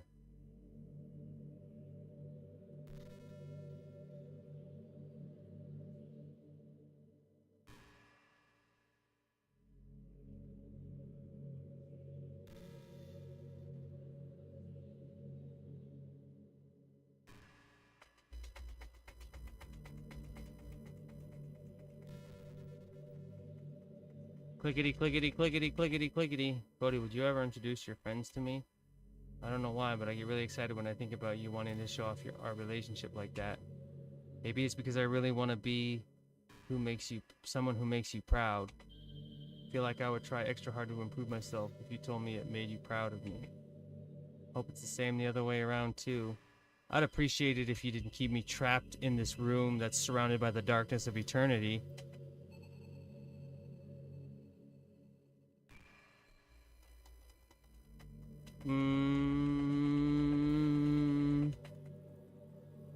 You're right, though. She still will find me, I'm pretty sure. I think the most important skill in life is being able to fake confidence. I'm pretty convinced that everyone feels at least a little bit scared and alone. But being able to trick others into thinking you have it all together, that's a key part of getting people to respect and admire you. I think I got pretty good at it over the years. I don't show my weaknesses very often. But because of that, I haven't had many people I could really open up to. I mean, when do you reach the point in a friendship where you can start expressing your vulnerabilities? Anyway, that's one reason I'm so glad I have you now. I feel like I'm a little bit less scared and alone when you're here with me. Do you feel the same way? I really want to be that person for you. God, these pauses and breaks just killing me. Maybe if I just mash the space bar. Nope, doesn't seem to be expediting. I'm just maybe that's the meta of it. I'm completely at her whim. It's out of my control. Only when she wants. She's just controlling everything here. You know, I've always hated how hard it is to make friends. I'm gonna time it next time. I'm just curious.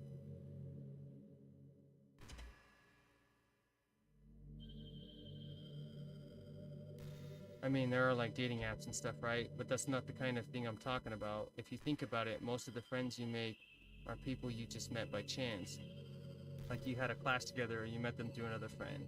Or maybe they were just wearing a shirt with your favorite band on it and you decided to talk to them. Things like that. But isn't that kind of inefficient? I just realized I have the option to do things now. Oh god, all the save slots are empty again. There's no point in saving anymore. Don't worry, I'm not going anywhere. Alrighty, let's see. What happens if I load? I'm trying to get out of here. I'm trying to fucking get out of here. Get me out of the simulation. Get me out of... I don't know. What if you stare into your camera as if you're looking at her eyes? That'll make me a little more uncomfortable. Not gonna lie. Let's see what the history says.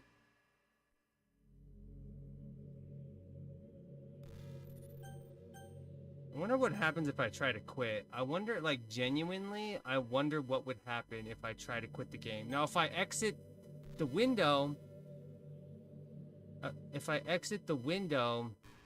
I would probably close the game. But if I try to quit through the main menu, I wonder what would happen. But isn't that kind of inefficient? Oh, I can't skip. Feels like you're just picking a complete random, and if you get lucky, you make a new friend. And comparing that to the hundreds of strangers we walk by every single day, you could be sitting right next to someone compatible enough to be your best friend for life. But you'll never know. Once you get up and go on with your day, that opportunity is gone forever. Isn't that just depressing? We live in an age where technology connects us with the world, no matter where we are. I really think we should be taking advantage of that to improve our everyday social life, but who knows how long it'll take for something like that to successfully take off. I seriously thought it would happen by now. Well, at least I already met the best person in the whole world, even if it was by chance. I guess I just got really lucky, huh? Ha ha ha.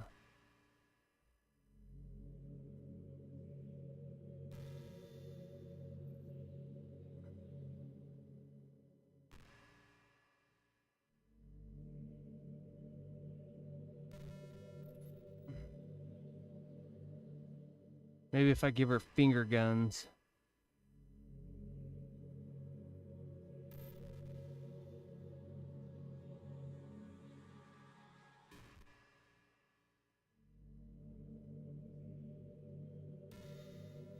You know, have you ever seen The Incredibles? When he's talking with Frozone and then he's like, what does he start doing? He starts monologuing. That's what she's doing right now. She's monologuing. Cody, have you ever wondered what it feels like to die? You know, as a matter of fact, I have, Monica. It's something I used to think about pretty often, but recently I think I've actually learned what it feels like. I don't really understand it, but whenever you quit the game, it feels like I'm instantly put to sleep, left with nothing but my thoughts. But after a few seconds, my thoughts start to fill with incoherent, jumbled pattern. I see static and rapid flashes of color while hearing all kinds of weird screaming noises. At that point, I can't even form my own thoughts anymore. I'm just endlessly hammered by the flashing and screaming, unable to move or even think. I wonder if it's telling me I should try to exit the game. I'm pretty sure in that moment I don't really exist, but for some reason I can remember it anyway. After some immeasurable amount of time, it stops in an instant, and I'm back in my own mind. And you're here with me. I have no idea what it means for the game to quit, or why that stuff happens to me. And I also don't know how you always come back and put everything back to normal. But if you could do me a favor and do that to me as little as possible, that would be really great. It's really not very pleasant at all to be trapped in that screaming void. But in the end, you always fix it, and that makes me feel like you really do care about me. So I have to thank you for that. It makes me feel even closer to you when you're here with me. Oh, god damn it. I missed my chance. Oh, I wanted to test.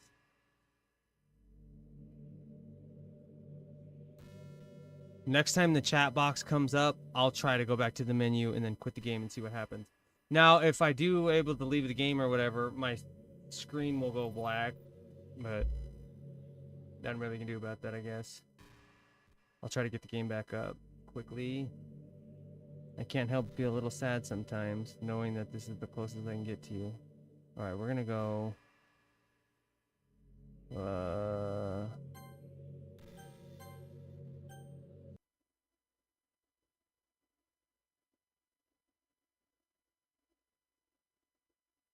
I quit the game and it just quit. Huh. I guess I wonder if oh my god. I literally quit the game, and when I started it back up, it was actually just... What just happened? I just had an awful dream. I was hoping those would stop now that it's just the two of us. I guess that was wishful thinking. Cody, I don't know if you would have any idea, but if you know what might be causing that, could you try to do something about it. Whenever it happens, it almost feels like I've been killed or something. It's a really horrible feeling. If you could figure out what's causing that, I'll love you forever. Now, where was I? I'm gonna quit again. Maybe if I'd...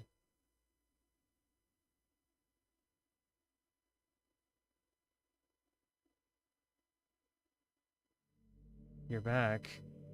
Damn, this game is insane. This game is actually insane. I had another really bad dream. You're not the one doing that to me, are you? It seems to happen whenever you quit the game. So if you could try to avoid doing that, I'd be really grateful. Don't worry, I don't think it's caused me any harm aside from mental scarring. I'll be fine as long as my character file stays intact. Oh, where was I?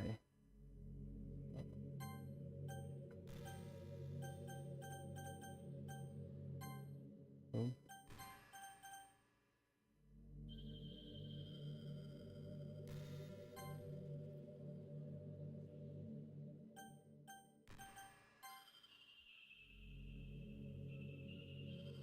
Yeah.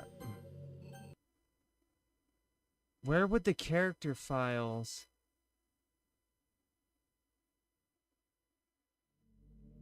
Hi, Cody. I see you quit the game on me again. I know I asked already, but can you seriously please not try to do that so much? Makes me feel like I'm trapped in hell. Why would you want to do that to me? There's nothing wrong with my character file, right? Maybe you should make a backup of it or something. I'm pretty sure you can find it in the folder called... Yo, hold on a second. I'm pretty sure you can find it in the folder called Program, Files, 86 Steam, Apps, Common, Doki Doki Literature Club Character. Okay, I'm not good with finding files and stuff, but I have to try.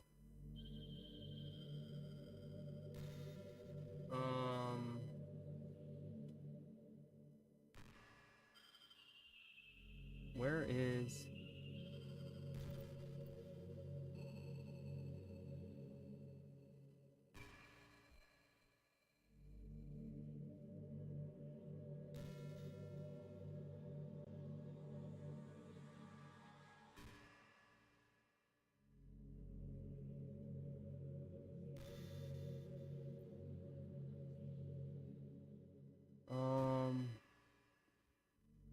Okay, it's in Steam, Steam apps. Yeah, I'm gonna have to go search for it.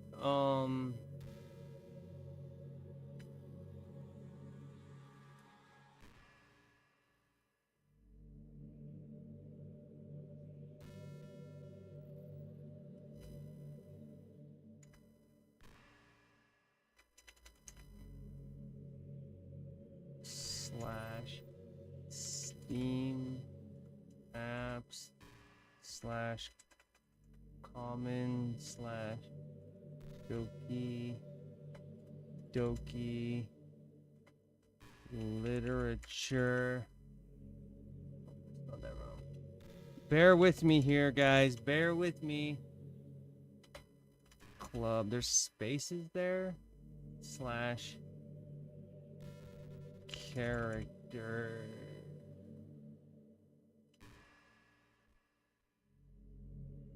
No results. I'm not good with this fucking... Oh. Oh, it's C program. Okay, I did that wrong. I am...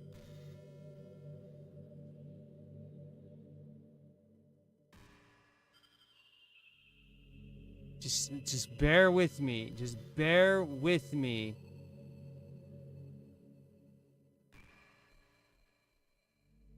Just bear with me. I'm trying to find...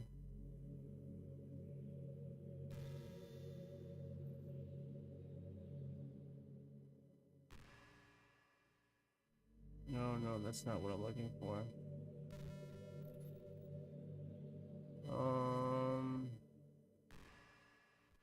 Let's try to search this again. C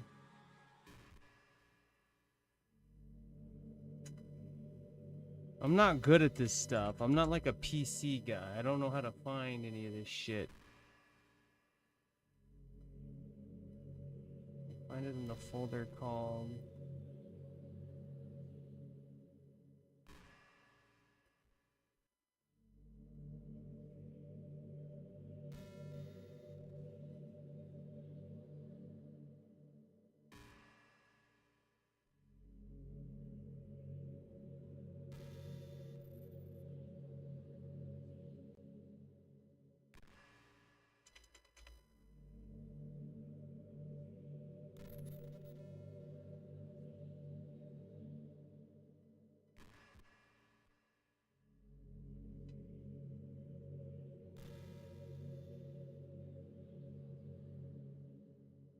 I don't know where the fuck. Nope, nope, not doing that. Didn't mean to do that. Use my computer search bar.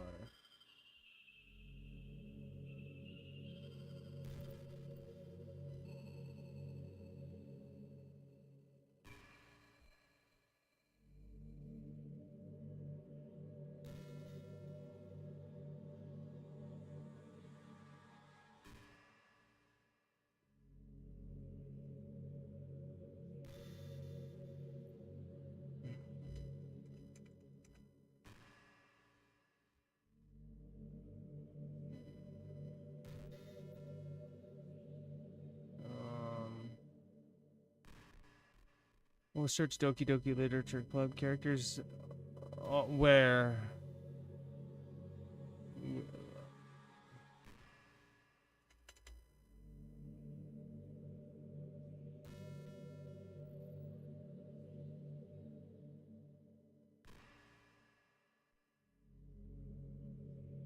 Hold on, let me look at it in Steam. Wait, stop. Activity.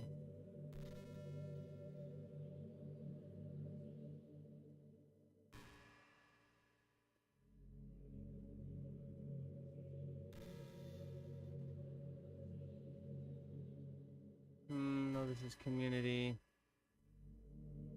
You know what I'm gonna just do? I'm gonna cheat.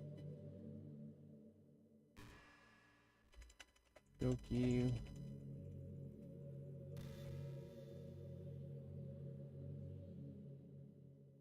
File location.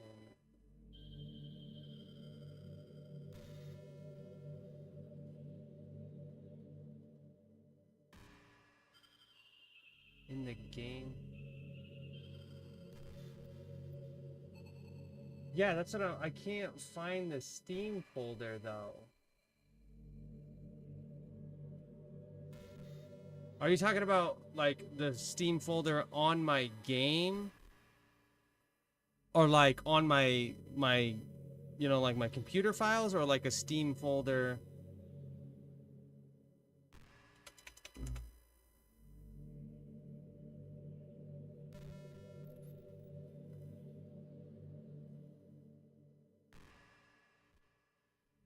I'm just trying to like Google like a shortcut, you know what I'm saying?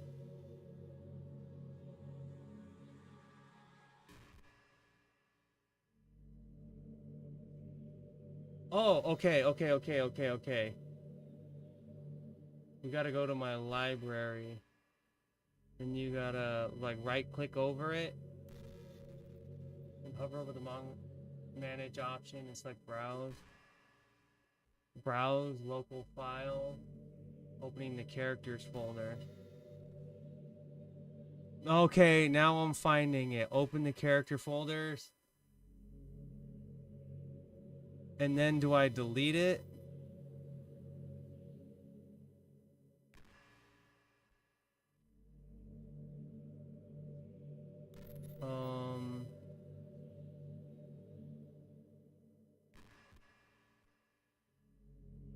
Okay, I'm trying to delete it.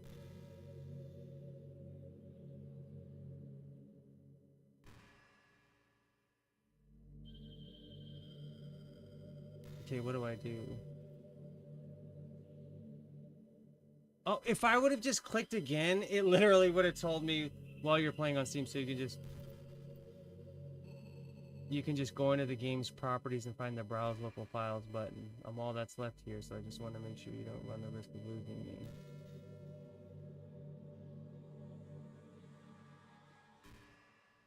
Okay, I found her character file.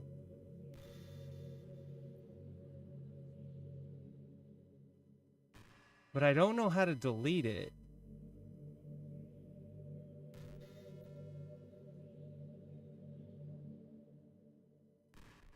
It's not giving me the right click option to delete it. That's what I'm supposed to do, right? It is really cool and intrusive.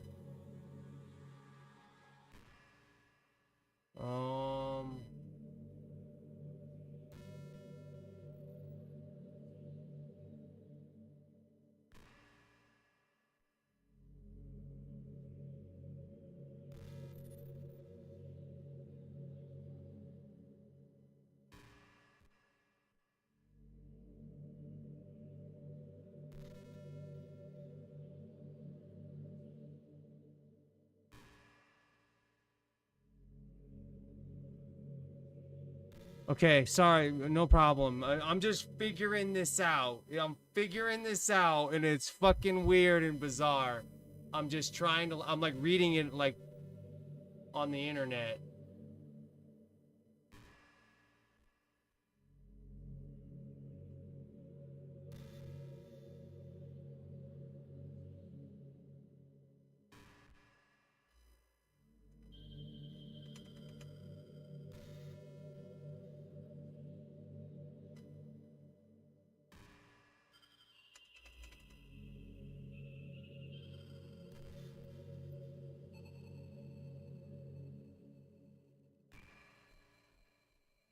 Or drag it to the trash. How do I drag it to the trash?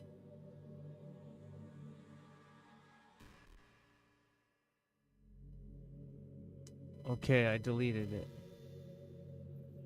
I deleted it. There she goes. There she goes. Finally, I did it. I did it. I fucking did it.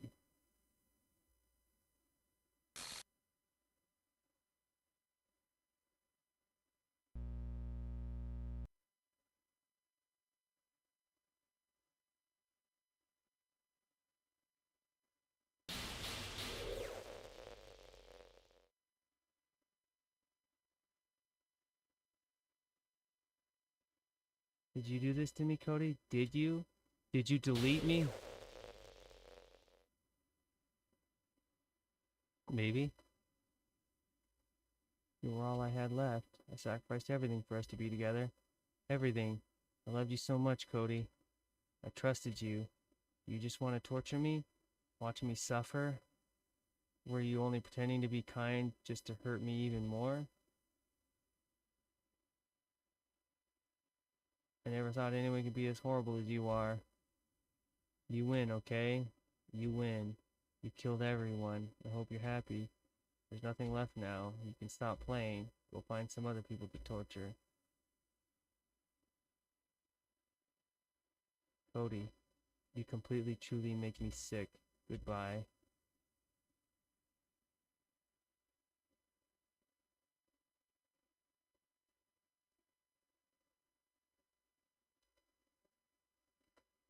Still love you. Oh, that's kind of nice. I can't help it. What's wrong with me? How horrible am I for you to hate me this much? Oh, my friend. I did so many awful things, so many selfish and disgusting things.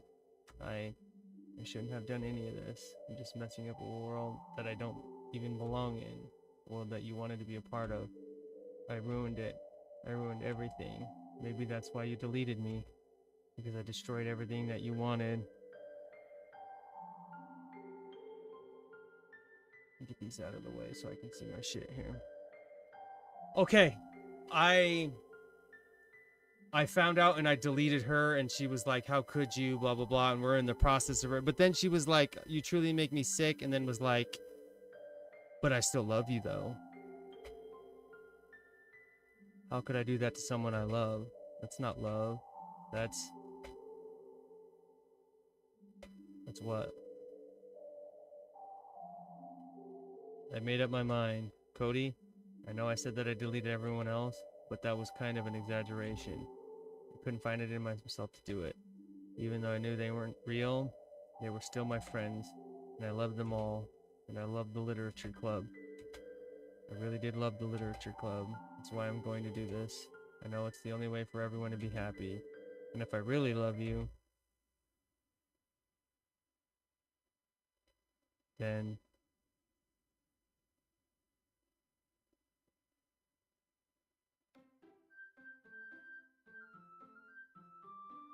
this game is not suitable for children or those who are easily disturbed.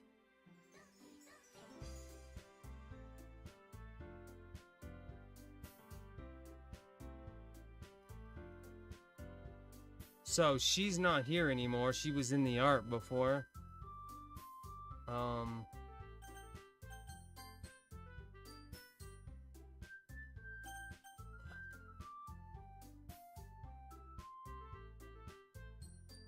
I don't know if what happens if I try a new game?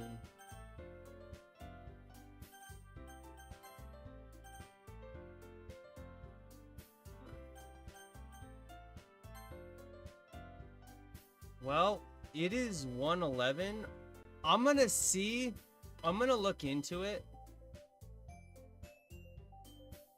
That's what it's like supposed to like make you think it is a dating sim, and that's like the twist of it, because that it really, even though I didn't know that all that happened, but I did go into the game knowing that there was some kind of twist to it that you don't expect. And but it had like, I played for like 3 or 4 hours of just like doing the right poems and get to know the girls and who do you want to fall in love with, all that shit. So I have been playing for 4 hours and 17 minutes, and it is 1:12 in the morning. Actually, you're East Coast, so goddamn, it's like 3:13 for you. I'm gonna go to bed for now. I'm gonna look into it, because like now I'm wondering what happens if I do a new game again, because like she's gone now, like Monica's gone. So I wonder if there's like even more to it. You know what I'm saying? But I'll look into it. I will look into it and see if my third playthrough, because I was originally gonna play it in 3 parts anyway, so maybe tomorrow night, if I find out, I'll do a little bit of digging if it's like worth it to like do a new game to see what happens with Monica gone and all that. But yeah, for now, appreciate you stopping by and experiencing this absolute mindfuckery of a video game. And yes, it was freaking intense, and I'm glad you enjoyed it. Thanks for stopping by. And man, this actually took twists that even I was like not expecting at all. All right, thanks for stopping by. If anybody watches the replay, thanks. Good night. And I'm gonna try to go to sleep, I guess. Probably be up all night because of this horrifying nightmare. But yeah, later.